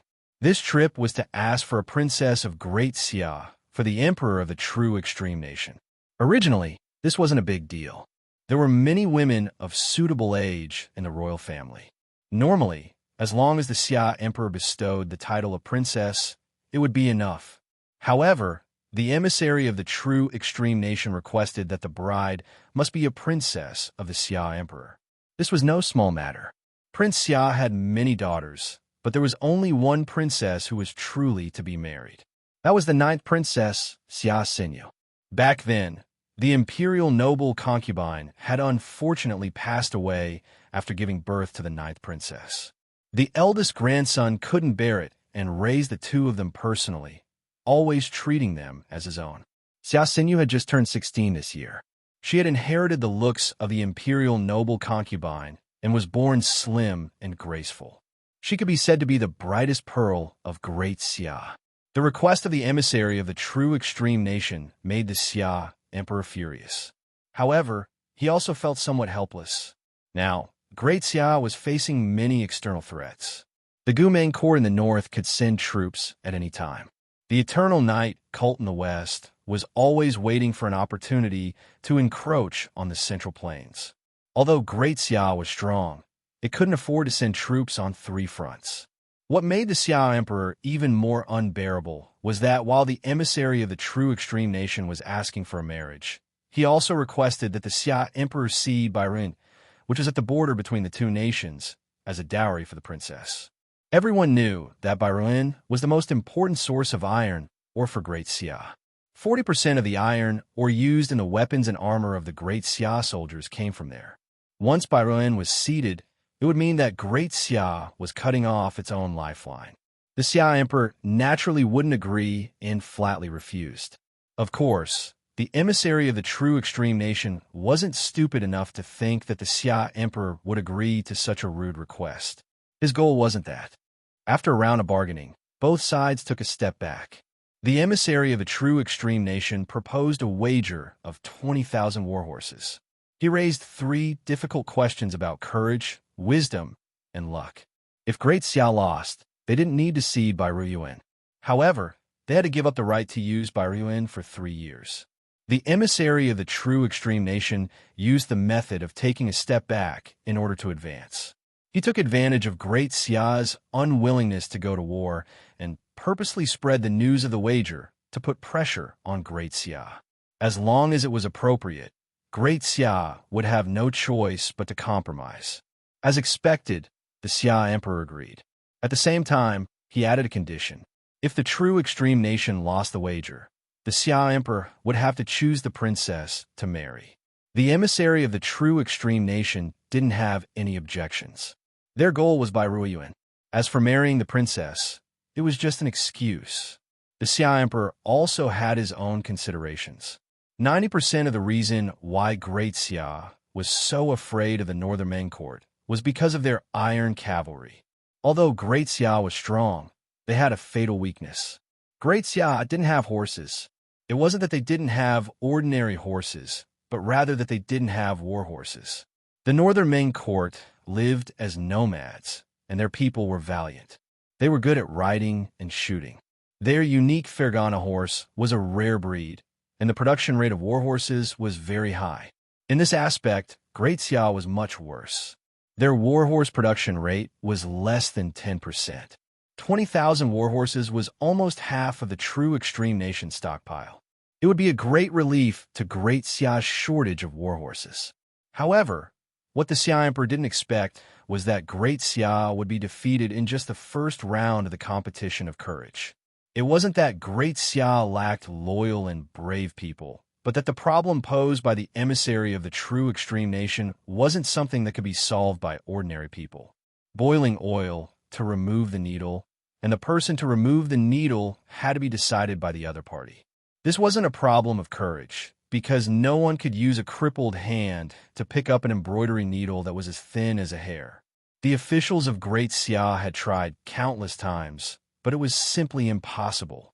Great Xia had no lack of smart people. They had tried adding water, wine, and even vinegar to the oil, but they all failed in the end. The emissary of the true extreme nation only gave Great Xia 3 days. Tomorrow was the final deadline. So Qingning hurried back to the palace after receiving Ning Chen's promise.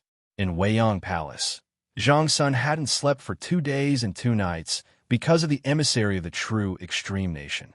Seeing Qingning return, he wasn't in the mood to ask about Ning Chen.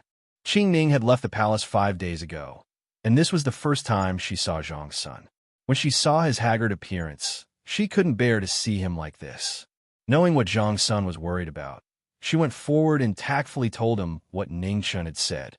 Bang! After hearing this, Zhang Sun suddenly slammed the table and furrowed his brows. He said sternly, "What time is it now? He's still talking about conditions with me. Go and bring him back. If he resists, just knock him out and bring him back." "Yes," Qingning replied. She didn't dare delay and immediately rushed to the Lingyan Pavilion. At the same time, in the Lingyan Pavilion, Yuhani came directly to the back hall after returning. She found Ning Chen and told him that she had come for the method of making soap. Ning Chen looked at Li Er. He was surprised and felt complicated at the same time. It was difficult to express. "I won't say anything." Ning Chen refused without hesitation. There was no room for discussion. 10% will belong to the young master, Yuhani seriously promised. Ning Chen was unmoved and remained silent. 20%, 30%. Seeing that Ning Chen was still unmoved, Yuhani frowned and said in a low voice, 40%, no more. Ning Chen sneered and said word by word, "I'll say it again, I won't say anything." Yuhani's eyes narrowed at first. Then she smiled and said softly, "Since the young master is unwilling, this little girl can't force you." On the side, Lear was secretly anxious. She couldn't figure out why Ning Chen was so stubborn. She secretly pulled on the corner of Yuhani's clothes, her eyes full of pleading. Yuhani sighed. "I know that the young master has some opinions about Hani. If this little girl hasn't guessed wrong, the young master should think that the Lingyan Pavilion is restricting the freedom of these women, so your attitude towards Hani has changed.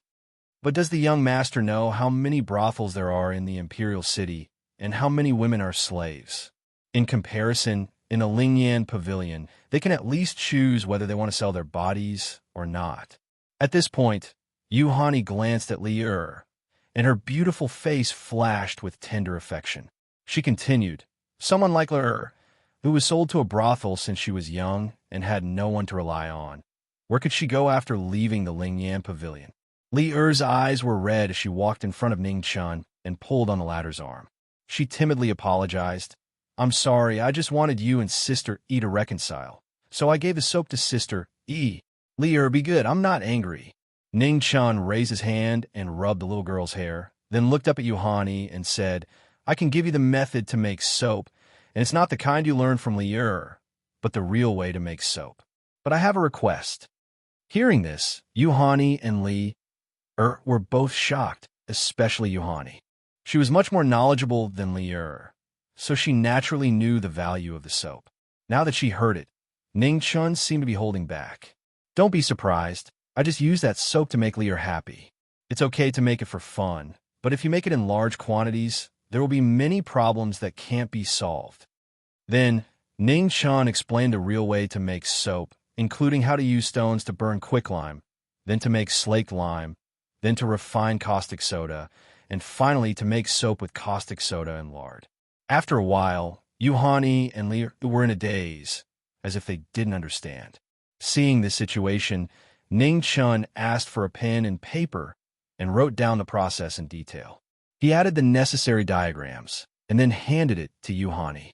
After looking at it for a long time, Yuhani finally understood the mystery and couldn't help but sigh. The young master is really a strange person. False reputation. The young master is too modest. You're welcome. Although the words were modest, Ning Chen's head was almost raised to the sky. What he meant was, praise me, continue to praise me. Yuhani found it funny. In the end, he was still a young man. After being awkward, he was a little silly and cute. Ning Chen, let's go back to the palace. At this time, a cold and beautiful figure walked over.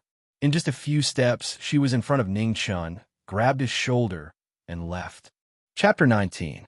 Ning Chen knew what it was like to fly a kite, and this wasn't the first time. He had been caught in a daze, and by the time he had reacted, he was already back in the palace. Ning Chen was filled with regret. He hadn't even had the time to state his request. If he had known this would happen, he would have negotiated with Yuhani first. Now he had lost everything. Seeing that Ning Chen was still distracted, Qing Ning had an urge to kick him. She warned, the Empress is still angry, so be careful what you say. In awe, Ning Chen responded and immediately reacted. He was a little nervous. Zhang Sun wouldn't really hit him with a plank, would he? Sister Qing Ning, you have to say a good word for me. Ning Chen shamelessly begged. Now you know how to be afraid. Why didn't you think of the consequences when you ran away? Huh? Ning Chen awkwardly laughed.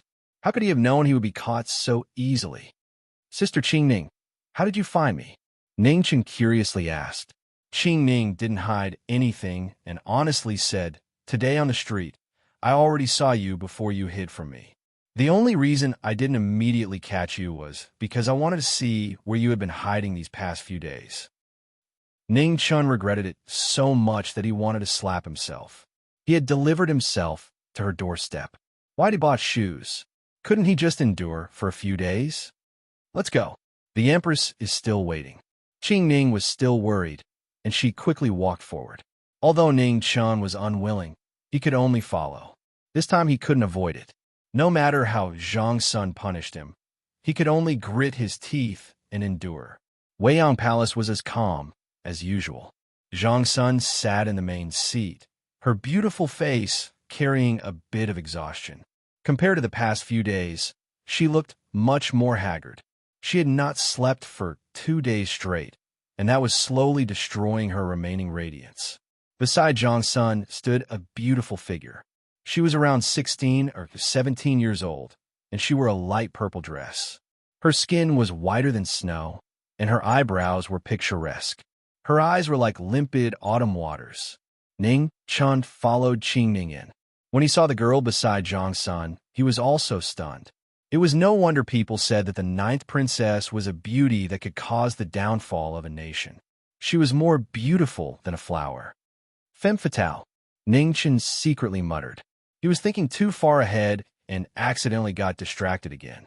At the side, Qing Ning was so angry that she was speechless. She wanted to remind Ning Chen, but she didn't want to overstep her boundaries in front of the 9th princess. Boom! Zhang Sun suddenly slapped the table. With a crash, the tea spilled all over the floor. You still know to come back. Zhang Sun got up and shouted angrily. Ning Chen's body trembled, and he was startled.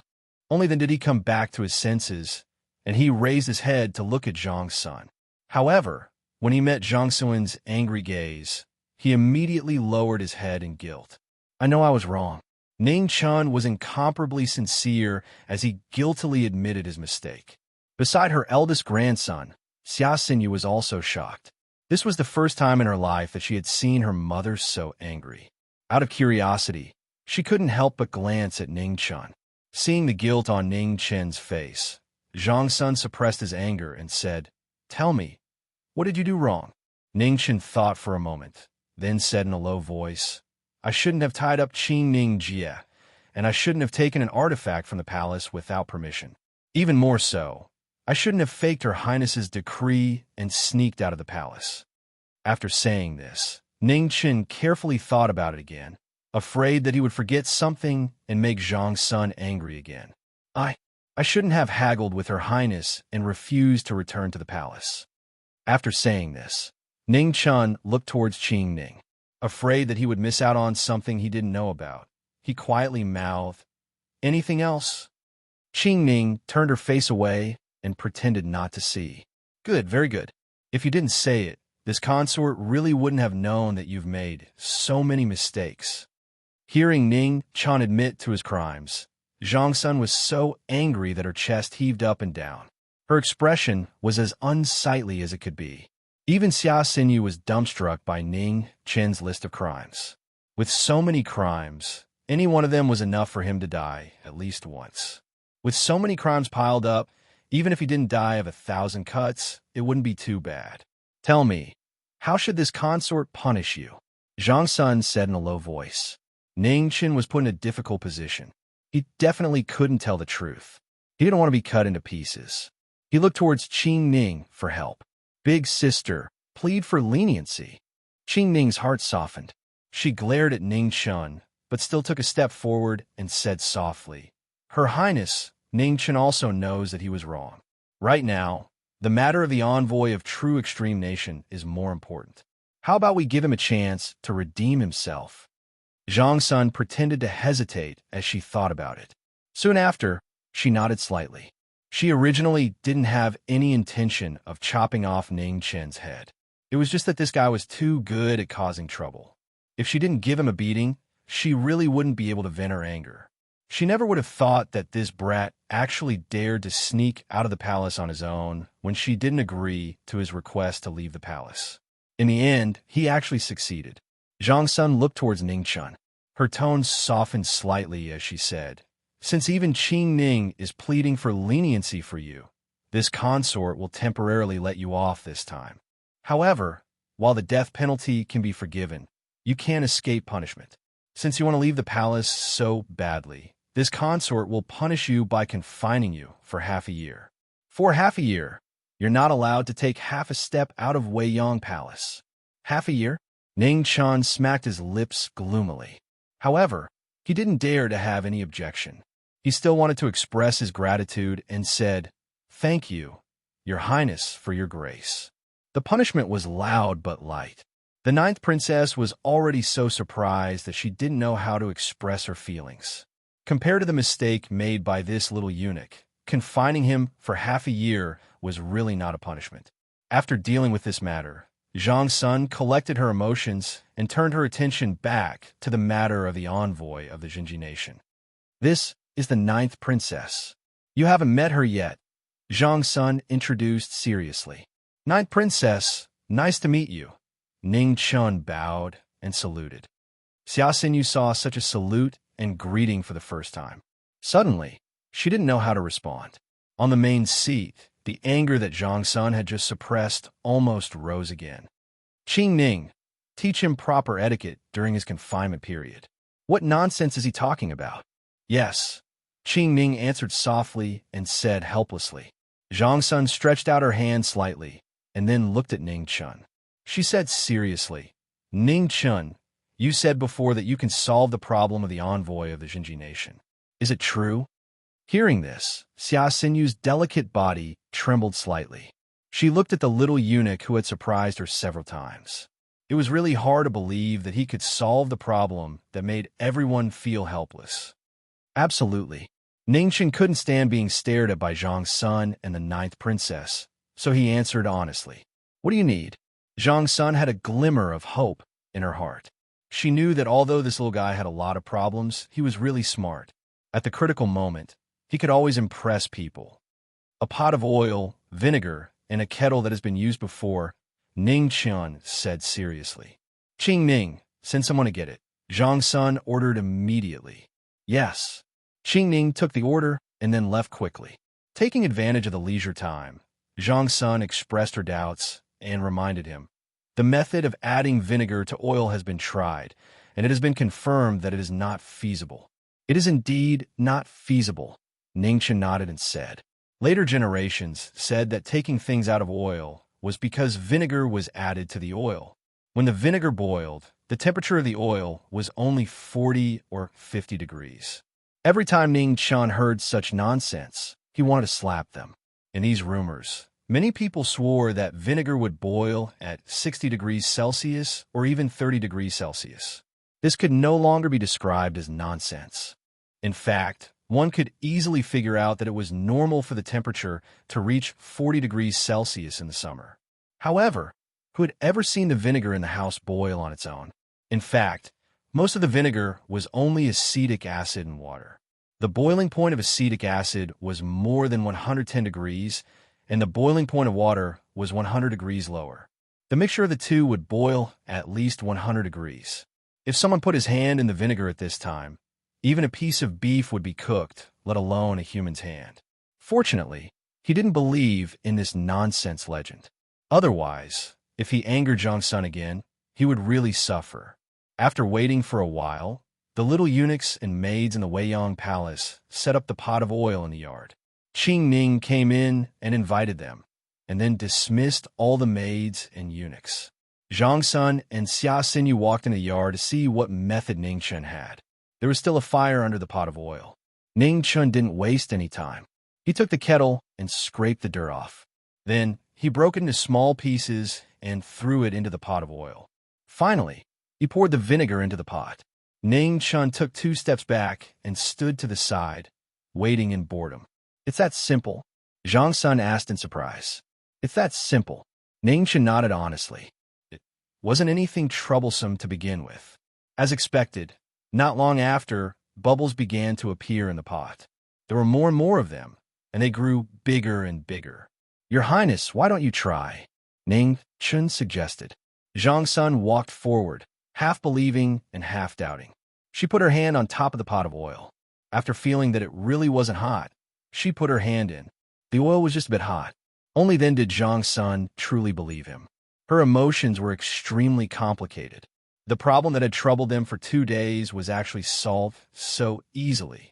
This kind of contrast caused her to not know how to describe her feelings for a moment. "All right, return to your room and confine yourself. This consort and the 9th princess still have things to discuss." After a moment, Zhang-sun came back to her senses. She picked up a handkerchief and lightly wiped the oil off her hand. "As you command." Ning Chen nodded gloomily. This really was getting rid of the donkey after it had left the millstone. Burning the bridge after crossing the river, bullying others with power. The rich were heartless. Seeing Ning Chen dejectedly leave, a faint smile finally appeared on Zhang Suin's beautiful face. She glanced at Xia Xinyu and softly said, "Now you can relax. And many thanks, Imperial Mother." The stone in Xia Xinyu's heart was temporarily put down. Her mood was much better now. She smiled sweetly and said softly, "Qing Ning, look after this brat. Don't let him run away again." Even though she was gratified, Zhang-sun was still worried.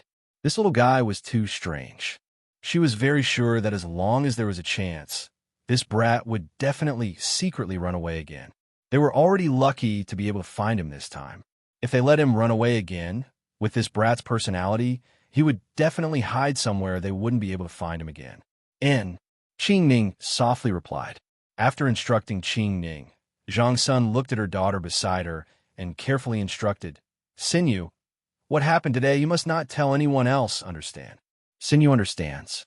Xia Xinyu lightly nodded and said seriously, "All right, I'm also tired. You can go back first." "Qing Ning, send the princess off." After instructing everything, Zhang-sun could no longer hide the tiredness in her eyes. She waved her hand and said, "Then daughter will take her leave." Xia Xinyu bowed and immediately left. Qing Ning solemnly followed Zhang Suin's order and left with the 9th princess. Outside Weiyang Palace, Xia Xinyu looked at Qing Ning and finally couldn't help but ask curiously, "Elder sister Qing Ning, what is Ning Chen's background? Why did Imperial Mother let him off so easily?" Qing Ning was silent for a moment and said, "This servant can only say that last time when Imperial Mother was attacked outside the palace, if it wasn't for Ning Chen, Imperial Mother might not have been able to return. As for the other reasons, Princess can only personally ask Imperial Mother." Speaking up to hear, Qing Ning hesitated for a moment before continuing. "Princess, Ning Chen just entered the palace not long ago and is not clear about the rules of the palace. In the future, if he unintentionally offends Princess, I hope that Princess can be magnanimous and not hold it against him." And Xia Xinyu nodded. In her heart, she was even more curious. She was very clear about Qing Ning's personality.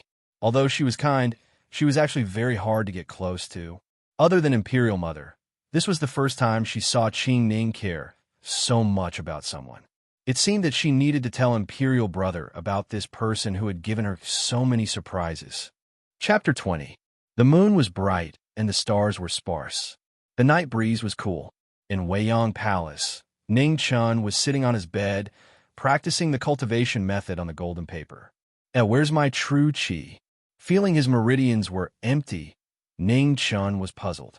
He immediately ran out of bed and rushed to Qing Ning's room. Sister Qing Ning, are you asleep? When he reached Qing Ning's room, Ning Chun saw that the lights were still on. He knocked on the door and shouted loudly. In the room, Qing Ning had just taken off her clothes and was about to go to bed when she heard the knocking. She had no choice but to open the door. What's the matter?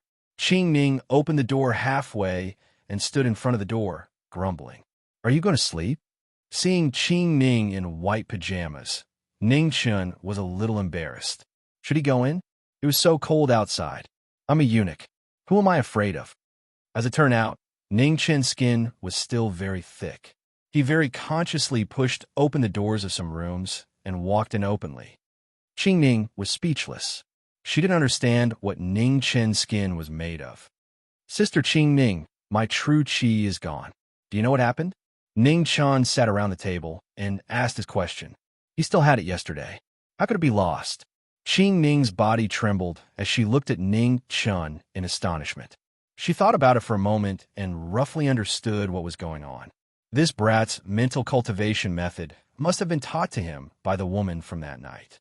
However, what surprised her was that with this fellow's aptitude, it was a miracle that he could cultivate true qi so quickly. Cultivation method requires perseverance, especially in the early stages. When anyone cultivates, they don't dare to be distracted for the first 3 months. They cultivate day and night.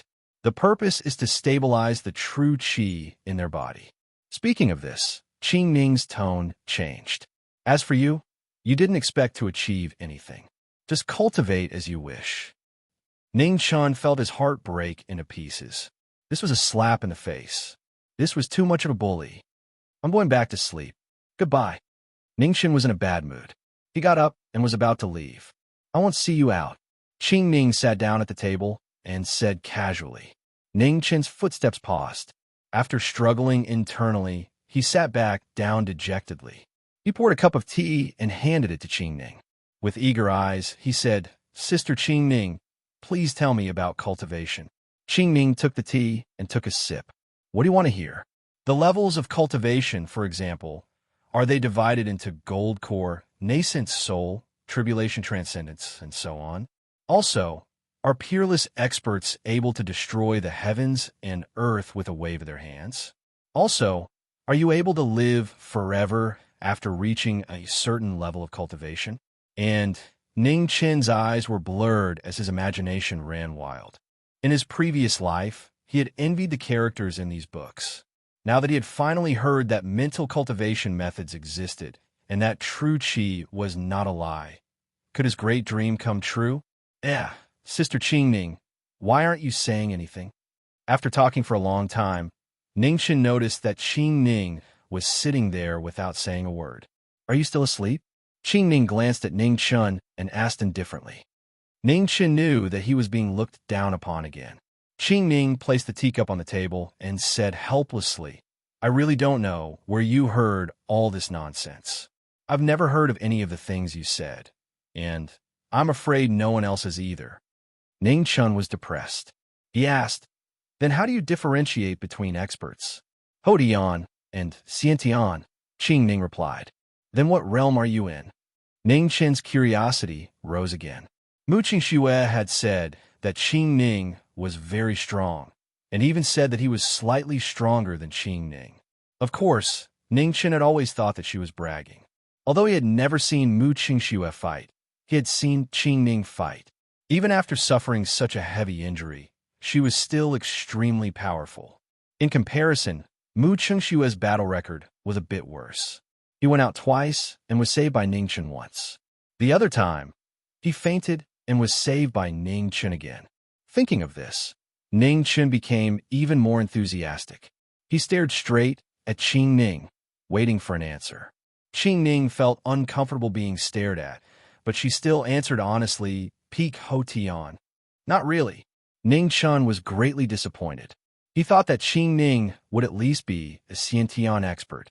However, Mu Qingxue might be a Xiantian expert. However, even though he was already a Xiantian expert, he still couldn't survive in the palace. He was injured again and again. It seemed that no matter how good his martial arts were, he was still afraid of kitchen knives. There were many people in the palace and many knives. Seeing Ning Chen's disappointed expression, Qing Ning said unhappily, "Do you know how many Xiantian experts there are in this world?" "How many?" Ning Chun asked indifferently. Qing Ning calmly stretched out 5 fingers. "So few?" This time, it was Ning Chen's turn to be surprised. He thought that Xiantian experts were as common as dogs, and Hotian experts were everywhere. "Do you think it's so easy to reach the Xiantian realm?" Qing Ning paused for a moment, then continued, "There are countless people in this world who are stuck between Hotian and Xiantian, but only 5 succeeded." "Where are they?" Ning Chun asked curiously. "Eternal Night Cult has 2, Xia and Guming each have 1, and the last one is in Dui Temple in the southwest. There's only 1 in Xia." Ning Chun was a little disappointed.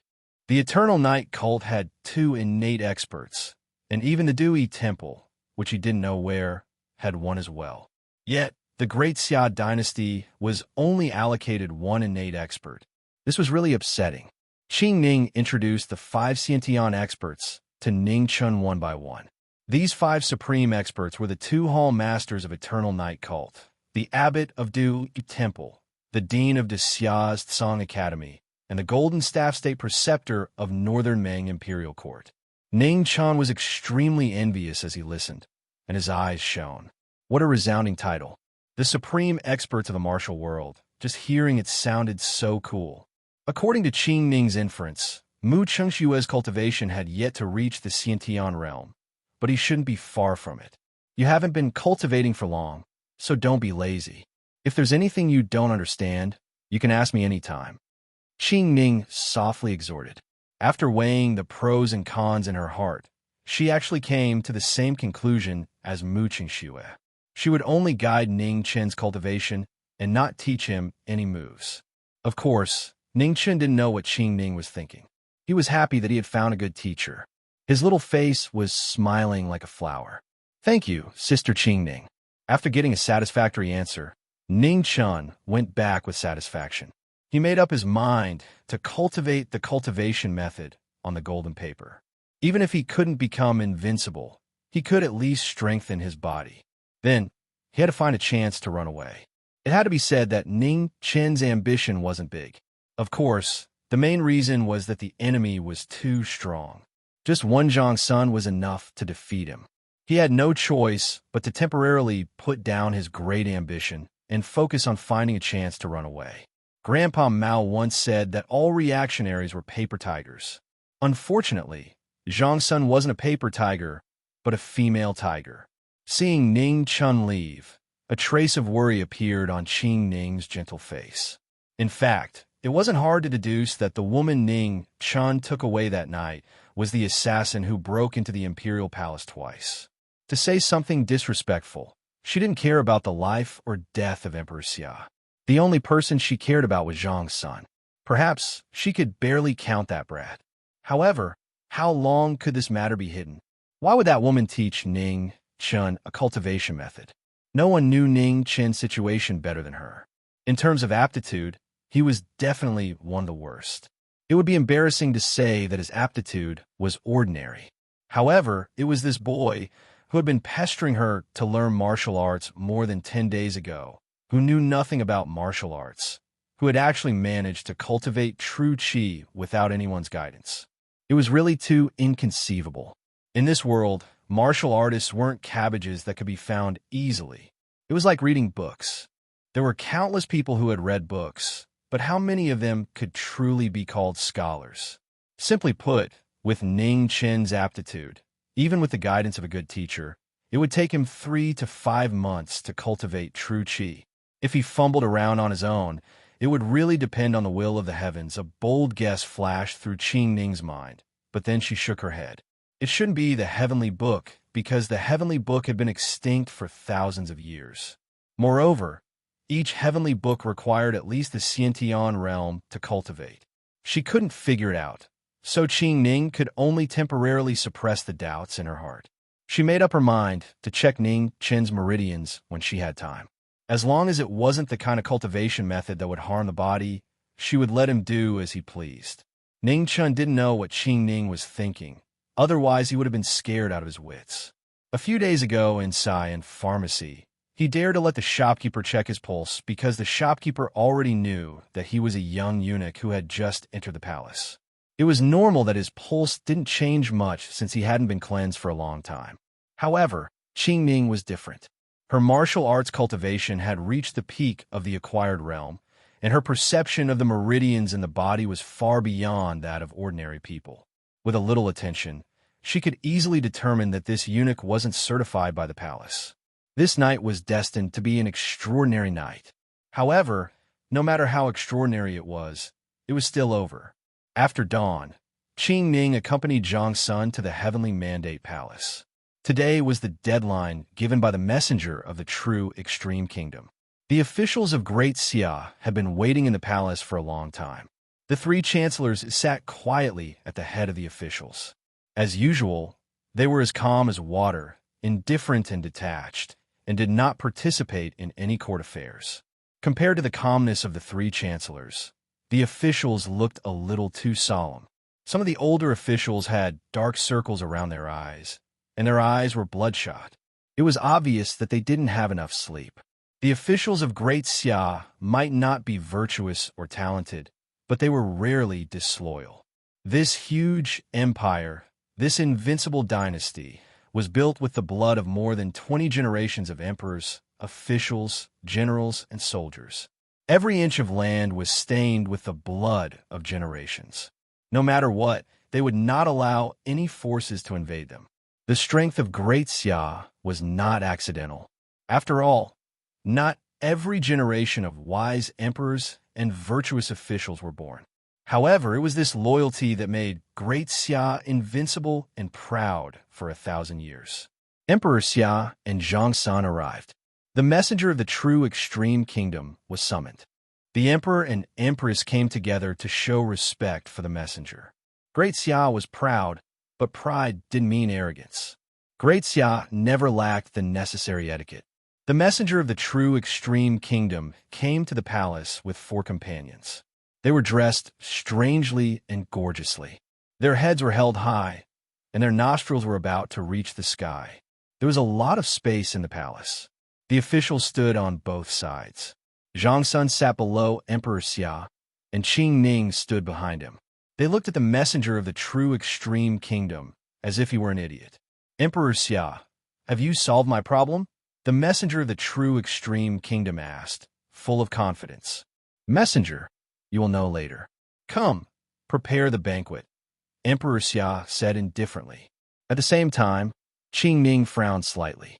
She lowered her head and whispered in Zhang Sun's ear, Empress, something is wrong. This messenger of the true Extreme Kingdom and the people he brought are all martial artists. Zhang Sun's eyes narrowed. She understood immediately what was going on. Go and call Ning Chen over. Yes. Qing Ning left quietly, and then quickly rushed to Weiyang Palace. Chapter 21. What was Ning Chen doing? Ning Chen was brushing his teeth with a self-made toothbrush. It was simple and made of pig hair. Once he brushed it, the hair would fall off. Bah, bah. Early in the morning, Ning Chen squatted in front of the door and brushed his teeth while spitting out pig hair. He was so focused that he did not even know when Qing Ning arrived. Whoa! Ning Chen whimpered as a form of greeting. Her Majesty is looking for you. Come with me. Qing Ning did not have time to talk nonsense and pulled Ning Chen away. Ning Chen was shocked. Before he could drink water to rinse the salt out of his mouth, he was pulled away by Qing Ning. Wait, drink some water. It's too late. There will be plenty of time to drink later. Ning Chen felt miserable. How could it be the same as now? If you have the ability, try to swallow a mouthful of salt.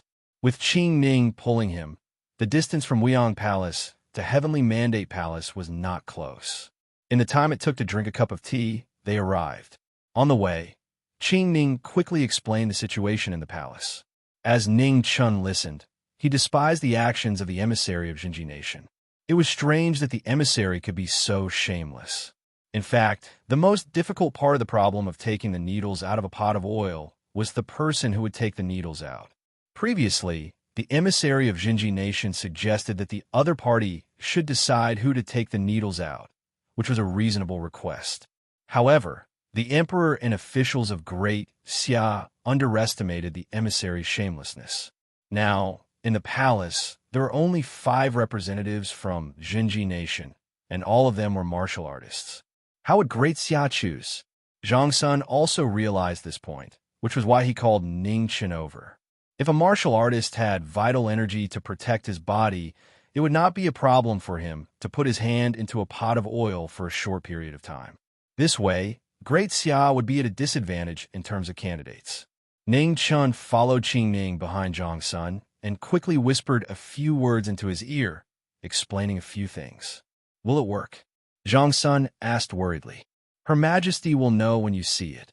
Ning Chen nodded and said softly. Qing Ning, go and arrange it. Zhang Sun nodded slightly. This was the only way. It would be best if they could win the first round. At the very least, it would be a draw. Qing Ning heard Ning's words. She had some doubts, but she still listened to the order and went to arrange it. Below the Great Hall, the ministers and the emissary of the true extreme nation were already seated on both sides. They were enjoying the delicious food and the singing and dancing at the same time. Ning Chun was very jealous. He hadn't even finished brushing his teeth, let alone eating. Thinking of this, he looked at the messenger of the true extreme country with even more displeasure. He revealed his signature shy smile and cursed his entire family in his heart. Suddenly, Ning Chun felt a pair of eyes looking at him from the side. When he looked back, he was startled. Wang Gui Fei. Among all the women Ning Chun had seen, Mu Qingxue and the 9th Princess Ya Xinyu were definitely not inferior to anyone in terms of beauty. In terms of dignity, Zhang Sun was naturally the best. Even Qing Ning, without considering personal prejudice, was also a rare beauty. However, in terms of feminine charm, Wan Yunchang was definitely the most outstanding. She was 70% beautiful and 30% seductive. Combined perfectly, she was a femme fatale. Of course, it wasn't to say that these people were not as charming as Wan Yunchang. It was mainly because they had too many shortcomings. Simply put, Mu Qingxue was too cold, the 9th princess was too young, Qing Ning was too fierce, and Zhang Sun, he didn't dare to comment. How did it feel to be stared at by a beauty? If someone said yes at this time, Ning Chun would definitely slap them with a smile. Lowering his head, Ning Chen secretly prayed that Wan Yunchang didn't recognize him. On the first day he entered the palace, he offended the noble Wan Gui Fei. At that time, she didn't seem to care, but who knew what she was thinking? Fortunately, Wan Yunchang's gaze only swept past him and didn't linger for too long. Ning Chun let out a sigh of relief and relaxed his tense body. Ning Chen didn't know that Wan Yunchang had almost forgotten what happened that day. However, when she saw him just now, she remembered. After all, the person sitting in front of him was Zhang Sun. Wan Yunchang retracted her gaze and smiled. Her smile was mesmerizing and soul-stirring. The hearts of the ministers who were looking at her subconsciously skipped a beat. Zhang Sun naturally noticed this gaze, but he didn't say anything. He quietly waited for Qing Ning to prepare the things. In this banquet where the nobles gathered, the eunuchs were the least noticed. Even if someone noticed that the eunuch behind the empress looked unfamiliar, they wouldn't take it to heart. After all, in the 1,000-year history of the Great Xia, eunuchs had never been the center of attention. Emperor Xia's expression was still calm. The dignity of an emperor radiated without being angry. No one would believe that someone who had protected such a large empire for nearly 20 years was useless. Zhang Sun had already sent someone to inform Emperor Xia last night. Therefore, Zhang Sun was the main character of today's event. Emperor Xia wasn't in a hurry. He quietly waited for Zhang Sun to make the arrangements. No one knew Zhang Sun's personality better than him. If he wasn't completely confident, he wouldn't interfere. Zhang Xuan's message last night was simple. The Great Xia will not lose the first round. The meaning was clear. It would either be a draw or a victory. Emperor Xia didn't think there would be a better result, so he let Zhang Sun make the arrangements. The emissary of the true extreme nation was also waiting quietly. He was in no hurry. He was already in an invincible position and didn't need to fight for a little while. After waiting for a long time, Qing Ning finally returned. She stood behind Zhang Sun and signaled with her eyes that she was ready. Zhang Sun nodded slightly, and then looked at Emperor Xia without revealing anything on his face. He nodded slightly, set up the oil pot. Emperor Xia didn't remain silent after receiving the signal. Not long after, a huge oil pot with a stove was moved to the entrance of the Heavenly Mandate Palace. The fire under the oil pot jumped violently. It looked very frightening. "Please choose your candidate," Emperor Xia said. Hearing this, the officials of the Great Xia couldn't help but tremble. It wasn't that they were afraid of death. It was just pure fear. In reality, they were overthinking things. No matter how bold the emissary of the true extreme nation was, he couldn't force the officials of the Great Xia into a pot of oil. It wasn't hard to guess who would be the next candidate. It was nothing more than a palace maid, a guard, and a eunuch who had no power or influence. Thinking further, the guard were all martial artists, so it was impossible. The palace maid was a woman, after all. Even if he didn't have tender feelings for the fairer sex, he didn't want to bear the bad reputation of bullying women. The only candidate left was a eunuch. Ningchen was very smart. He thought more clearly than anyone else, so he lowered his head more than anyone else. If it weren't for the fact that this wasn't the right place, he would have run away. He had said all that needed to be said. Why should he go up and do such a thankless thing? "Young eunuch, please." The emissary of the true extreme nation stepped forward and looked at the oil pot. After seeing that it was fine, he turned around and looked around the hall. At first glance, he saw Ning Chun, who lowered his head the most. He had the right status, the right age, and he wasn't a martial artist. He was the best candidate for the oil pot. If Ning Chun knew what the emissary of the true extreme nation was thinking, he would cry out that he was wronged. He was a martial artist. He really was. Unfortunately, he was just a lowly martial artist who hadn't been graded yet. And in the past 2 days, he had lost his only bit of genuine chi. No one noticed. Seeing that the emissary of the true extreme nation had chosen Ning Chun, Zhang Sun was stunned. She couldn't help but feel a little bit of anticipation. She was worried because she had been trying to hide Ning Chen's existence to protect him from the undercurrents in the palace. So, no matter how great Ning Chen's achievements were, she didn't say anything. She even deliberately hid Ning Chen's name in front of Emperor Xia. However, after a short time together, Zhang Sun knew that she couldn't hide Ning Chen's brilliance forever. So, she was always looking forward to it. She also wanted to see how far this brilliance could shine after getting rid of her restraints. However, compared to Zhang Sun's complicated feelings, Qing Ning's thoughts were much simpler. She was only worried that this guy would mess up today's court. Was Ning Chen happy? No. Did he want to make a contribution? No. Because he was a eunuch. How could he be promoted? Head eunuch? Chief eunuch? It was a matter of principle. He would have to run away sooner or later. He couldn't stay in the palace forever. He helped Zhang Sun for 2 reasons. First, he wanted to appease Zhang Sun's anger. Second, Zhang Sun treated him quite well. Today's situation was the last thing he wanted to encounter. He knew that from now on, the Empress would have countless eyes on him. Neither Concubine One nor Emperor Xia would allow someone they didn't know to appear beside Zhang Sun. Emperor Xia was heartless. Concubine One was heartless. Even Zhang Sun was heartless. Seeing Ning Chen's hesitation, Zhang Sun shouted in a low voice, "Don't panic. Do it boldly. If anything happens, I'll take responsibility." Ning Chen's mind was a little clearer after being reprimanded. He knew he couldn't avoid it this time. Ning Chen stepped out of the line and looked back at Zhang Sun worriedly. He meant to say, "You have to keep your word." Zhang Sun ignored him. She was the empress. If she couldn't even protect a little eunuch, then she didn't deserve to be the empress. The oil pot in the hall gradually began to bubble, and the flames in the stove burned people's faces. Ning Chun waited for a while, and when the bubbles in the oil pot reached the most intense, he put his hand above the oil pot and then smiled brightly at the messenger of the Jinji kingdom sitting in the hall. He mouthed, "Damn you." The emissary's face darkened. Although he didn't know what the eunuch said, he knew it wasn't anything good. However, when he thought about how the kid's arm would become a fried loach in the next moment, his mood became inexplicably better. Ning Chun put his left hand in, and his expression became very interesting. He put his hand in. In the hall, all the officials' eyelids twitched. The timid ones subconsciously looked away, not daring to watch.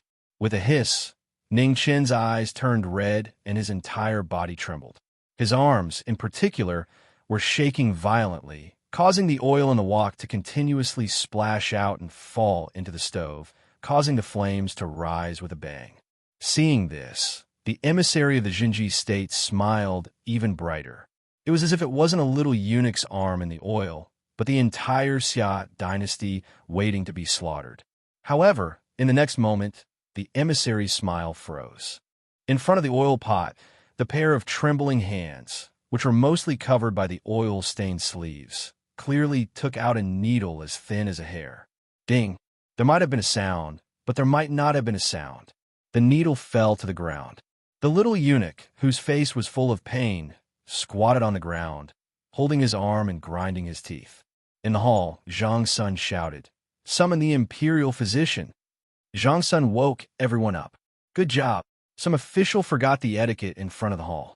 He slammed the table and shouted excitedly. Following that, the crowd cheered loudly for this brave, unfamiliar, and fearless little eunuch.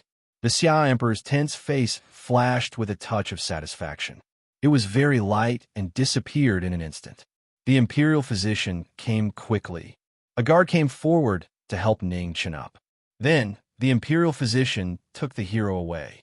Zhang Sun glanced at the emissary of the Jinji state seriously and said, "Qing Ning."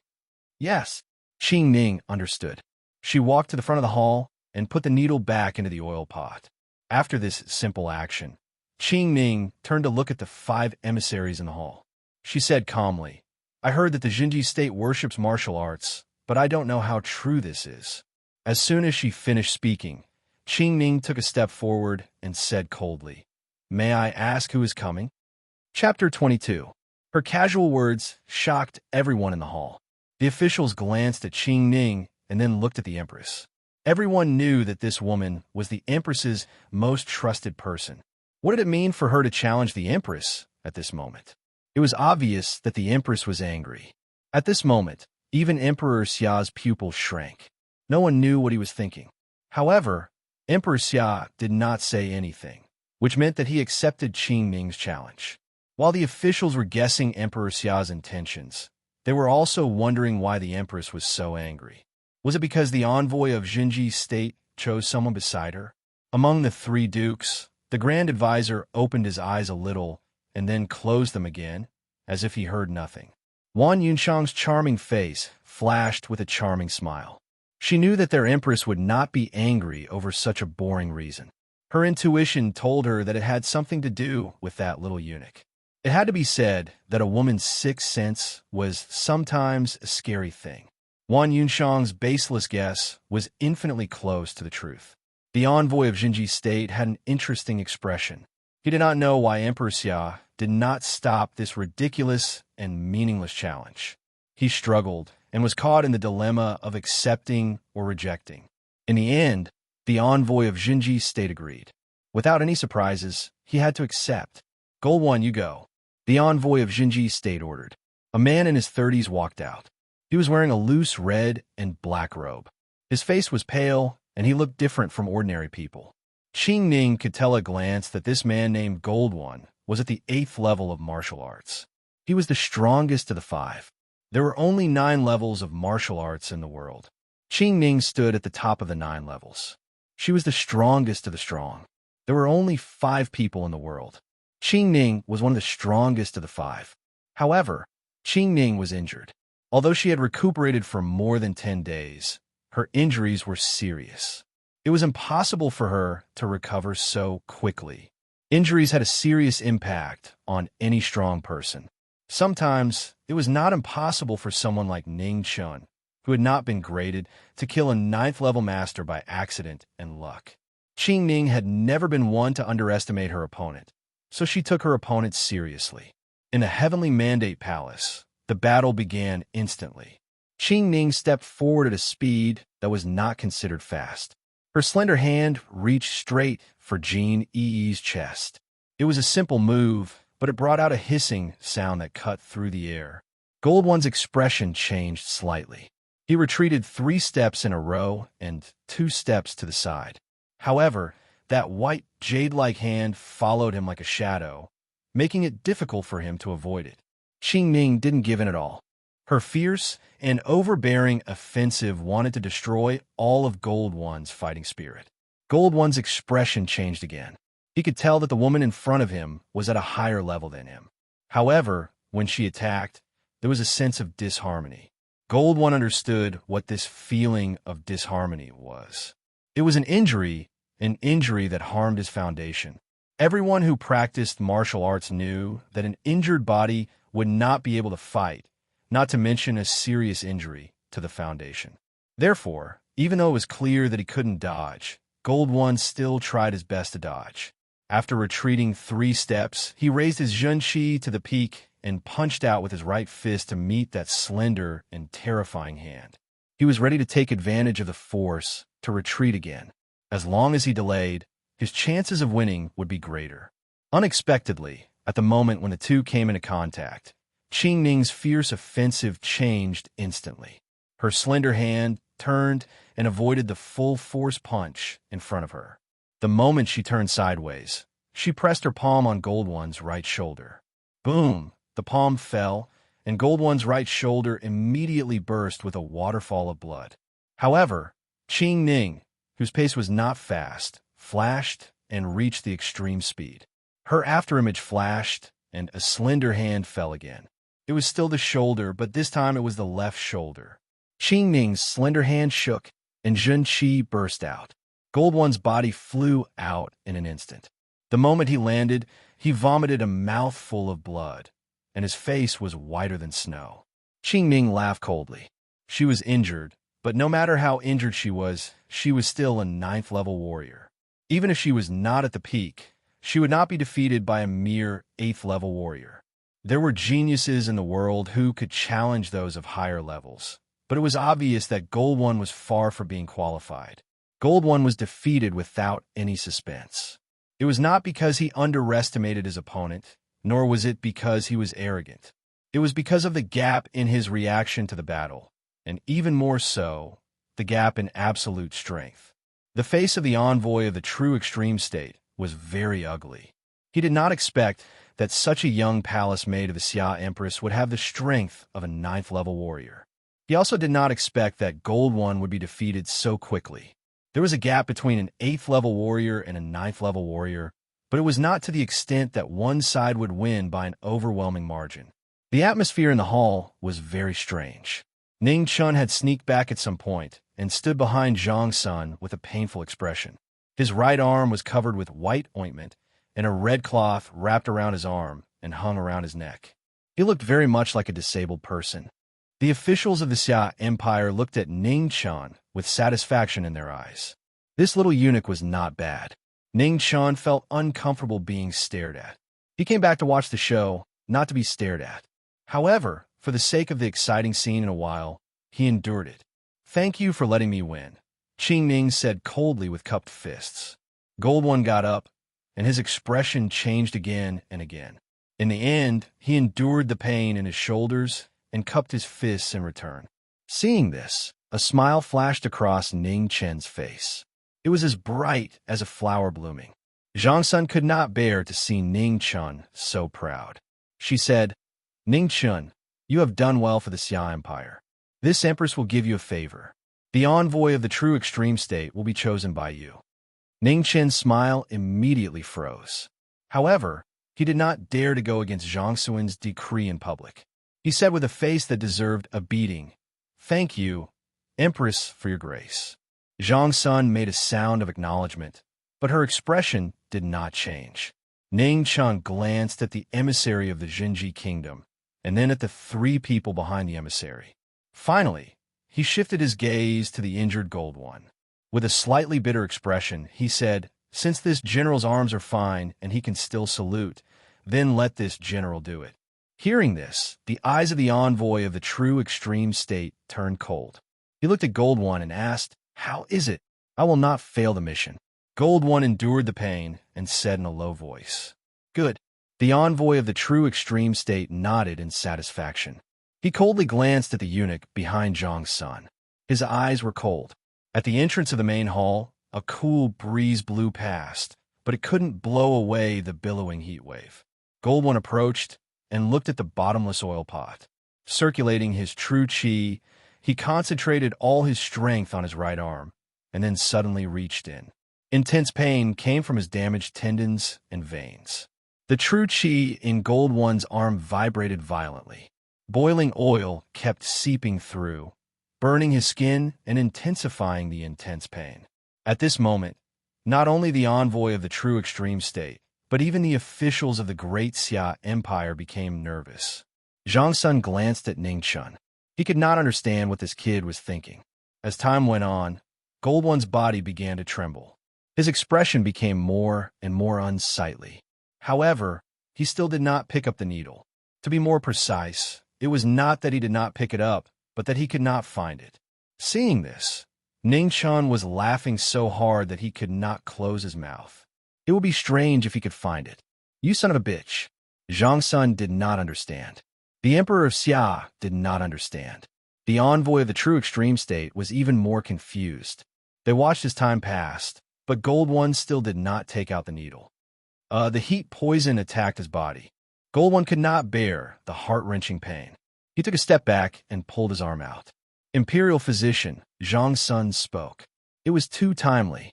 "No need." The envoy of the true extreme state coldly snorted. He glanced at the kneeling Gold One and said, "We lost the first round. Tomorrow at this time, I will come over to announce the second round. However, this time, I will not give you 3 more days. I hope that the Emperor of Xia and the Empress will still be so lucky." With that, the envoy of the true extreme state led the 3 people behind him out of the palace. He did not look at Gold One again. Gold One's head was on the ground. His body was trembling. It was unknown whether it was because of the pain or because of some other reason. With the court session about to end, the Emperor of Xia was in a good mood. Before leaving, he looked at Ning Chun with praise. He was not happy, but it scared Ning Chun into a cold sweat. Wan Yinshang stood up as well. A fragrant wind blew past. She paused in front of Ning Chun, but did not say anything. She merely laughed softly and left. "Let's go." Zhang Sun was in a good mood. Supported by Qing Ning, she stood up and returned to the palace. Ning Chun followed behind without any status. He played the wounded and also had to reveal the secret to satisfy Zhang Sun's evil curiosity. His demonstration of cheating yesterday was enough. Who knew that the envoy of the true extreme state was even more shameless than him? He directly brought 4 martial arts masters. Therefore, he added a little something. He changed the oil he had prepared to soybean oil. He also had Qing Ning beat Gold One up. The boiling point of soybean oil was very high, close to 400 degrees. It was almost twice as high as ordinary oil. Gold One's arms were broken and his jinshi was unstable. He would not be able to last long. Why can't Gold One find a needle in the oil? Zhang Sun was curious. This was what she could not understand. Gold One had searched in the oil for so long. Logically, he should have found a needle. Hearing Zhang Sun's question, Ning Chun smiled embarrassedly. He said bitterly, "That needle is made of tin. It is already melted in the oil. Let alone him, even I can't find it." He had noticed that there were many exquisite tin products in the palace. Therefore, he specially asked Qing Ning to send a craftsman in the palace to make a tin needle. Tin would melt when it was more than 200 degrees. Before the oil boiled, it would have melted completely. It would be strange if Gold One could get it out. Zhang Sun nodded thoughtfully. Then she looked at Ning Chun strangely. The flickering light in her eyes made one's hair stand on end. Ning Chun smiled embarrassedly. He knew that Zhang Sun was thinking about the strange things in his head again. As they talked, they arrived at Weiyang Palace. Zhang Sun immediately returned to her nature of burning bridges. She stopped in her tracks and said lightly, "Okay, we're here. You can continue to be grounded. I want to rest." Ning Chun was speechless. He finally knew what it meant to change faces faster than the weather. However, before Zhang Sun left, Ning Chun could not help but remind her, "Nyang Nyang, that gold one might be useful. Don't worry about things that you shouldn't care about." Zhang Sun stopped and did not respond. Instead, she warned calmly. At night, stars dotted the sky. In Ning Chen's room, a silver light shone brightly. It whistled and surged, creating circles of ripples. The qi that reappeared was even stronger than before. It broke through the first barrier of a martial artist in one fell swoop. In the Dantian's qi sea, the qi vortex gathered and turned into a rolling silver cloud. It continuously emitted waves of qi. Unbelievable. Outside the room, Qing Ning's hand that was about to knock on the door stopped. She stood at the door, not daring to disturb. The shock in her heart could not be concealed. There was no lack of geniuses in this world. It was not rare for someone to reach rank 1 in half a month. However, this kind of thing should never happen in Ningchun. The path of martial arts was never fair. The gap between a genius and a mortal was unimaginably large. Although it was cruel, this was the truth. Not good. At this moment, Qing Ning's expression changed. She felt that the qi in the room had suddenly become chaotic. Without thinking, she broke the door open. Her beautiful figure flashed, and she arrived beside Ning Chun in 2 steps. Her delicate hand pointed at the latter's qi si. "Concentrate. Don't be distracted." Seeing the silver cloud in Ning Chen's qi si shaking and about to disperse, Qing Ning used her own qi to forcefully protect the dispersing silver qi vortex in Ning Chen's body. Chapter 23. Ning Chun was hit by the true qi in his body. Blood kept flowing out of the corner of his mouth, but he didn't dare to be distracted. He gathered his spirit and reformed the collapsed vortex. How could this be? The next moment, Qing Ning's expression changed again. Frost started to fall in the room, and the temperature dropped to the freezing point. A large amount of spiritual qi kept rushing into Ning Chen's dantian. His entire dantian started to spin crazily, swallowing the surrounding spiritual qi. "Huh!" With a shout, Qing Ning pushed her true qi into Ning Chen's body through her right finger, helping him to control the crazy true qi vortex in his dantian. After about an hour, the painful expression on Ning Chen's face gradually disappeared.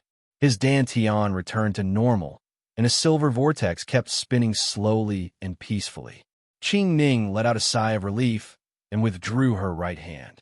Her beautiful face was filled with anger. This kid was too reckless.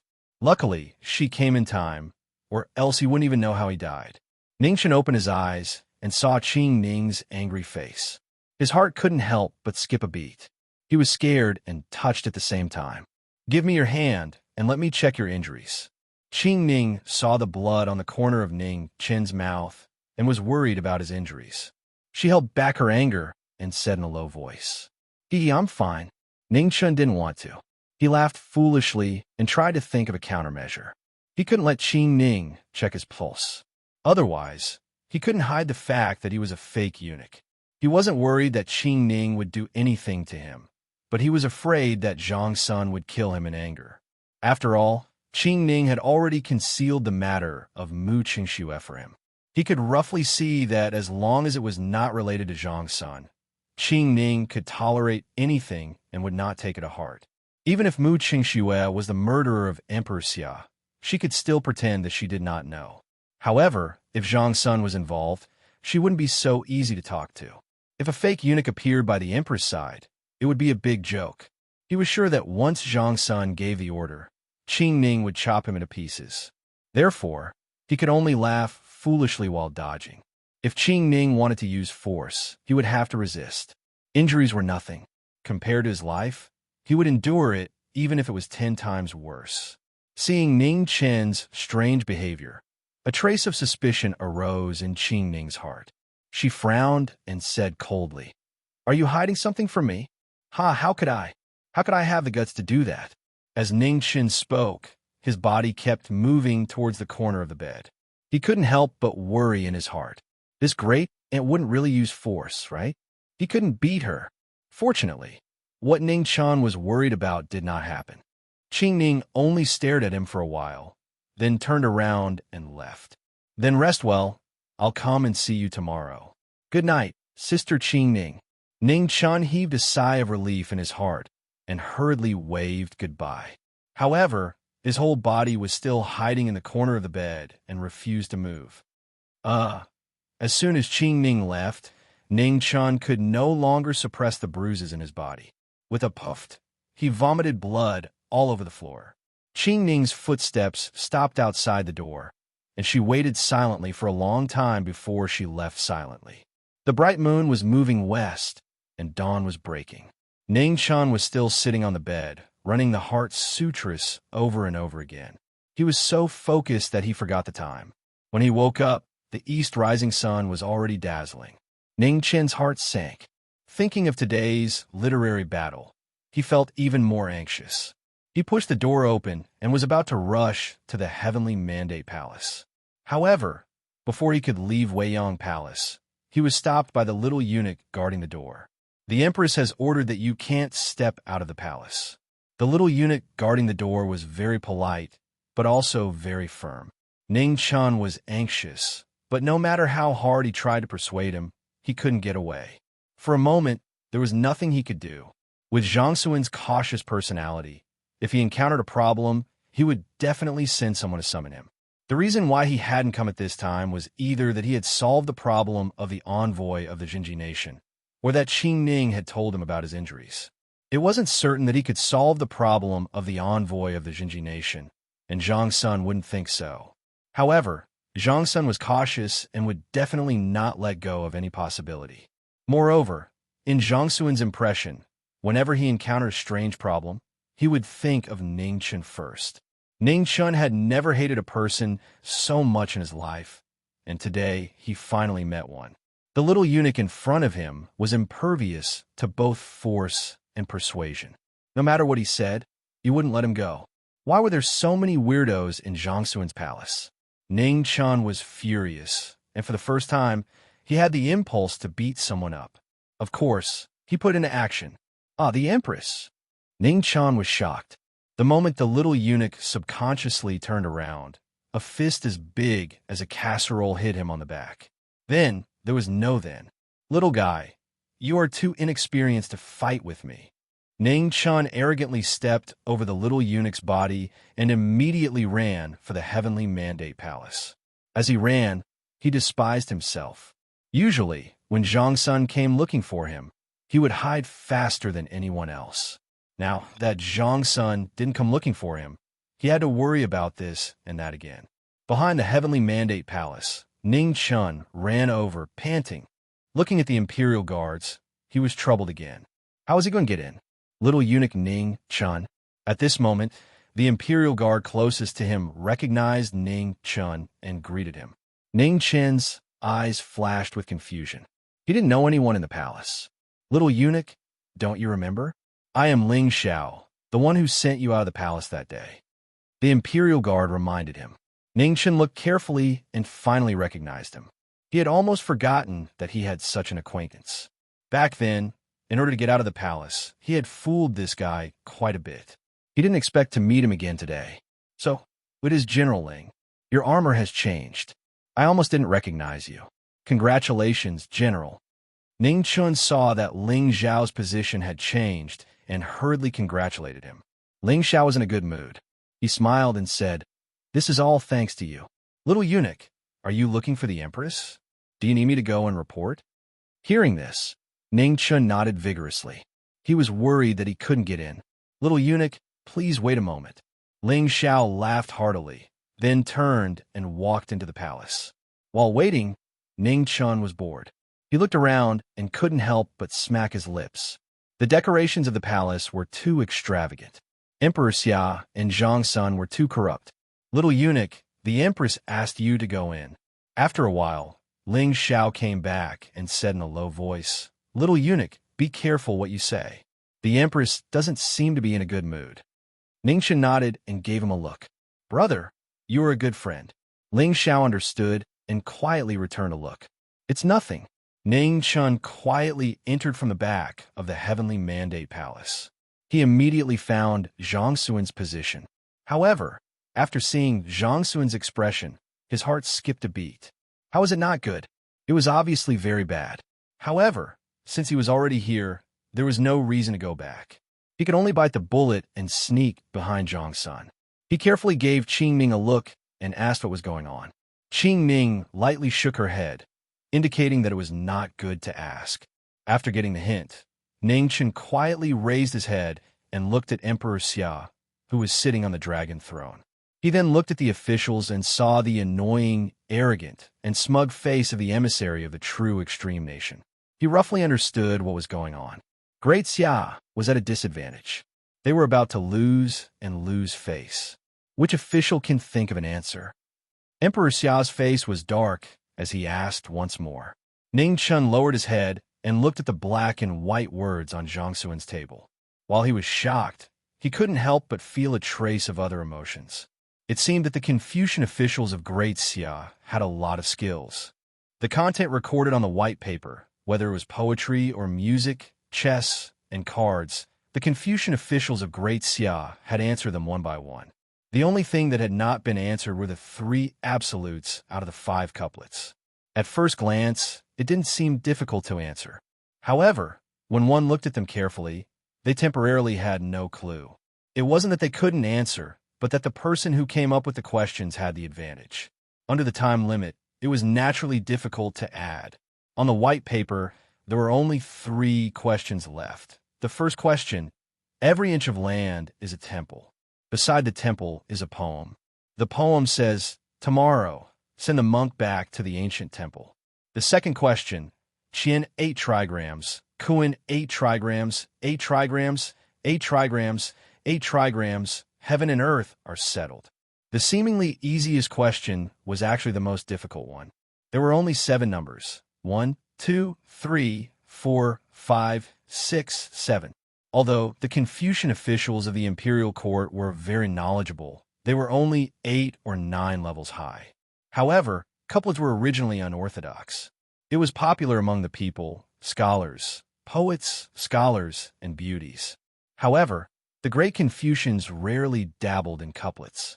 To be able to answer 2 of the 5 absolutes in such a short period of time was already not easy. Ning Chen looked at the Zhenji nation envoy with disdain. This fellow was too shameless.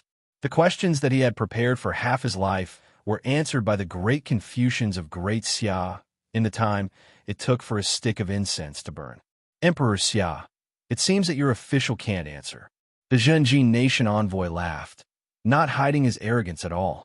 1,000 years ago, the teacher was born in the Zhenji nation. After that, he taught and taught, passing down the orthodoxy of Confucianism. However, when he came to Great Xia in his later years, the world thought that the teacher was from the Xia dynasty. Now that I think about it, it's really laughable. Fuck. Ning Chen couldn't help but curse. When did the teacher become from the Zhenji nation? Why didn't you say that Great Xia was yours 1,000 years ago? Hearing the Zhenji nation envoy's shameless words, the Confucian officials of Great Xia were so angry that their faces turned red. They cursed. The teacher was the religion of Confucianism. How could they allow others to insult him? What a disgrace to the educated. The Zhenji nation envoy laughed arrogantly. He was very happy to get revenge for the humiliation he had suffered yesterday. Empress, Ning Chun couldn't take it anymore. He said in a low voice, "Let me do it." This time, it was Zhang Suan's turn to be shocked. Looking at the serious Ning Chun, a trace of hesitation flashed in her beautiful eyes. However, seeing that the incense stick was about to burn out, Zhang Sun didn't think too much.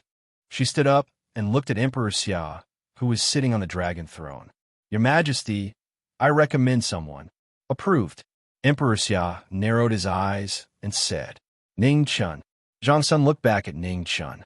Her expression was unprecedentedly serious. She said seriously, "Don't disgrace the dignity of Great Xia." Even though she was the empress, she still had to bear a lot of pressure to make a guarantee in front of Emperor Xia and all the officials. If anything happened to Ningchen, it wouldn't be as simple as just losing a round. Ningchen knew the seriousness of the matter. He also understood the pressure on Zhang Sun. He wasn't acting on impulse. It was just that time didn't allow him to make any more arrangements. Having him answer was the fastest choice. More importantly, he was indebted to Zhang Sun. He couldn't be ungrateful. Ningchen stepped out calmly. He no longer hid his strength. He stood in the center of the hall with his head held high. A beautiful palace maid immediately brought him a brush, ink, paper, and an inkstone. He placed it on the desk that had already been set up in the hall. Zhang Sun gestured, and Qing Ning stepped forward to grind the ink. In the heavenly mandate palace, there was a romantic atmosphere. Ningchen picked up the brush and wrote. The first couplet immediately appeared on the paper. Every inch of land is a temple. Beside the temple is a poem. The poem says, "Tomorrow, send the monk back to the ancient temple. 2 trees form a forest. Under the forest is forbidden. Forbidden cloud. Enter the forest with one's axe." Good. Several Confucian officials in the court slapped the table and stood up. They looked excited and praised. The couplet was neat and had an extraordinary artistic conception. This little eunuch had once again shocked them. Not far away, the Zhenji nation envoy moved his sleeve and frowned. After a short moment of shock, Ningchen's brush didn't stop. The second couplet appeared in front of everyone's eyes. Qian 8 trigrams, Kuan 8 trigrams, 8 trigrams, 8 trigrams, heaven and earth are set. 9 sounds, Phoenix 9 sounds, 9 sounds 81, 1 and Phoenix cry in harmony. Huh. This time, all the Confucian scholars laughed. This couplet wasn't amazing, but it was a coincidence. Furthermore, it also flattered Zhang Sun and Emperor Xia a little. Wan and Phoenix were both auspicious signs and implied beauty. It could be said to be a good match. Emperor Xia smiled. Although the emperor was a true dragon, and it was a little inappropriate to call him a Wan or Phoenix, for the sake of this good match, it was worth it. Chapter 24. 2 of the 3 couplets had been completed, and Ningchen was about to write the last one. However, at this very moment, the true extreme country envoy's left hand moved, and a gust of wind shot out toward the incense stand at the entrance of the hall. All the officials were stunned, and by the time they came back to their senses, it was too late to stop it. Who? The strong wind swept across, and the incense stick that was left burned up. Time is up. You have lost. The true extreme country envoy stood up and said arrogantly. This sudden situation happened so suddenly. Be it the Xia emperor or the officials, their faces turned green. Helplessly, the true extreme country envoy was so secretive that they had no evidence. In front of the desk, Ningchen was also stunned. Soon after, his expression turned slightly cold. The couplet that he was about to write immediately changed its meaning. 1, 2, 3, 4, 5, 6, 7. Filial piety, loyalty, and etiquette. The officials did not understand at first, but after thinking about it, their expressions changed. It was so simple that even the military officials could see it. Ancient 8 virtues, filial piety, loyalty, etiquette, integrity, and shame. Connecting the 7 words together, only shame was lacking. The meaning was very obvious. It was openly mocking the true extreme kingdom's envoy for being shameless. Well done. A Confucian stood up and hollered. The defeat was set, but Ningchen's couplet helped Great Xia vent their anger. 1, 2, 3, 4, 5, 6, 7. Filial piety, loyalty, etiquette, and etiquette. Shameless, truly shameless. The true extreme country envoy's expression was really ugly. Even his good mood from winning this round was mostly destroyed. Great Xiao's luck had not reached its end, and a small eunuch could spoil his plans. Little eunuch, I have another question. The true extreme country envoy laughed coldly. Which one is Mr.? The Great Xia officials were in an uproar, as this was scolding someone. Ningchen turned sideways and looked at the true extreme nation's emissary face to face. He did not show any signs of weakness as he coldly replied, "There are many books that have been passed down from the spring and autumn period." Great. The officials were pumped up. What good? Why ask me? This little eunuch was a genius. He was truly a great person. During the banquet, Zhang Suan's eyes were filled with gratification. Even if they lost, they did not lose face. Okay, on the dragon throne, the Xia Emperor stood up and decided the outcome of this battle. For this round, the great Xia admits defeat. I look forward to the third round of the Emissary of Tomorrow. We definitely won't disappoint you, Emperor Xia, said the true extreme nation's envoy coldly. The court assembly dispersed. Because of Ning Chen's extraordinary performance today, many civil and military officials cast admiring glances at him. Emperor Xia especially rewarded him with 100 taels of gold as a reward. Unfortunately, the gold was taken away by Zhang Sun before it could warm up. Not a penny was left. Ning Chen was depressed the whole way. But since Zhang Sun had spoken, who could he reason with? However, before his gloomy mood was over, a piece of news came from the palace that scared Ning Chen so much that his soul almost left his body. The corpse of the old eunuch of the cleansing room, who had been missing for more than half a month, was fished out from Qingyuan Lake not far from the cleansing room. After hearing this news, Ning Chen paced back and forth in his room for the whole day. There were several times when he had the urge to run away. Now that the old eunuch's corpse had been found, if someone were to match the time of his disappearance with the day Mu Qingshu entered the palace, it would not be difficult to find that the old eunuch had most likely gone missing on that day. If that was the case, then this group of young eunuchs who had just entered the palace would have to undergo a thorough body inspection again. Telling Zhang Sun and then begging for mercy would not work. He was still a criminal. If he added more crimes to his crimes, Zhang Sun might just chop him into pieces in a fit of rage. Zhang Sun had treated him well, but he could not use his life to gamble for Zhang Suan's forgiveness. Run away, yes, I must run away. Ning Chen stopped walking. His eyes flashed with determination. He had to leave. The palace would find out sooner or later. If he did not leave, he would not be able to leave even if he wanted to. But how could he leave the palace? He had just knocked out a young eunuch this morning. Now that Zhang Sun was watching him even more closely, it was basically impossible for him to escape. My head hurts. Ning Chen had made up his mind with great difficulty, but he was powerless. He scratched his head with all his strength, but could not think of anything. That's right, the ninth princess. Suddenly, Ning Chen's eyes lit up. He remembered the ninth princess of Xia, who was as beautiful as a flower. He could not win against Zhang Sun, but he could think of a way to start with Xia Xinyu. In the past 2 days, in order to prevent Xia Xinyu from marrying to the Jinji nation, he had put in so much effort that he did not get a single penny. Now, he might even lose his life. This ninth princess had to pay some interest. The Xia and the Jinji nation had won 1 round each. The last round tomorrow would determine the ninth princess's fate. The first 2 rounds of the 3 rounds were about courage and wisdom. In fact, it was a competition of scheming.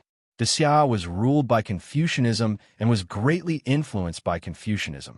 In terms of shamelessness, Ning Chen was much worse than the envoy of the Jinji nation. Fortunately, Ning Chen was thick-skinned enough to block this big hole. As long as he could win, he could forget about his moral integrity. He did not believe that the envoy of the Jinji nation would compete in luck. His surname was Ning, not Sha. Such an obvious thing could only fool some of the rigid scholars in the imperial court.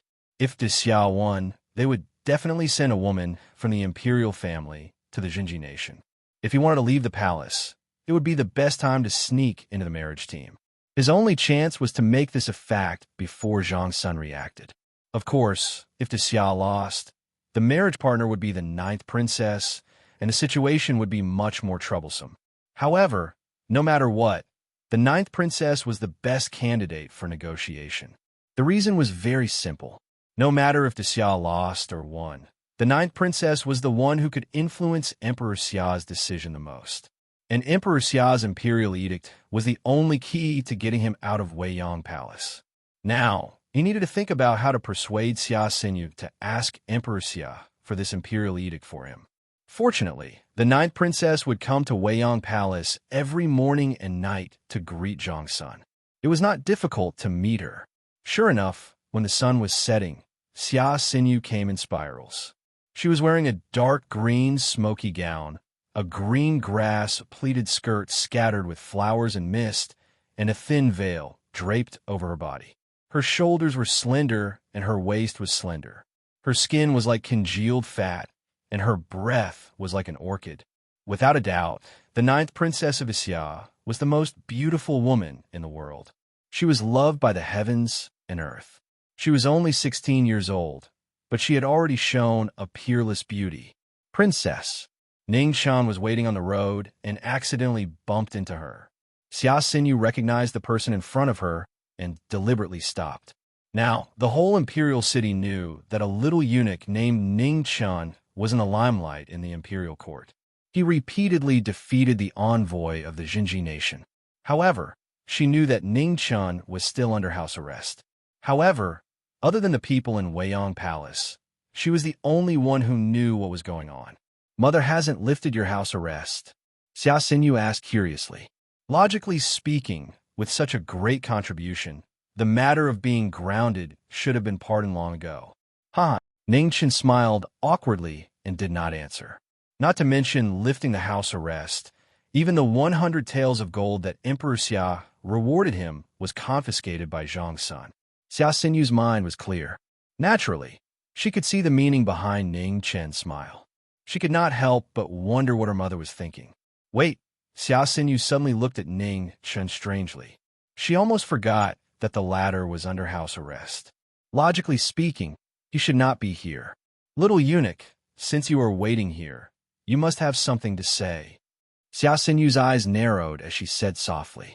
Ning Chen was shocked. This ninth princess was indeed not as gentle and innocent as she looked. Thinking about it, how could there be anyone in the imperial palace who was really simple? Since he had already spoken, Ning Chen did not beat around the bush. He said respectfully, "This little one wants to enter the wedding procession. I hope that the ninth princess can help me." Xia Xinyu frowned. After thinking about it briefly, she understood most of the situation. She could not help but ask curiously, "Why are you so persistent in leaving the palace and trying to escape again? Do you know that if you're caught again this time, even Mother will not be able to protect you?" "I hope that the ninth princess can help me." Ning Chen did not answer. Instead, he said respectfully again, "Why should I help you?" Xia Xinyu did not ask anymore and said indifferently. Ning Chen thought for a moment and said seriously, "I can do my best to help Great Xia in the third round. This way, not only can Great Xia defend Bruin, but the princess will also not have to go to a foreign country." Xia Xinyu's eyes flashed with a strange light. She asked, "How do you know that you will definitely win? And how do you know that the other officials of Great Xia will definitely not be able to do it? Everyone can see that this is the truth." Ning Chen said calmly. Although it was an understatement, it was still difficult to hide the pride in his tone. Ning Chen would not look down on everyone, but he would also not belittle himself. After living 2 lives, he had not only increased in age. Being old but not dying was considered a demon. Logically speaking, his current situation was not much different from a demon. "I really did not expect that there would be someone like you by Mother's side." Xia Xinyu looked at Ning Chen in front of her. Suddenly, the corner of her mouth curved into a smile as she said softly, "Princess is too kind." After Ning Chen put down his disguise, he no longer put on a respectful appearance and replied indifferently, "All right, I will go to Mother's place to pay my respects. As for your conditions, I will seriously consider them." Xia Xinyu smiled gently. Soon after, she walked lightly and continued to walk towards her former eldest grandson's bedroom. After Xia Xinyu left, Ning Chen heaved a sigh of relief. The women in the palace were indeed not easy to deal with. They would never make a promise with no certainty. However, he believed that Xia Xinyu would weigh the pros and cons. After all, the conditions he asked for were only a matter of a few words to her. Going against her promise and forcing him to stay was not a wise choice. Xia Xinyu had stayed in the palace for 16 years. Naturally, she understood this principle better than anyone else. He was also confident that if Xia Xinyu really did not keep her promise, he would make her pay a large enough price in the future. He respected his eldest grandson. In front of him, he did not even dare to speak loudly. That was because his eldest grandson had helped him and protected him. However, this did not mean that he could tolerate other people's discrimination and bullying. At the end of the day, he was never a person who could swallow humiliation. After doing what he had to do, Ningchen remembered that Qing Ning had saved him last night. He still had not thanked her. Also, he still couldn't understand the paragraphs of text behind the golden paper. He was worried that if he continued to practice like this, he would one day become an idiot. The more he thought about it, the more he felt that something was wrong. Ningchen took out the golden paper and looked at it. Then, he walked towards Qing Ning's room. Compared to the princes and princesses, he still preferred to spend time with Qing Ning. Although she was a bit fierce, her fierceness was cute. Chapter 25. In the Beijing Plains, the night had arrived earlier than in the Central Plains. Under the stars, military tents lined the borders of the Beijing Plains. The horses panted, puffing white steam in the night wind. In the military advisor's tent, a series of light coughs could be heard. Fan Linghua sat in front of the desk, wearing a thick mink fur cloak in this October night that wasn't too cold. Her delicate and beautiful face was sickly pale, making one's heart ache. "How is it?" Fan Linghua asked softly. "We barely managed to turn the tables," the young general replied respectfully. "An unexpected variable." Fan Linghua sighed softly. Grand Xia's destiny was already showing signs of decline, but unexpectedly, someone appeared, causing her arrangements to change again and again. "Did you find out if this person was among those who followed Zhongsun Wuyo out of the palace that day?" Fan Linghua continued to ask. "I've already found out that there was such a person," the young general replied. "Unbelievable." Fan Linghua was silent. Such an exquisite person entering the palace to become a eunuch. It didn't make sense at all. Moreover, this couldn't be fake, and it couldn't be a scheme by Emperor Xia or Zhongsun Wuyo. The reason was simple. No emperor would be so magnanimous to allow a fake eunuch into the harem. Although Fan Linghua was as intelligent as a demon, she wasn't a god after all.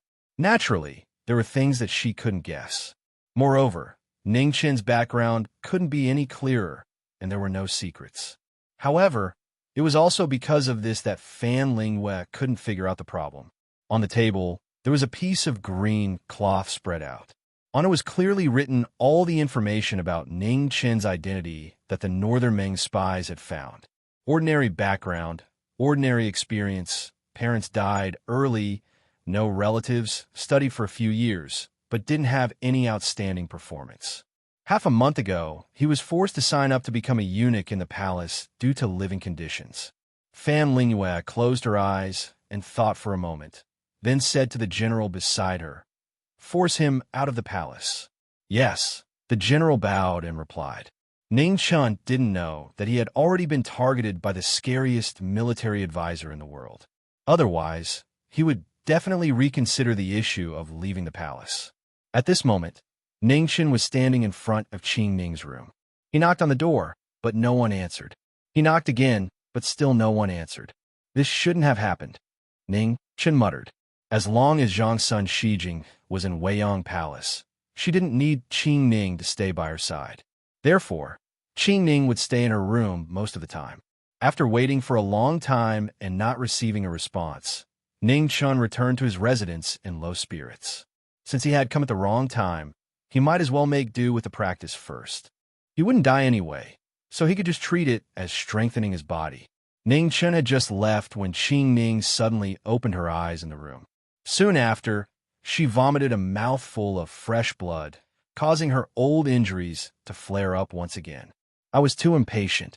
Qing Ning sighed and wiped the blood from the corner of her mouth. Too many things had happened recently, and she increasingly felt the need to recover her strength. However, the injuries she had sustained last time were too severe, and more than half of her body had been damaged. If she wanted to recover, it would take more than a day or two. There were many useful people around Zhongsun, but not many people she could trust wholeheartedly. After she was injured, she spent most of her time healing, so Zhongsun's burden was even heavier. If only he could be used. A trace of tiredness flashed through Qing Ning's eyes. Actually, she and Zhongsun had talked about Ningchen more than once. Apart from his usual messy behavior, Ning Qin's tolerance was indeed shocking. Unfortunately, this guy always wanted to run away, which gave him a headache. He didn't desire glory, wealth, power, or women. He was neither evil nor perfect. He had a bunch of problems, but they couldn't really find a place to start. She knew that Zhang Sun was a person who cherished talents and valued relationships. Otherwise, he wouldn't have forgiven Ning Chun again and again in a fit of rage. This time, the most important reason for grounding him was to make him calm down and completely give up on the idea of leaving the palace. However, what she and Zhang Sun didn't expect was that Ning Qin's performance in fighting against the envoy of the Kingdom of True Extreme shocked the world. Such intelligence, such amazing talent. Thinking about it, the calmest place in the entire imperial city right now was probably the Weiyang Palace. Ning Qin's sudden rise had already caused a huge commotion outside, but in the Weiyang Palace, it didn't even cause a small ripple. She could see that Ning Qin didn't take it seriously. Except for a little heartache when the Empress confiscated 100 taels of gold from him, he didn't take it seriously at all. In the Qinghua Pavilion in the middle of Weiyang Palace, the 9th princess left after greeting. However, Zhang Sun's bedroom was still lit all night. In the east, Qing Ning's room was also lit all night. Only Ning Qin's room, which was the furthest away, had its light turned off early. No one knew whether he was asleep or not. At dawn, the court meeting was about to start. Ning Chun was called by a little eunuch. For the first time, Zhang Sun took the initiative to take him to the hall together. Unfortunately, it was a little early. Someone looked sleepy and seemed to be very reluctant. Compared with the previous 2 times, Zhang Sun had high expectations for Ning Qin this time. However, he couldn't bear to see this guy's indifferent and lazy appearance. He wanted to scold him, but he swallowed it. Not far away, the envoy of the Kingdom of True Extreme came with 5 white-robed Confucians. They were not old, at most 20 years old. However, they didn't have a strong scholarly air. They didn't look like Confucians, but like fortune tellers. Ning Chun was suddenly energized. Speaking of Confucians, the great Xia dynasty's Confucianism was prosperous. There were many great Confucians in the imperial court. The grand sage of the 3 chancellors was the head of the Confucianism in the imperial court. It could be said that the great Xia dynasty didn't lack Confucians. If the envoy of the Kingdom of True Extreme wanted to seriously compete with him, it was no different from asking for a beating. Moreover, this round wasn't about luck or fate. Were these 4 guys really fortune tellers? He wasn't familiar with fortune tellers, but he had seen a great one. He met the one when he went out to buy shoes with Li Er. At that time, he didn't think much of it. Later, he thought that the man was really something. That charlatan said that he couldn't escape, and he was indeed caught by Qing Ning. It was true that every profession had its own master. Since they knew about the existence of Jinshi, fortune tellers weren't something unacceptable. Emperor Xia was still sitting on the highest dragon throne in the Heavenly Mandate Palace. His majestic face didn't have a trace of a smile. As the emperor of the most powerful dynasty in the world, every move of his would shake the world. The emperor of the great Xia dynasty, no matter which generation, would never lose the title of emperor. After Ning Chun followed Zhang Sun into the palace, several people took the initiative to look at him. All the officials knew that this little eunuch was really extraordinary. If it weren't for his status, he would have been roped in by all parties. Unfortunately, he was a eunuch.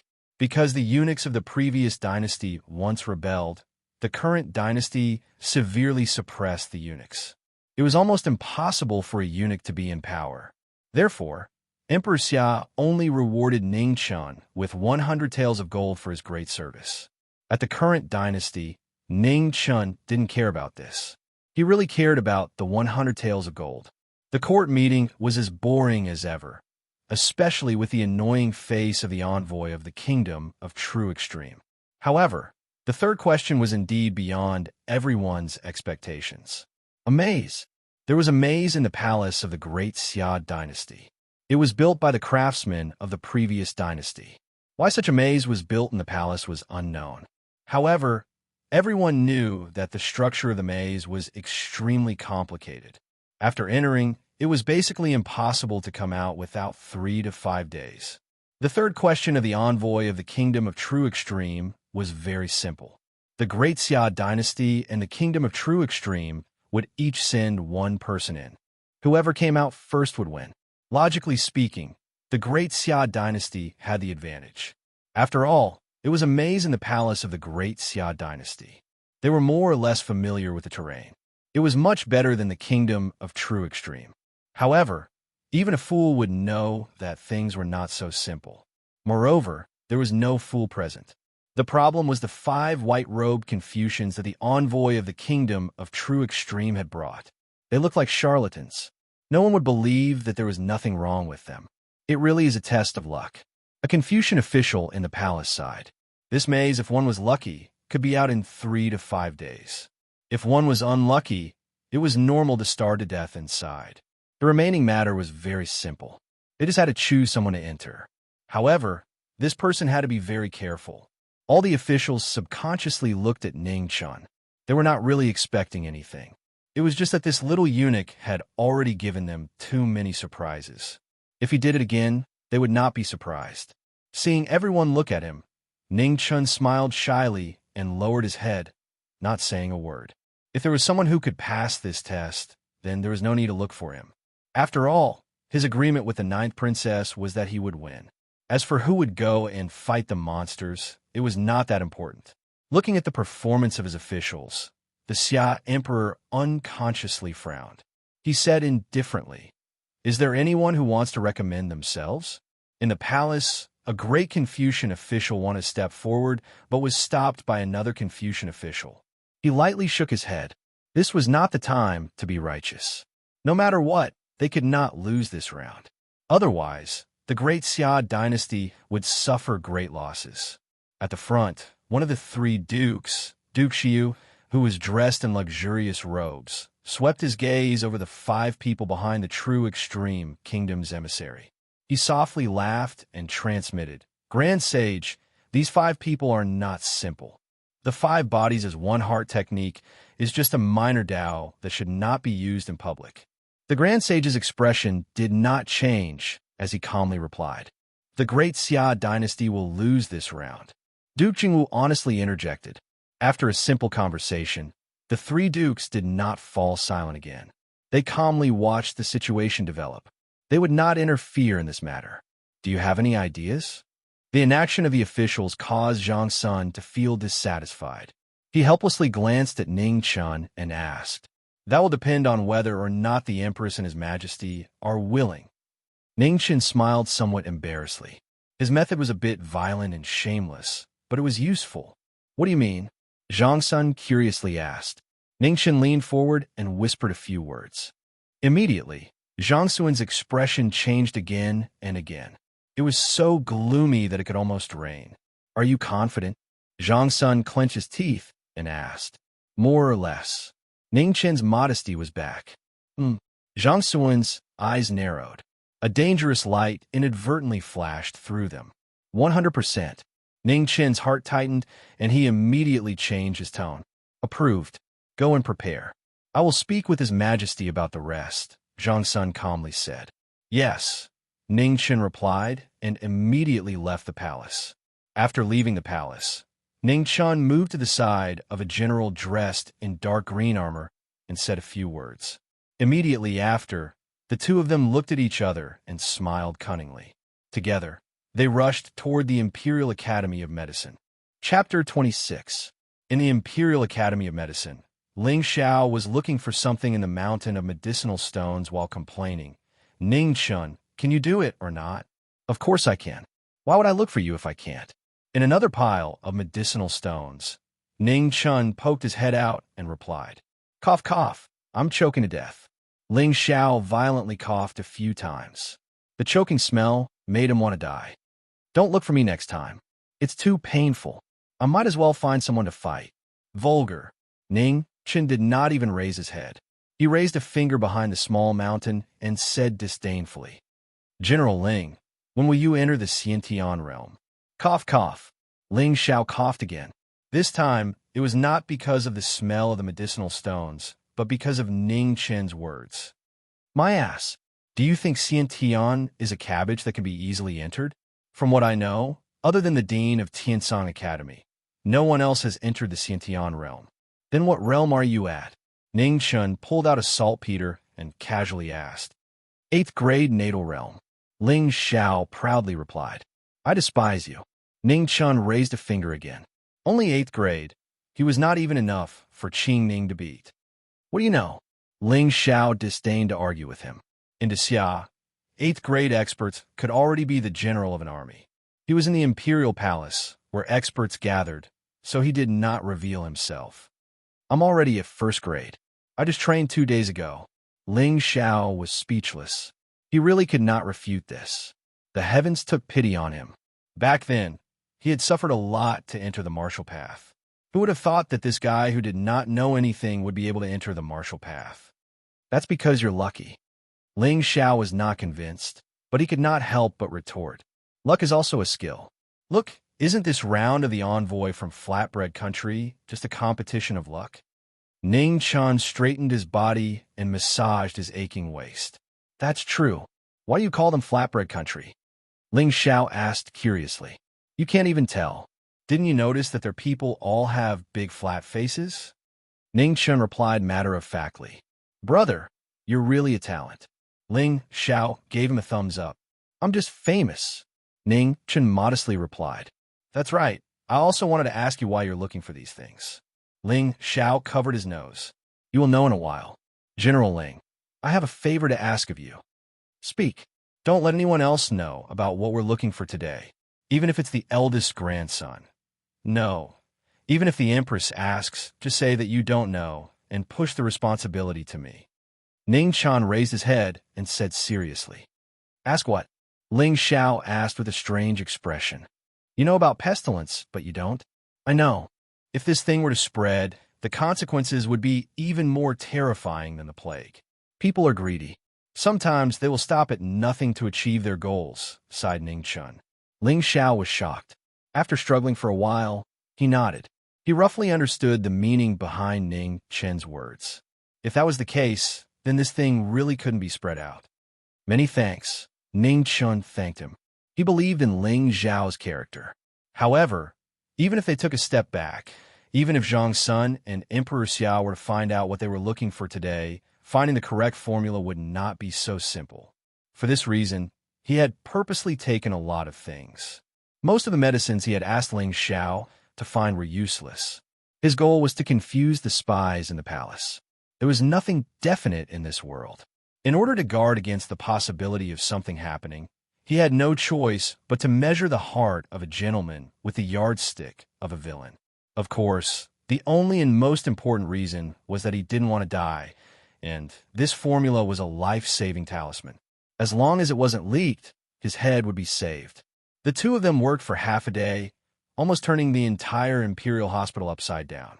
However, with Zhang Suan's verbal order and token, the Imperial physicians of the Imperial Hospital didn't dare to go forward and ask questions. They could only let the two of them do as they pleased. Zhang Sun didn't have any intention of asking for the jade pendant back, so Ning Chun kept it for himself. This thing was very useful. It could kill whoever it saw. It probably had the same effect as the death exemption medallion. In reality, Zhang Sun had given a lot of thought. It wasn't that she had forgotten, but that she knew that Ning Chun was a troublemaker.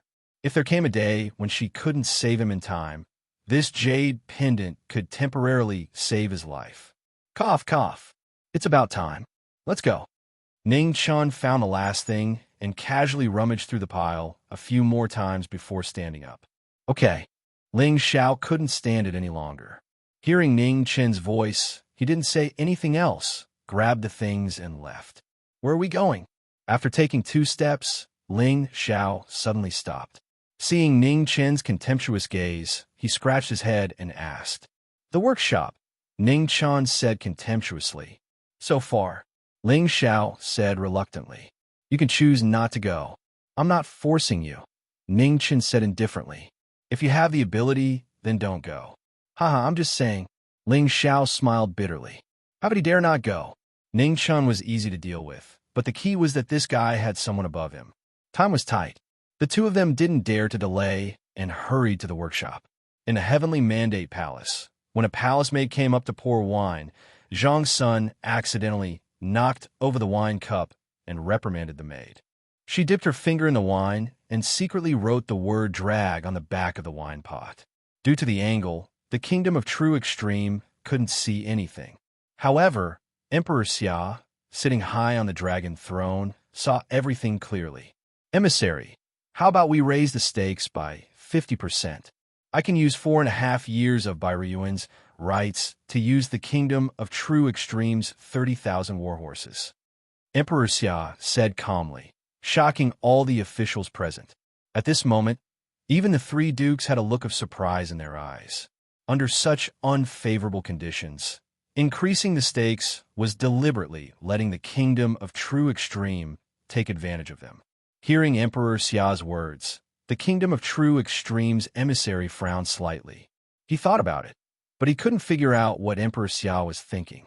Logically speaking, for Emperor Xia to raise the stakes at this moment, he was either bluffing to force him to back down, or he truly had absolute confidence in winning.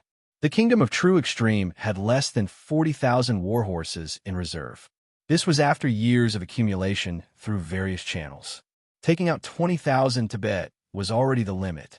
They couldn't go any higher. Although he had absolute confidence in the 5 people behind him, he couldn't raise the stakes recklessly. Emperor Xia, please allow me to think for a moment, the emissary said with a serious expression. He couldn't figure out where the problem was. Fine. Emperor Xia nodded. Below him, Zhang Sun sneered. One's position determined one's perspective.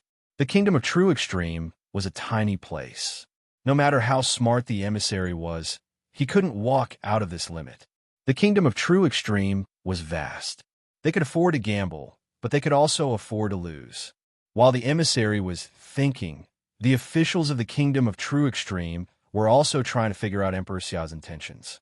For the first time, they realized that they really couldn't understand their emperor. Time slowly passed. Emperor Xia didn't rush him from his throne. The emissary's expression kept changing. It had to be said that Emperor Xia's proposal was very tempting. It was difficult for him to refuse Bairuyuan's rights to use the kingdom of True Extreme's territory for 5 years. However, when he thought of the price he had to pay, he couldn't bear it either. War horses were different from ordinary horses. The kingdom of True Extreme was the same as the kingdom of True Extreme. They didn't have Fergana horses like the Northern Meng Court, which could produce large amounts of war horses. 10,000 war horses required more than 100,000 horses to cultivate. The production rate of war horses had always been less than 1 in 10. Otherwise, the kingdom of True Extreme wouldn't have used such an important place like the kingdom of True Extreme to gamble.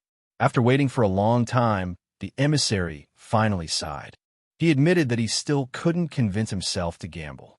After all, the kingdom of True Extreme couldn't compare to the kingdom of True Extreme. They couldn't bear such a huge price. Your Highness, it's ready. At this moment, Ning Chen quietly walked back and indicated. Zhang Sun nodded and then nodded at Emperor Xia, indicating that he was ready. Emissary, do you have a conclusion? Emperor Xia asked. The emissary stepped out and said in a low voice, Emperor Xia's proposal is very tempting. However, I have been ordered to come here. I can't change your mind. I hope you can forgive me. Since that's the case, I won't force you. The wager remains the same. Men, prepare a carriage for Zhengqi Palace. Yes, Your Highness. All the officials knelt and then left the Heavenly Mandate Palace. They walked majestically toward Zhengqi Palace. Zhengqi Palace was a strange palace built by the craftsmen of the previous dynasty. There were 4 gates in the north, south, east, and west. It seemed ordinary, but only those who had entered knew that unless they made a mark and went back the way they came, it was almost impossible to come out. The gamble was very simple. After each of them chose a gate to enter, they just had to walk out of the other gate. The emissary of the kingdom of True Extreme sent one of the 5 white-robed Confucians into the palace. When it came to the kingdom of True Extreme, it was Ning Chun again. Ning Chun carried a large bag with rations, water, and jerky on it. He had borrowed it from the imperial kitchen. The emissary of the kingdom of True Extreme sneered. He didn't care. So what if you prepared 10 days' worth of rations? The five skies will had already calculated. If everything went well, an hour would be enough. If you lose, you don't have to come out. Zhang Sun frowned and said angrily when he saw Ning Chun carrying such a large bag. If I win, you'll let me out of the palace? Ning Chun smiled shyly and asked in the end. We'll talk about it when the time comes, Zhang Sun said indifferently. Ning Chun wasn't disappointed. He snorted in his heart. He knew this would be the result. In any case, he had already found another way out. When the time came, it would be too late for Zhang Sun to stop him. The two of them entered the palace at the same time. Behind the emissary of the kingdom of true extreme, the four skies wills each stood in front of a gate. Their palms were clasped together, and spiritual light flashed around them. The four symbols telepathy connected with the souls of the white-robed Confucians who had entered Jingqi Palace. Relying on the changes in distance between the five of them, they quickly guided them to find the most correct path. 5 bodies as one. In the kingdom of true extreme, a general finally saw through it and shouted in shock. In front, Emperor Xia and Zhang Suan's hearts tightened. It seemed that they had underestimated the emissary of the kingdom of true extreme. With these 5 people, the kingdom of true extreme had a very small chance of winning. Empress, are you confident? Emperor Xia's expression was serious as he asked. Zhang Suan's eyes narrowed. He hesitated for a moment, but he saw Qing Ning nodding seriously. In the end, she sighed and said, I believe in him. Hearing this, Emperor Xia nodded slightly and didn't say anything else. At this moment, suddenly, in front of them in Zhengqi Palace, there was an earth-shaking explosion. Heaven and earth shook. Then, there was another explosion. Boom, boom, boom. In less than a quarter of an hour, one explosion after another sounded in the Hall of Righteous Mystery. Before anyone could react, a disheveled figure covered in dust ran out from the west gate. Cough, cough, cough. It wasn't easy to get out of the palace. Ning Chun didn't have the time to care about other things. He coughed and patted the dust off his body. How could the power of this black powder be so terrifying? Luckily, he ran fast enough. Outside the palace, everyone was stunned. Not only the officials of Great Xia, but even the emissary of the kingdom of true extreme had yet to recover from the shock. Your Majesty, we won. At this moment, a smile finally appeared on Zhang Suan's face as he spoke softly. Good. Emperor Xia suppressed the shock in his heart and said in a deep voice, as long as there were war horses, the men of Great Xia had nothing to fear. At the side, the emissary of the kingdom of true extreme turned pale. His body trembled, unable to believe this fact. How could a sure-win situation turn out like this? What was the explosion just now? Such earth-shaking movements. Other than innate experts, no one else could do it. However, that little eunuch was definitely not an innate expert. Moreover, he didn't feel any terrifying pressure from an innate expert in Jingqi Palace. Why?